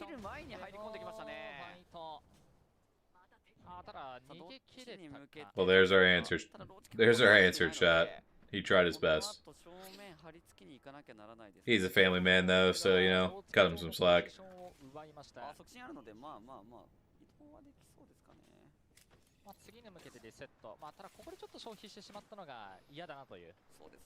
Alright, got 16 squads still up here. Ring 3 close. Lawson here gonna have to make a play. We got Fnatic now trying to queue in, but they're getting absolutely shot by everybody in the lobby here. And yeah, they're just gonna get pushed from every direction here.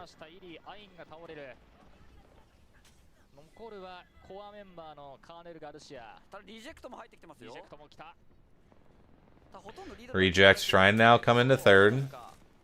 Just shooting toes out here.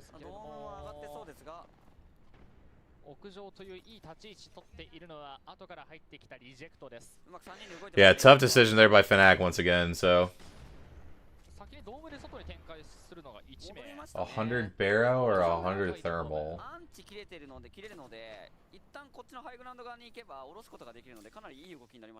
Probably 100 barrow, because I feel like you can at least play in spots in barrow. I just feel like thermal is just such a clusterfuck. I'm not gonna lie. Probably say barrow. まあ、スカイハイだいぶ飛べるんじゃないかなといったところですね。いやー、ガルシアだいぶきつい位置ですね。ただこのカーネル・ガルシアの動き方によってはちょっとリジェクトもさらに移動のタイミングでリドルに大きく削られるという結果になりそうです。さあ、アンチ内側でしょうか。いや、対岸ですね。対角線上のエリアでは激しい戦闘になっています。Still somehow have 16 squads up, even though we've lost so many people here. Speaking of loss, he's going absolutely. Oh my goodness. Ew. Ew! Oh my god. Get absolutely shit on.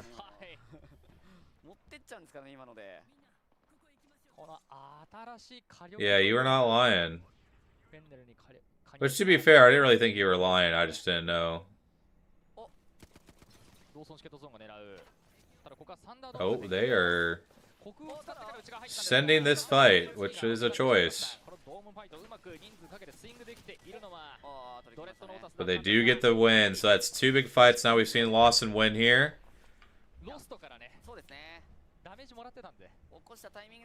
Yeah, that was crazy to watch.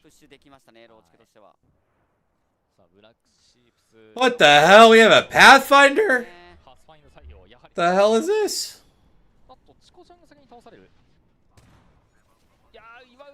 Oh, and Lawson is just absolutely sending this fight.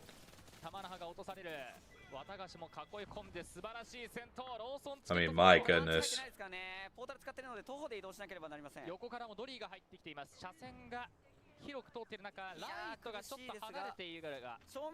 Yeah, I don't know, Triple.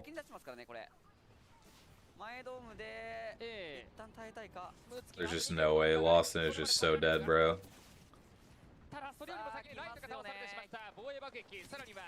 And Lawson again, just absolutely fighting everybody. And down they go. I mean, the fact there's 11 squads up here is insane. Yeah, they definitely seem like a vibe squad based on those picks. 結果的には外から入ったポジション、このポジションをドリーが抑えてますからね。開幕戦でもね、リジーさんがおっしゃっていましたが、このドリのムーブの安定感が魅力的ですね。The last minute where Gang Rabbit goes down. Got 10 squads here left. Ring 5 closing in 30 seconds.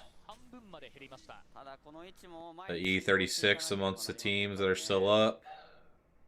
Don't think they're a full squad though. And Fnatic is also a solo, looks like. Wait, they've been in solo for a while, so that's pretty impressive.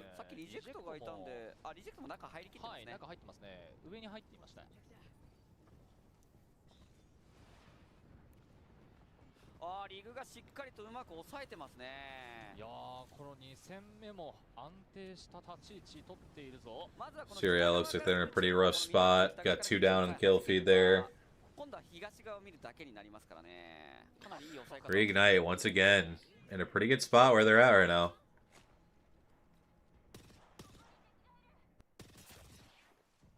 ちょっと球が少ないのがちょっと怖いところでもありますね。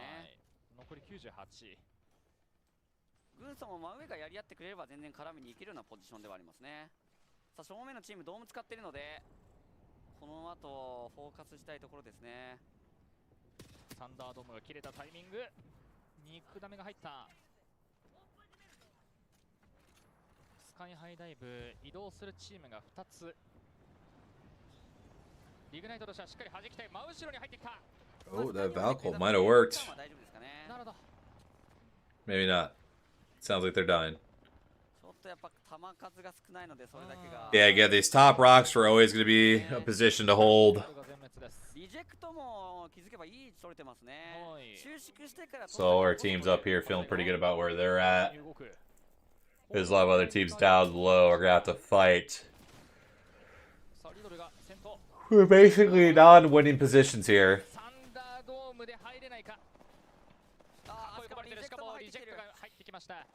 Riddle dead. Got Gunso down to just 1 here.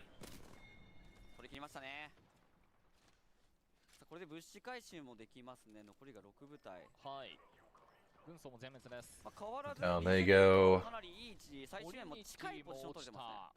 もう5部隊です。これ最終アンチ多分リグとリジェクトの間らへんになる最終アンチになるので、どういう動きになるか。まずはこの建物側のチーム。 Couple of our top teams here. First and second place from last game, still in this thing here.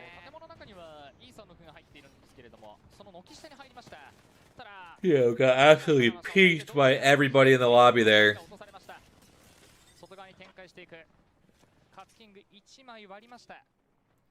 Yeah, they should just overwhelm Dory there, and down they go. Down to our top 4 here. Just watch for these Gibby ults and the timing of the Gibby ults. Bubble usage is going to be huge in this endgame. Who can hold their bubble the longest? この後正面の下に降りなければならないような形なので左下から上がってくるチームを警戒してますね。リグとしては右のリジェクトの車線も通ってしまうので、挟まれてしまうポジションではありますね。1段降りるとそうですね。さあ下は2チーム、キノトロプとエンターフォース、上はリジェクトとリーグナイト。さあこの4チームそれぞれやり合う形。この下に対しての防衛爆撃入ったんですが、E36はパイロンをワットソンを採用しているので、このパイロンで防衛爆撃うまく弾く。 Yeah, gonna be really tough to see who ends up having to fight first here. Newcastle tax should save them from up top here, but we have to fight down low here. E36 does go down. Kinotrope trying to get the res here. If the two teams fight above them, they might have a chance to climb up on this. But I think Kinotrope actually took off in a Valcolt. Oh, and now Rufa tries to do the same thing here. Oh, here comes the ult himself. My goodness, doing absolute crazy amount of damage here. Reignite looking like they're going to go back-to-back here as it's just a solo, and Reignite once again winning game number 2. Phantom called it, man. He called it. Reignite wins APAC North. I mean, apparently, based off that start. Gibby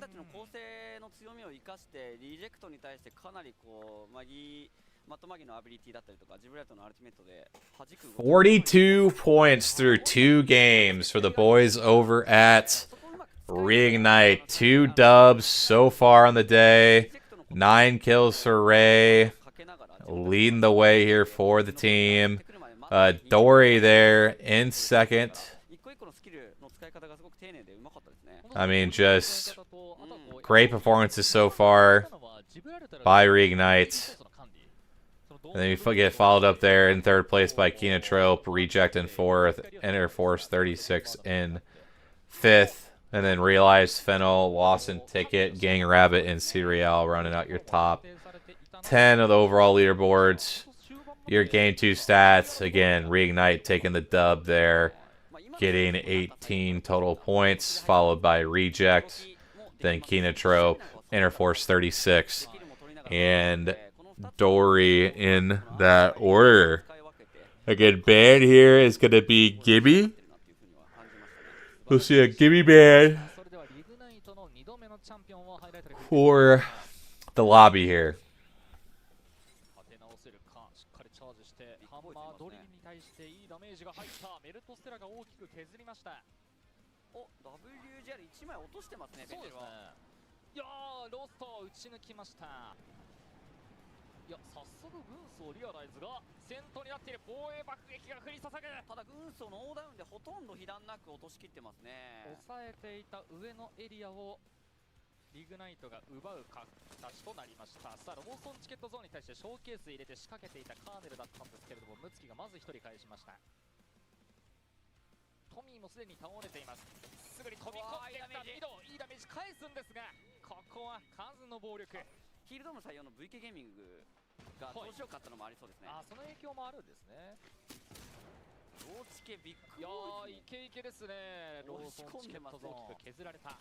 Yeah, great stuff from Reignite so far. I mean, 2 back-to-back wins here.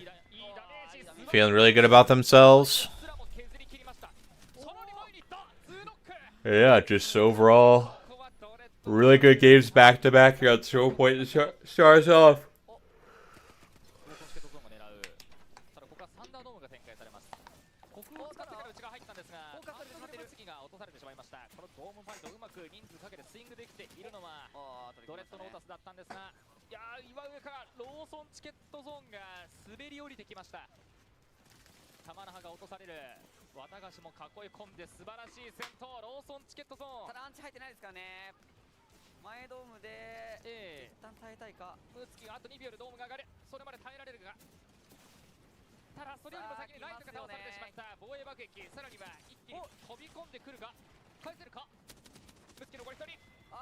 Yeah, Lawson there.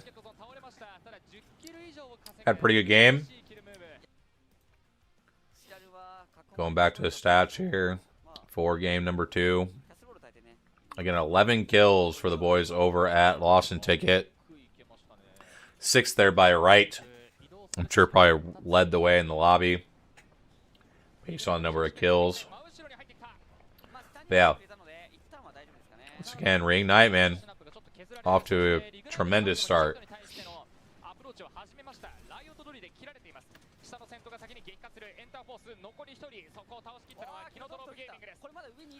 Take a look at the series leaders so far in kills. You got Ray with 9 leading the way here. You got Wright there in second with 6.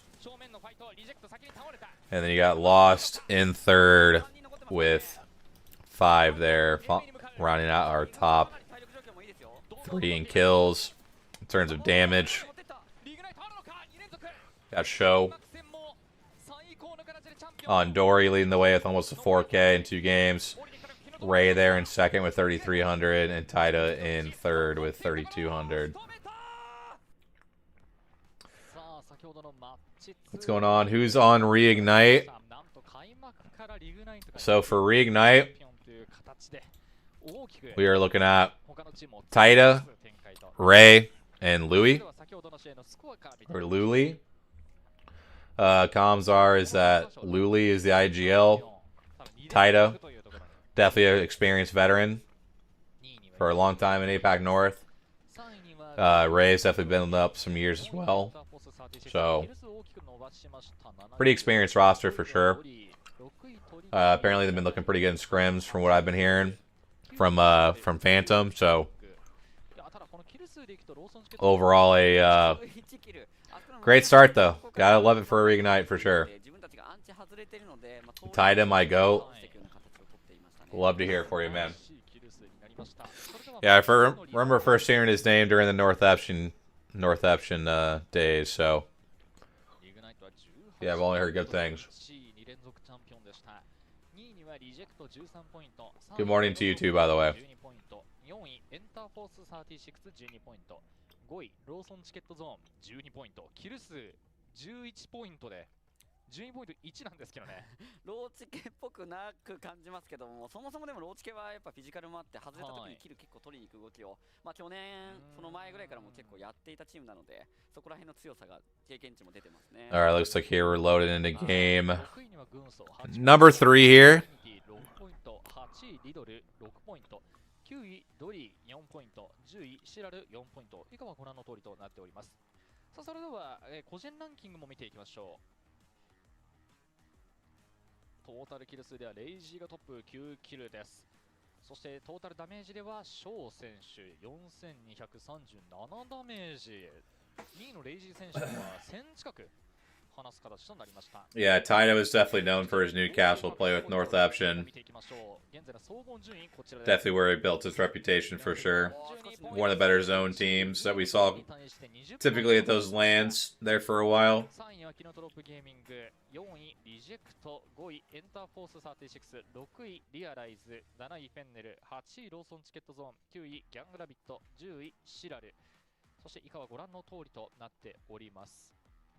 まあかなり、そのリドルやフナティックなどの名門が苦戦している中で、これドリーの安定感もそうなんですが、リグナイト。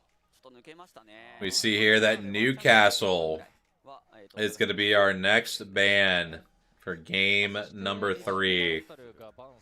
Newcastle ban incoming. So we are going to have E-District games with no Gibby and no Newcastle.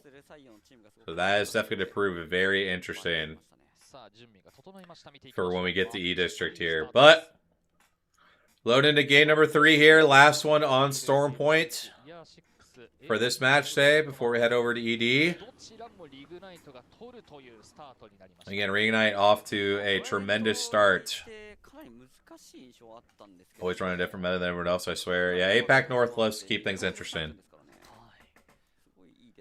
As we see here, things are pulling down to Launchpad Devastated Coast. Yeah, definitely. I'd probably agree. I think it is pulling. It's definitely pulling back a lot more down to this area. So again, Reject should put themselves in a pretty good position up top to be in a pretty good spot in zone. Again, Fnatic, if they're smart, should be looking to rotate backside here. Feel pretty good about where they're going to be at. Again, wouldn't be surprised if we even see like a Serial from up top and Elrod rotating down quickly as well. Because there's only so many good spots to play in this zone. So I think there's going to be a lot of teams trying to crash to this spot early.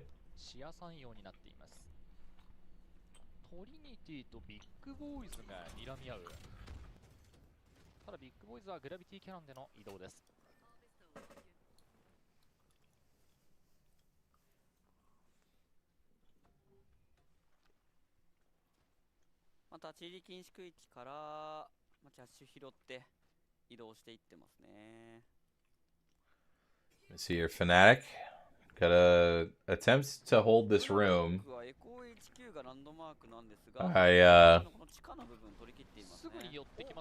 I don't even know how that's gonna go, but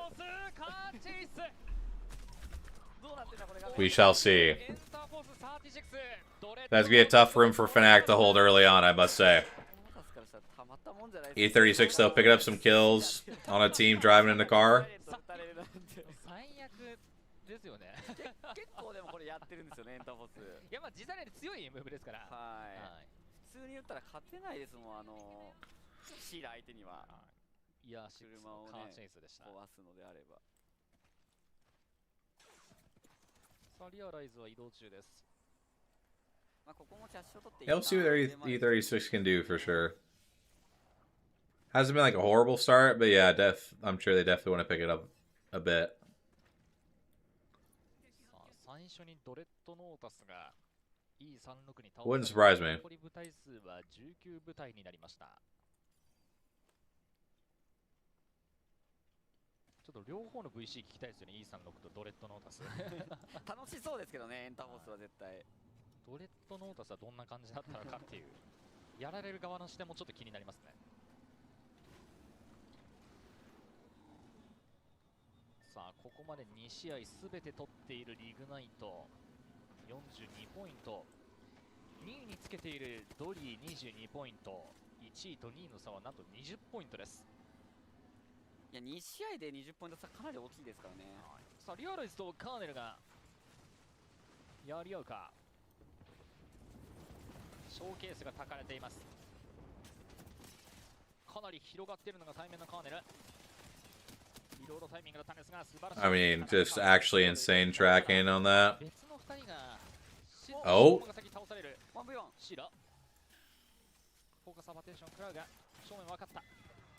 Wow, the Seer Q absolutely nuked him. Why your face cam so big? Kind of how I have it set. うまくオブジェクトも利用しつつの立ち回りでした。これで残りは18部隊です。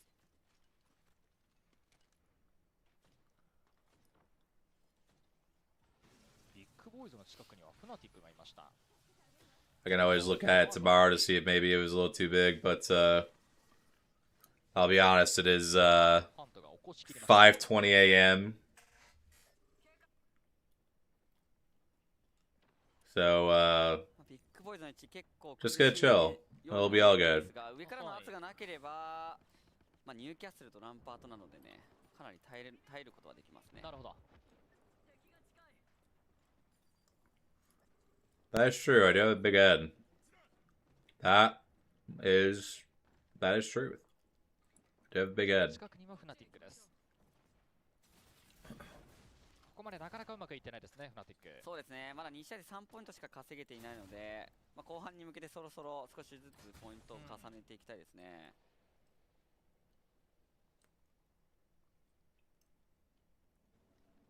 瀬戸内スパークスが移ってきました。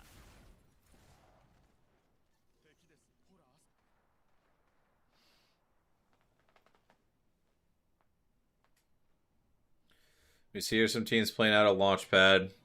Again, I still think it's going to pull up to Devastated Coast potentially, but we'll definitely see where this ends up going. We have our game 1 and 2 winners rotating over. If they got that house, that'd actually be kind of nuts.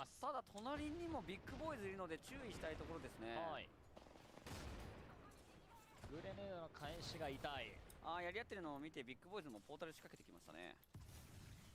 This is where Fnatic was holding earlier. まあ一度 But it looks like trying to heal back up. トライしに行ったんですけれども起こされてしまいましたね。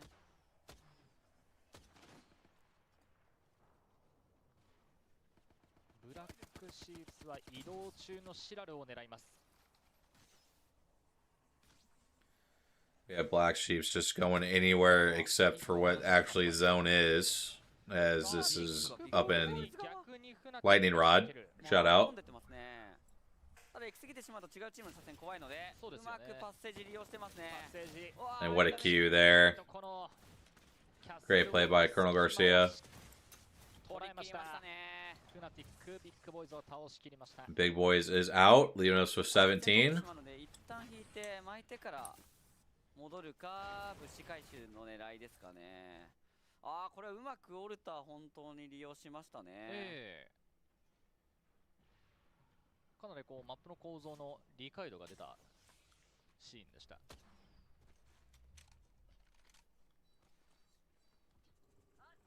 リジェクトは現在18ポイントで5位です。リジェクトとしてはこの右側から張り付いてくるチーム、回ってくるチームなんかいろいろこう見なきゃいけないポジションがあるので、今のフナティックの、ファイトには、介入しない方向で、行き過ぎてしまうと取られてしまったら元も子もないですからね。瀬戸内スパークスがカーネルとの戦闘。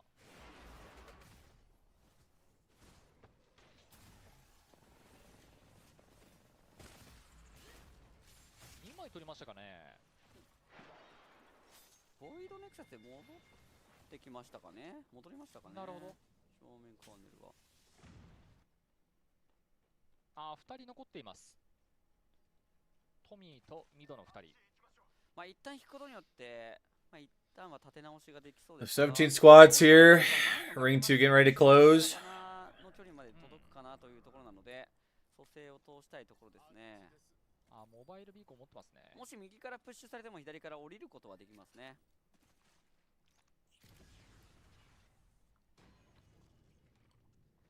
モバイルリスポンビーコンで勇気を。So they might get the res off.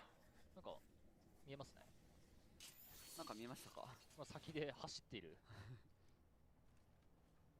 ミドがちらっと見えたんですが、一人上上がってきてますかね。若干圧を瀬戸内がかけているかなと。ローチケゾーンの下。It's gonna be a lot of patience. This team still have plenty of spots to play here. And don't really have to push for anything yet. Also trying to see where this next zone is gonna pull for those that don't have info. 軍曹の目の前にもワンチーム。WGR ネオですかね、入ってきてるのは。ほう。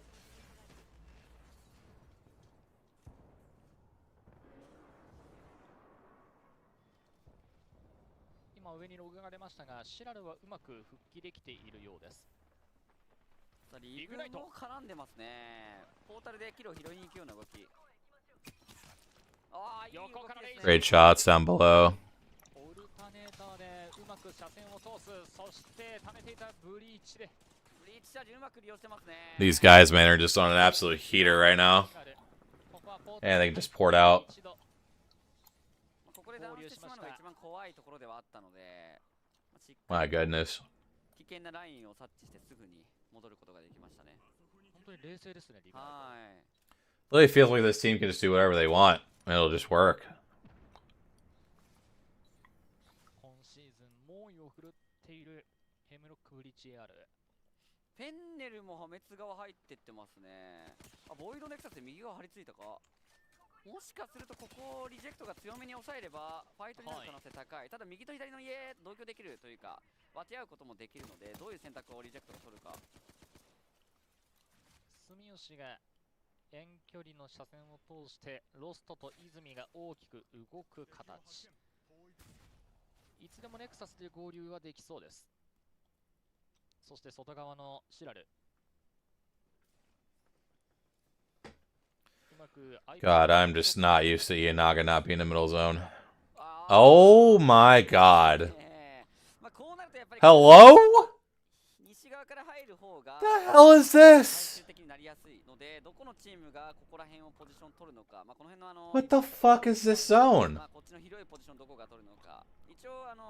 発射台側はこことかこことか地下とかも入っているので取れるスペースが多いので、先に開けてる左下側どこのチーム取り切るのかが重要な試合展開になりそうですね。かなり Brother. 動きます。逆に寄ってきたのはこの Imagine just trying to be an IGL in this game, bro. Like, I legitimately want you guys to imagine trying to be an IGL. When you've done everything right in your pregame and your rotates and your macro, everything, And then you just see a zone pull like that. No one of these guys loses their fucking minds all the time. ローチケゾーンは先ほどの第2試合の11キルで大きくポイントを伸ばしました。そして WGR ネオ強気にいってますね。重蔵が倒されています。残るは青葉ジャパンとイグリューの2人。Yeah, they are in trouble. 青葉ジャパン強気に仕掛けます。ただ瀬戸内スパークスも固まっての戦闘を狙う。My god, these alter cues are just horrible. うまく青葉ジャパンかき乱しますね。そうですね、耐え抜きましたね。なんとただネフドールからの車線が通りました。上からですかね。上からリドルです。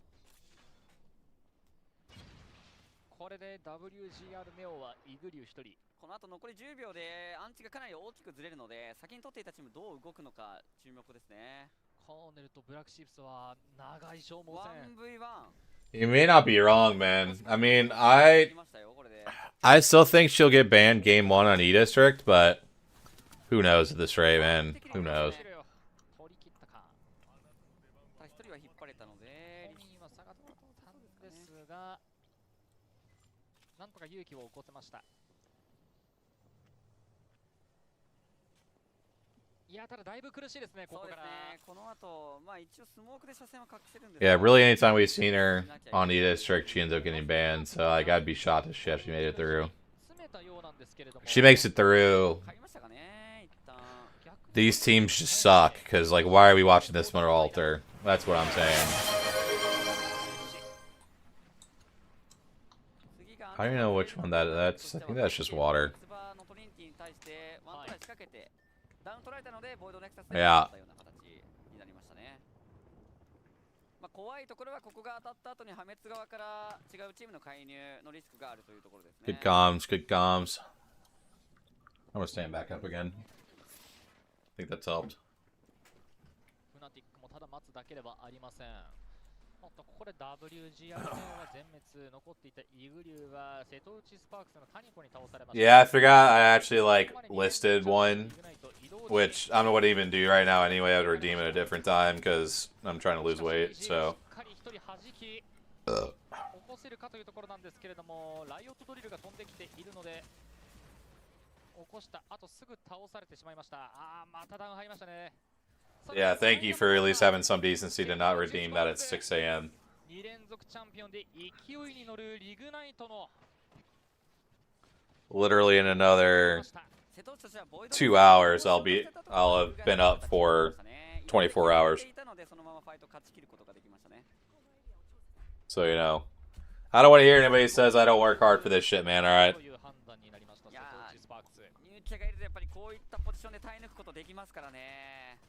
この三つ葉にはフナティック、トリニティ、軍曹3チームがいますね。 Yeah, we'll see the max exodus of teams having to rotate out of launch pad. Sparks going down. Colonel going down. Fennel picking up some kills here on the Black Sheep. I mean, just everyone's going to start getting involved in the kill feed here.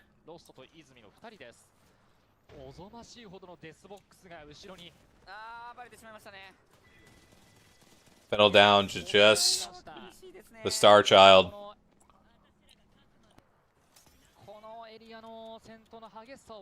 It's a great Q. Gets the knock as well.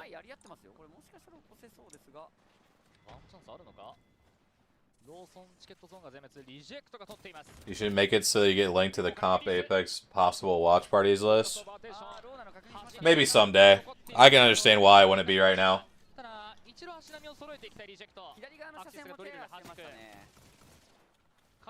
Oh, for the subreddit?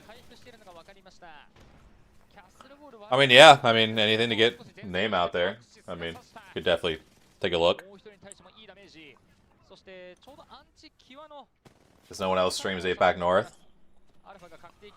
Yeah, I've always wanted to try and stream APAC North more for English watchers because I know it's just I know it's easier.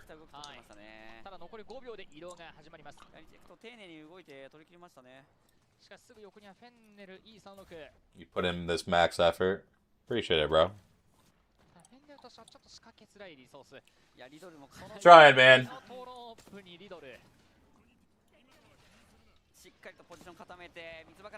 Are you gonna make APAC North highlights? Maybe. I don't really do YouTube, like, personally. So, more than likely not. But, like, I know, like, this watch party will go up as a VOD. So, you know, that's at least out there for people to watch back.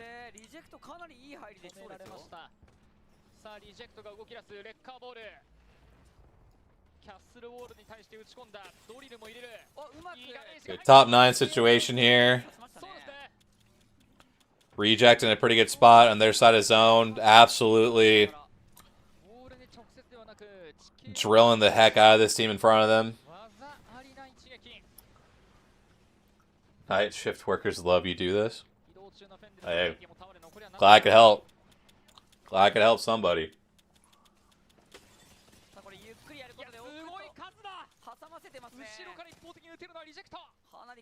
Potentially might be good comms. I'll have to talk with the boys and see if we can make that happen.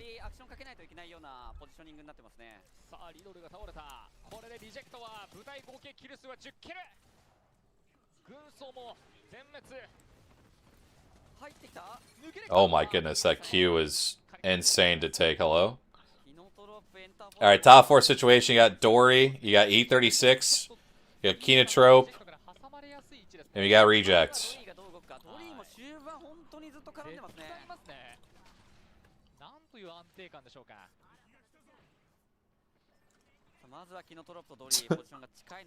Appreciate it, Phantom. Glad I could help.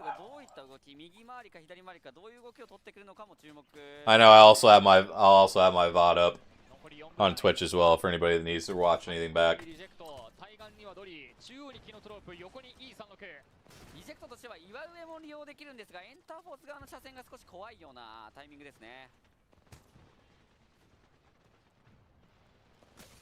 Let's see here. Reject's going to be in a really good position because a lot of these other teams are probably going to have to fight for them. Especially now that they got control of this rock. But E36 will also be in a pretty decent position here as well. And those are the two teams we'll definitely be looking for here in this situation. Reject and E36.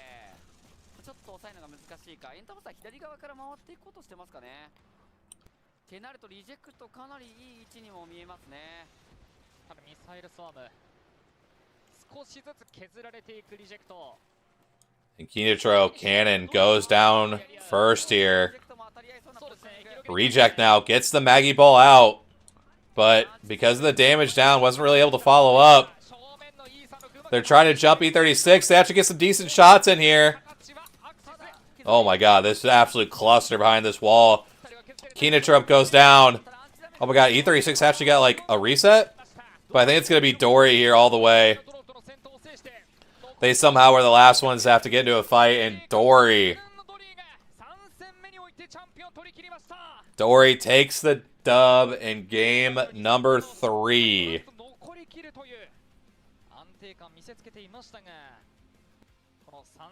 Any chance you ever start to stream scrims? I know Wig does, but he doesn't stream on YouTube. Which scrims you talking about, Super? Like NA scrims? Because NA scrims is probably the only one I would ever be able to watch. Because I work during the day.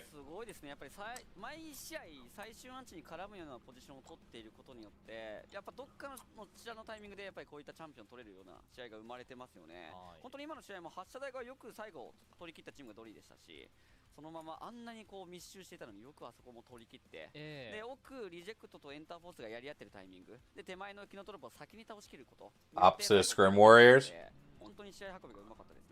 We've done fuck all during scrims. Hell yeah. I mean, maybe. I would have to see, Super.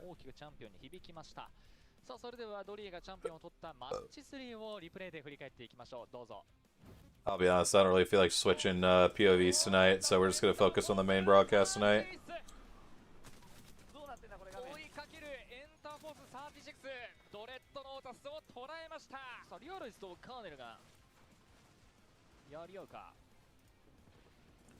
We got here after Yeah, we'll see about NA scrims. We'll see. I'll probably have to think about it.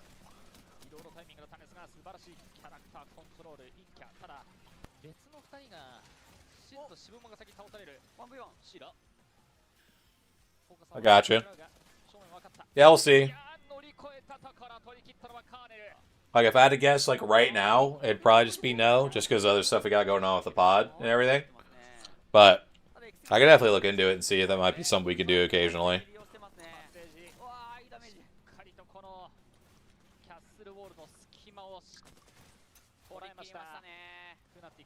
But alright, we got here, after our set of Storm Point games, we got Reignite and Dory tied for first here with 42. Reject in third with 37. E36 in fourth with 34. Kenotrope in fifth with 24. Gang Rabbit in sixth with 18. Fennel in seventh with 17. And then Realize with 14. Lawson with 13. And Gunso with 13. For that specific game, you got Dory there winning with a 20-point game, followed by E36 with 18. Reject with 19. Kenotrope with 5. Gang Rabbit with 9. And then Gunso 4. Riddle 5. Fennel 4. Trinity 2.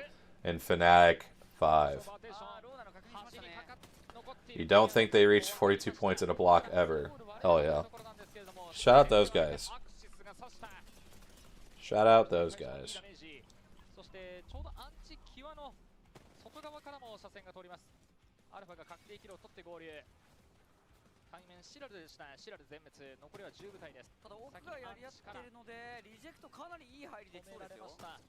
Sounds good, Super. No, I appreciate it.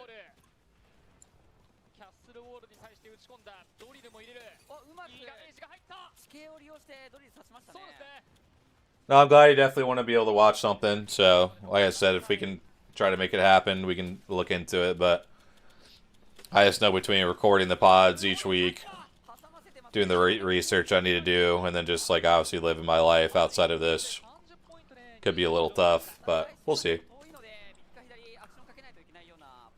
Yeah, Fnatic, I'm not really too surprised. I figured they were going to be a team that could probably struggle. Riddle, we'll kind of see how E-District plays out. But yeah, definitely disappointing to start with for sure for Riddle.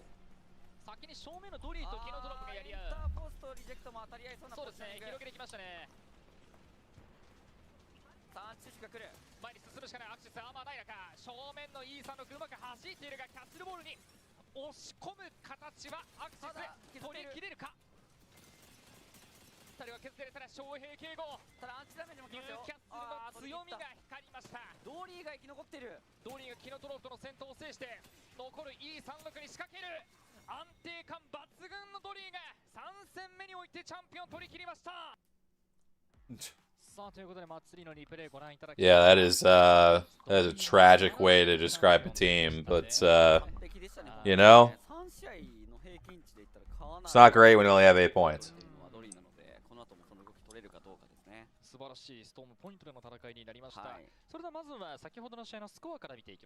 What do I do for work? Oh no, you're chilling, bro. I work in insurance. So work in insurance, process stuff for an insurance company.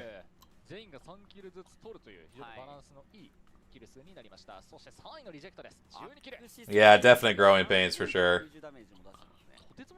Yeah, it's just one of those situations where obviously like 3 individuals came together, and again, I just feel like they come from different play styles, you know, different IGLs, that sort of thing, and so they have to, you know, figure out how they play together. Especially when this is like their first true action. You know, we'll have to see.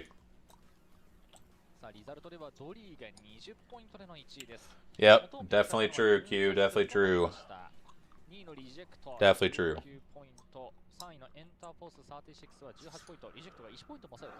Oh.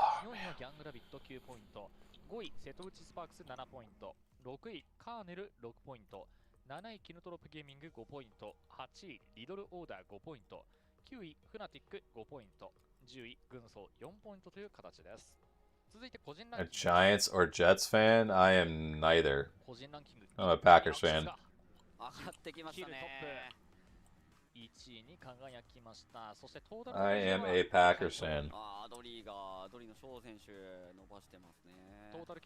I don't have high expectations for Fnatic. I mean, that's fair. To be honest, I had mid expectations for Fnatic, so.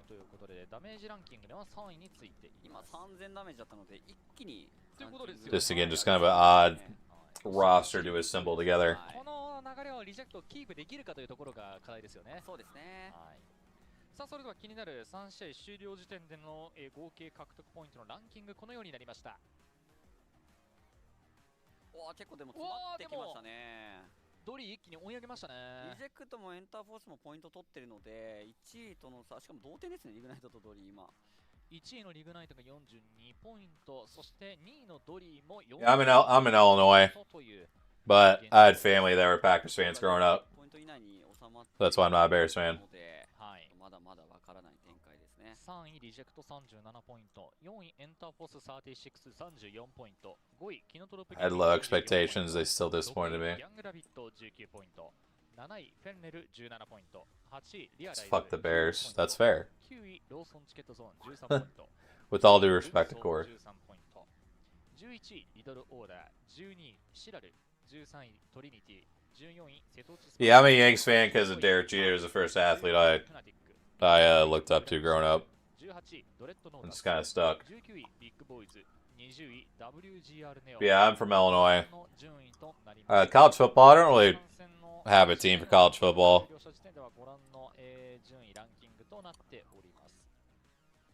Yeah, Phantom, I kind of had a feeling you wouldn't know. Kind of had a feeling. But it's all good. It's all good. But yeah, I don't really have like a college football team, really.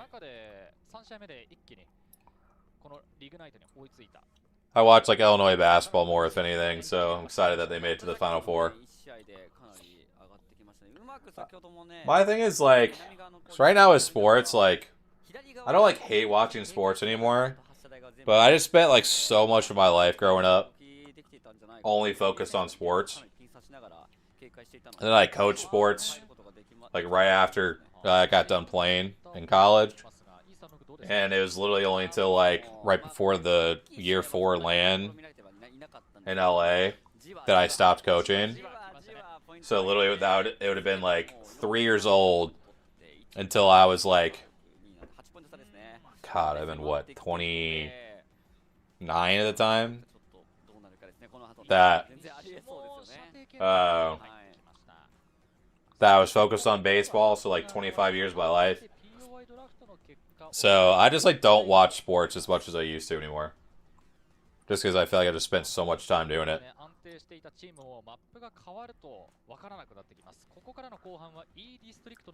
Nice, super nice. I've always said super, like, I'd much rather the Bears and Packers both be good.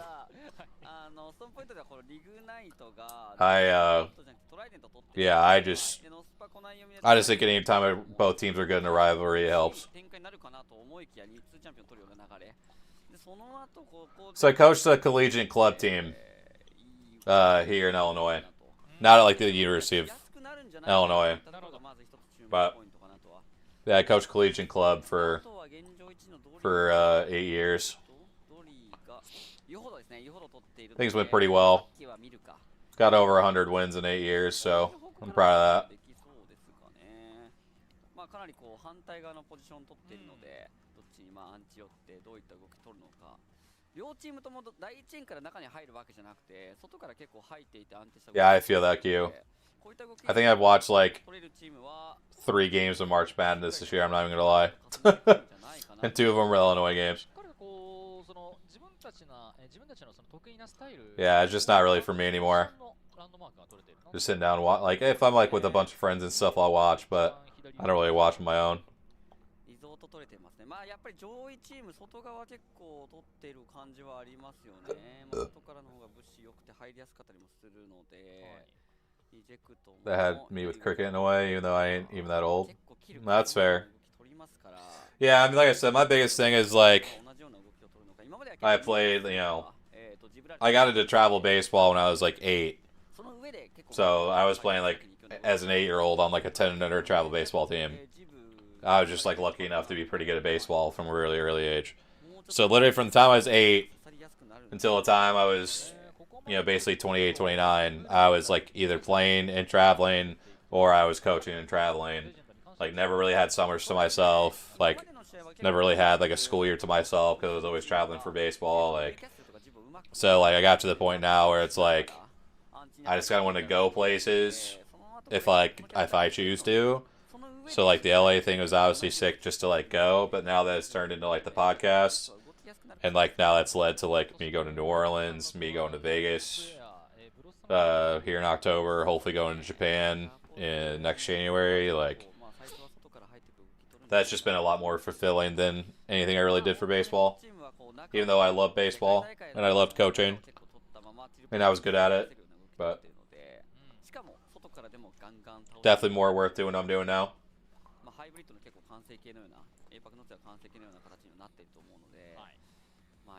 Honestly, same Q. Yeah, I've gotten into watching like Call of Duty. Like watched the CDL quite a bit. I watch a little bit of Val every now and then. I watch League every now and then. But yeah, CDL is definitely what I've really gotten into recently for Call of Duty. Apex just go to like that. That is for sure. Gotta make Japan. I mean, I'm trying. I hope so, man. I hope I'm able to make Japan happen. That is the plan as of right now. I gotta get through a bachelor party next week, 2 weddings, the Vegas trip. Got a lot of shit to happen before then. Val watch parties? I don't know enough about Val for all that. I do not know enough about Val to do a watch party. I just like to enjoy that stuff on the side.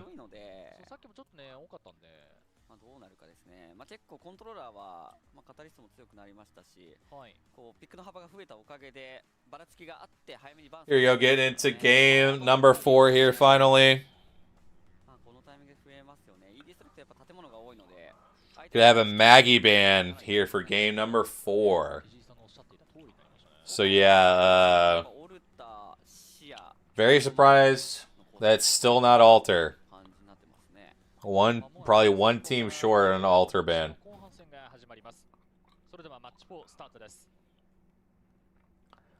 Yeah, these are some pretty twisted bans, I gotta say. This is it's an odd one.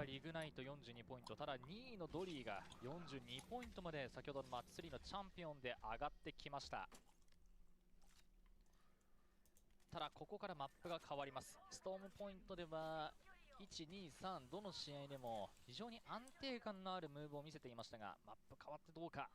さあ最初のアンチが出ました。16 Maggies, 15 Alters. There you go. Alright, we're going to get one of these Humbert zones. So the biggest thing about these Humbert zones is that there's just so many different spots these things can pull to. So a lot of these teams have to be really patient here. Try to find the right spot here. Again, a lot of people are going to try to actually like go play for these big main buildings here. But they're going to have to be really on top of the game when it comes to rotations and holding their spots. Because there's just so many ways this thing can bounce. So you're going to feel like you're going to be in God's spot and all of a sudden it's going to yank the other way. So we'll have to wait and see. Yeah, we did get a Maggie ban game 4, I'm pretty sure. Which, honestly, APAC South I expected. APAC North I did not expect.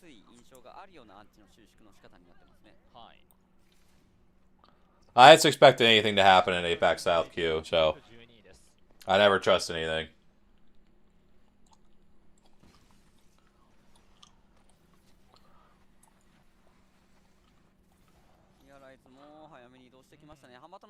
No, literally, I say the same thing all the time.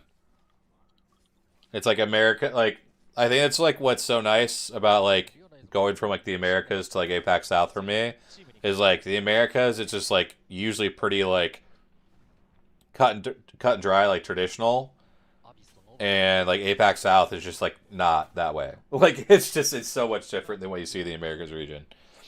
We'll see again, obviously, if that still holds true, unless the Americas teams decide to do something different. But no, Caustic has not been banned. Has not been banned.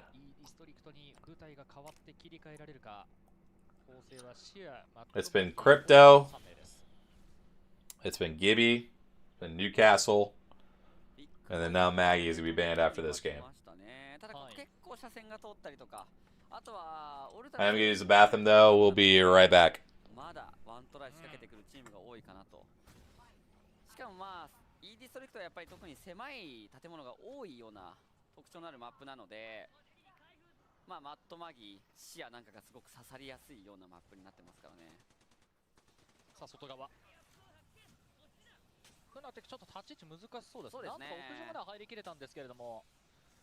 まあ一旦このタイミング耐え抜きたいですよね。はい、ちょっとまだ白アーマーなのがかなり痛いような状況ですね。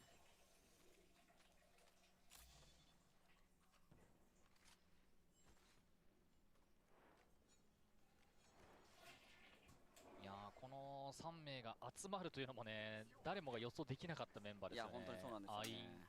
イリー・カーネル・ガルシア。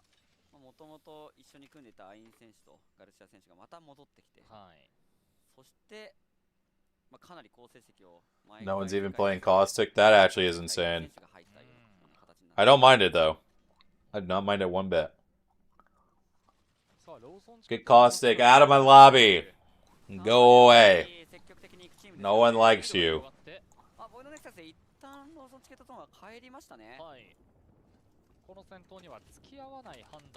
Make things unbearable to watch. まあ負けてしまったら0ポイントになってしまうので、まあリスクを取りませんでしたね。いい判断にはなったと思います。はい。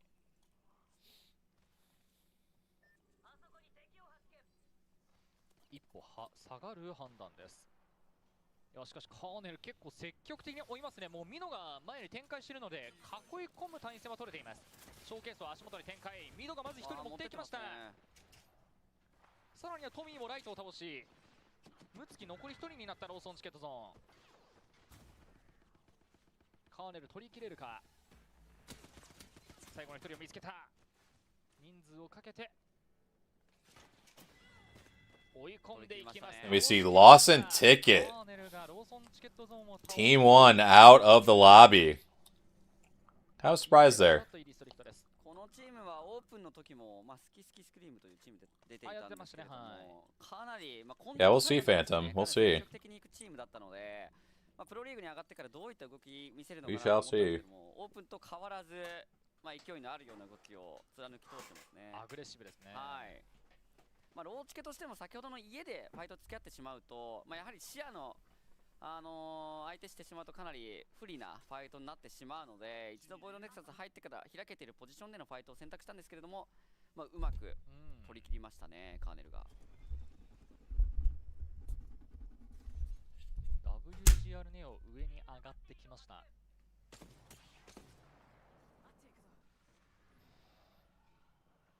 キノトロープ入ってきましたね。ログではそうですね、柵が瀬戸内スパークス1人倒していったというのが流れていたので、そのまま仕掛けようとするのか。ただフェンスを展開し迎撃態勢を取ります。パイロン内側に立てました。瀬戸内スパークス倒されているのはタニコです。 Yeah, team's definitely looking to get pretty aggro here early. The cat is definitely an interesting move, I gotta say.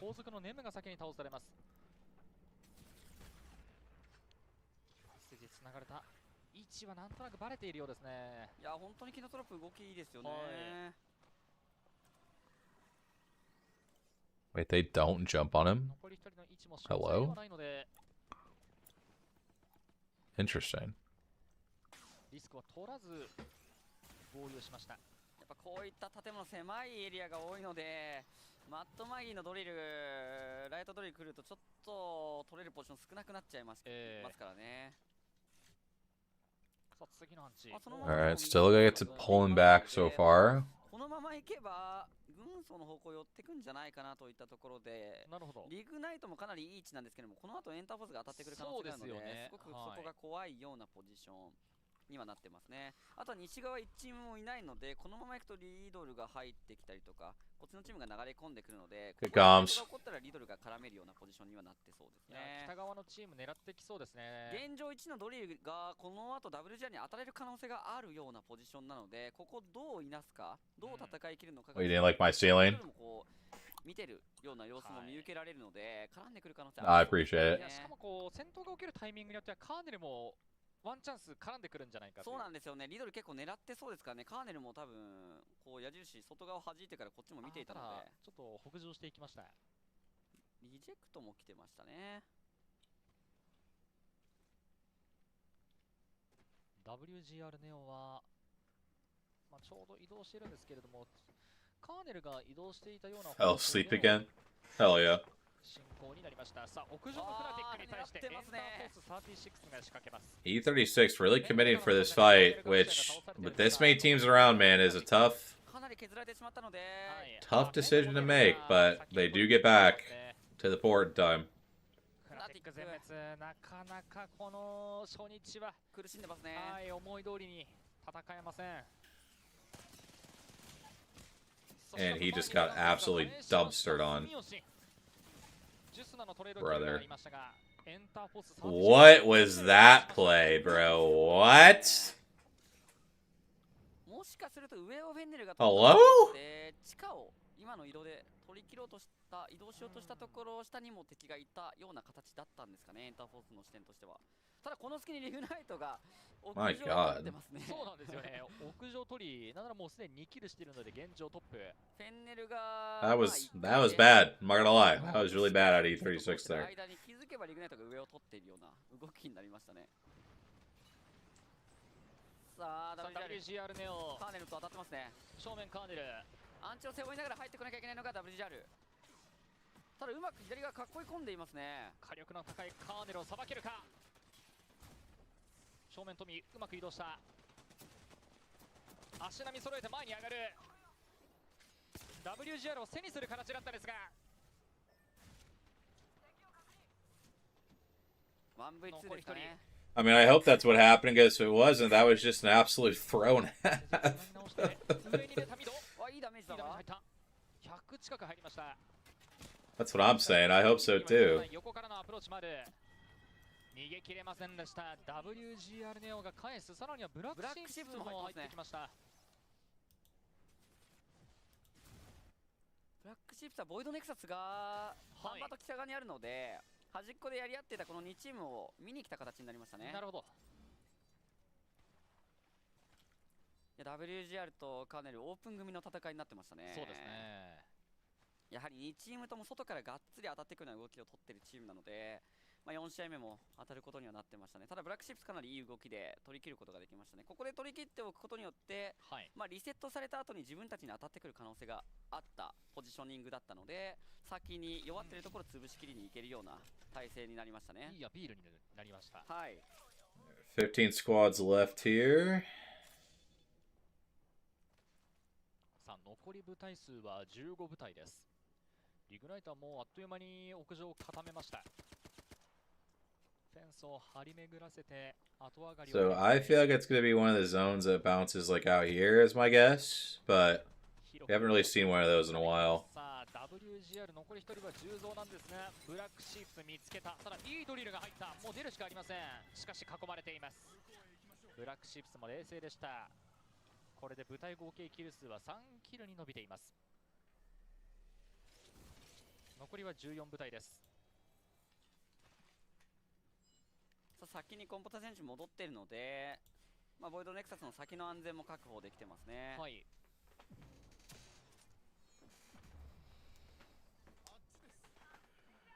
このブリーチチャージ何でも大体壊せるので、何でも、はい、ちょっと何でも言ってたらあれかもですけど、まあ、ほとんどのオブジェクト障害物壊すことができるので、まあ、窓だったり硬質鋼メッシュだったりとか、まあ、あとこのパイロンなんかも壊せますし。そうですよね。かなり今日ね、やっぱそうなんですよね。鋼メッシュがあるのがちょっと厄介で、これによってかなりいろんなファイトの仕方の選択肢が増えますよね。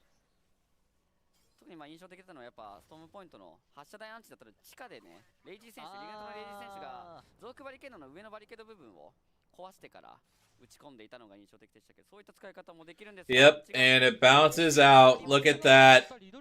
Make me an IGL. 見ないんですけど、これこっち側にリドルしか Sign me to Fnatic. このアンチ収縮で見ないんですよね。はい、そして気づいたらドリーが一番下にいるっていう。そうなんですよね。まあこのポジション Give me all the dollars.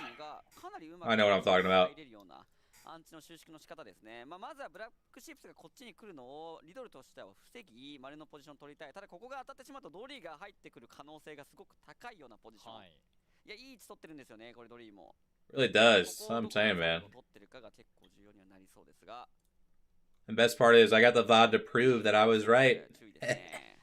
この2チームの睨み合いは楽しみですね。どういった結末を迎えるのか。あと赤が倒れているロングレンジたまらない。 It's 6 a.m. I'm still calling some zones here. I mean, come on. We're locked. そしてじわりじわりとブラックシップスも上がってきているので、リドルオーダーは前線を一つ下げる判断です。さあ残りも収縮が18秒なので、アンチの方向に入る動きも考えながらファイトをしないといけないですね。まあ、ショーケース耐えたので、ブラックシップスとしてはウルトが展開されている最中は相手をしないような動きになってますね。ネフドールの体力も削られます。さあこの後ショーケースが切れたタイミングでのファイトになってしまいますから、リドルはどう対応するか。メルトスラ一歩前に入れた。橋の下一人見えたが正面上がってきた。いいキャラクターコントロール。橋の上戻ってくる。 Oh, Meltsera ran out of bullets though. いい身のこなしだったんですが、ブラックシープスがも Yeah. やばせです。 Riddle, another tough game, unfortunately. 玉縄選手がかなり耐えていたおかげで2人合流して1人をフォーカスすることができましたね。少し前に浮いていたところだったんですよね。そこをこうフォーカスして取るという。まあ、敵の試合あると一旦避けてから自分たちのタイミングで詰めるのドが素晴らしい。リーが挟まれている。キノトロップとリグナイト。あと1枚ですから取り切られましたね。いい対決、リグナイトが取り切りました。キノトロープもいい展開でキルポイント取ることができましたね。はい。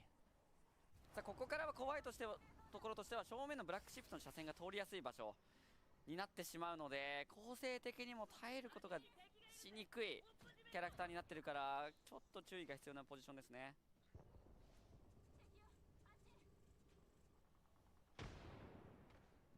ドレッドノートスが一番下、そしてリグナイト屋上変わらず。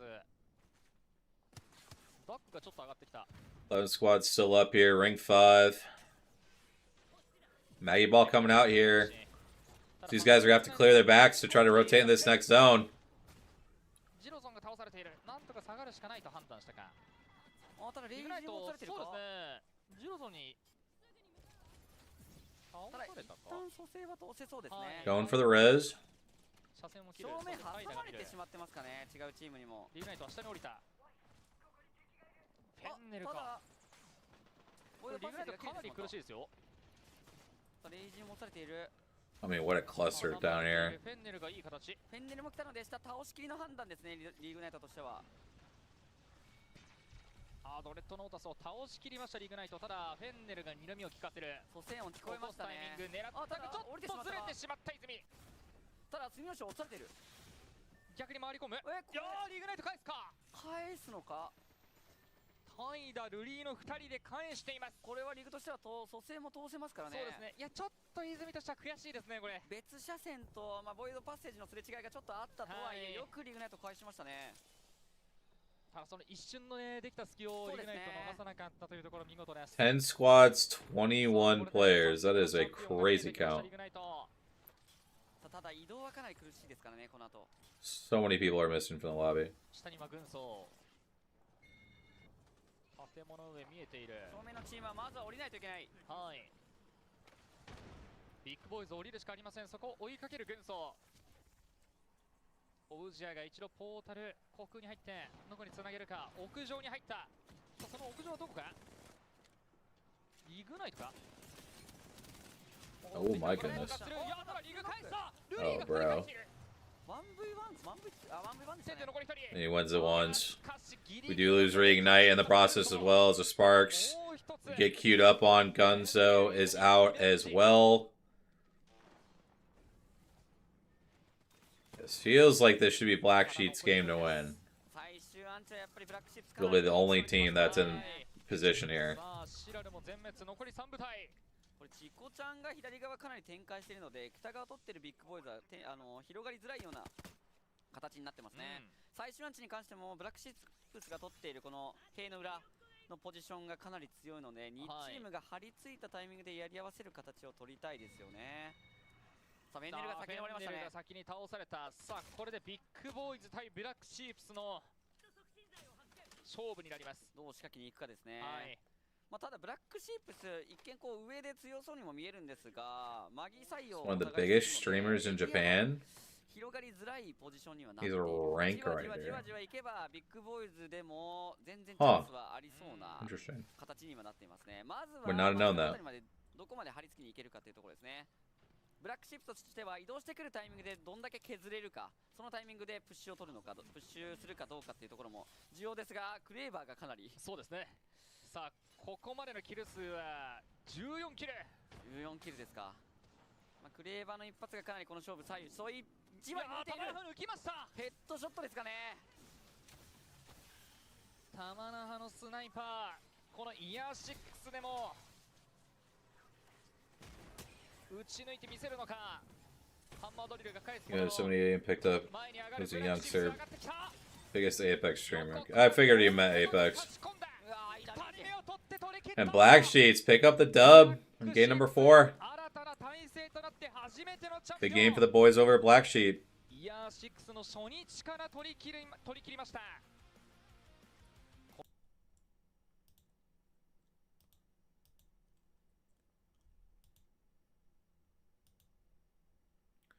Take a look here. That is a 17 kill win for Black Sheeps. My God. All the boys picking up some nice KP there. Big boys there in second. Fennel in third. Serial in fourth. Gunzo with a nice game with 9 kills in fifth. The Sparks in sixth. Reignite. Also some decent KP there in seventh. Kenotrope in eighth. Realize in ninth. Trinity in 10th. Overall leaderboard. Got Reignite still sitting in first. Dory still sitting in second. Reject in third. Black Sheep now jump up to fourth. And E36 in fifth.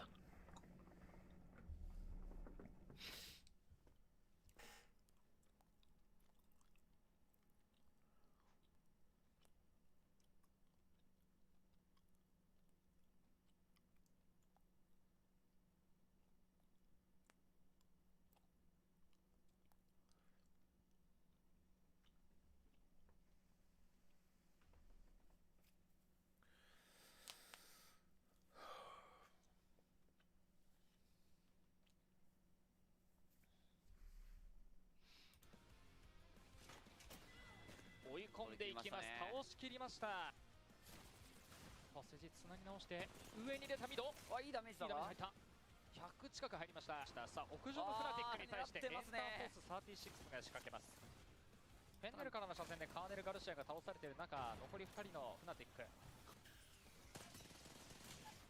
さあシナプ前に出たんですが返しました住吉。ジュスナのトレードキルがありましたが、エンターフォース36、フェンネルが返しました。ビッグナイトの車線も通ってましたね。ベルトスラ一本前に出た。橋の下1人見えたが正面上がってきた。いいキャラクターコントロール。橋の上戻ってからいい身のこなしだったんですが、ブラックシープスがもいい合わせです。見事な連携、少人数戦勝ち切りました。ビッグボーイズ降りるしかありません。そこを追いかける軍曹。オウジアが一度ポータル航空に入ってどこにつなげるか。屋上に入った。さあその屋上はどこか。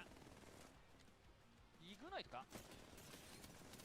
戻ってきたところフォーカスする。いやただリグ返した。ルリーが2人返している。1v1 先手残り1人。いやしかしギリギリの勝負勝ち切ったのは軍曹。ただもう一つ。さあこれでビッグ So you finally escaped the purgatory that is Challenger Circuit, huh? クレーバーの一発がかなりこの勝負左右そうい一番抜きましたヘッドショットですかね玉那覇のスナイパーこのイヤー6でも打ち抜いてみせるのかハンマードリルが返すものの前に上がるブラックシップス上がってきた横からコンポトが差し込んだ2人目を取って取り切ったブラックシープス新たな体制となって初めてのチャンピオン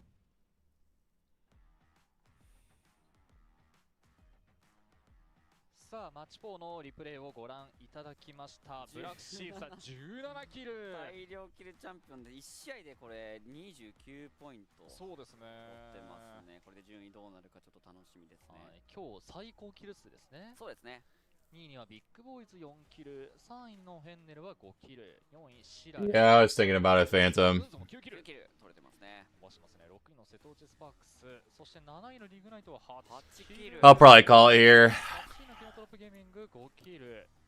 I appreciate you guys being here. I know it's only 2 games left, but I do need to get some sleep. If I would have gotten a nap in, I probably would have been fine. But I want to make the smart decision. Appreciate you guys being here. It was a great stream. Yeah, I'm going to try to be live for Mia here in a few hours. Yeah, hopefully then we'll be alright and good to go for APAC South and APAC North tomorrow. But, no, I appreciate all you guys being here. It's been awesome from YouTube, Twitch, whatever the case is. We will talk to you all tomorrow, later today.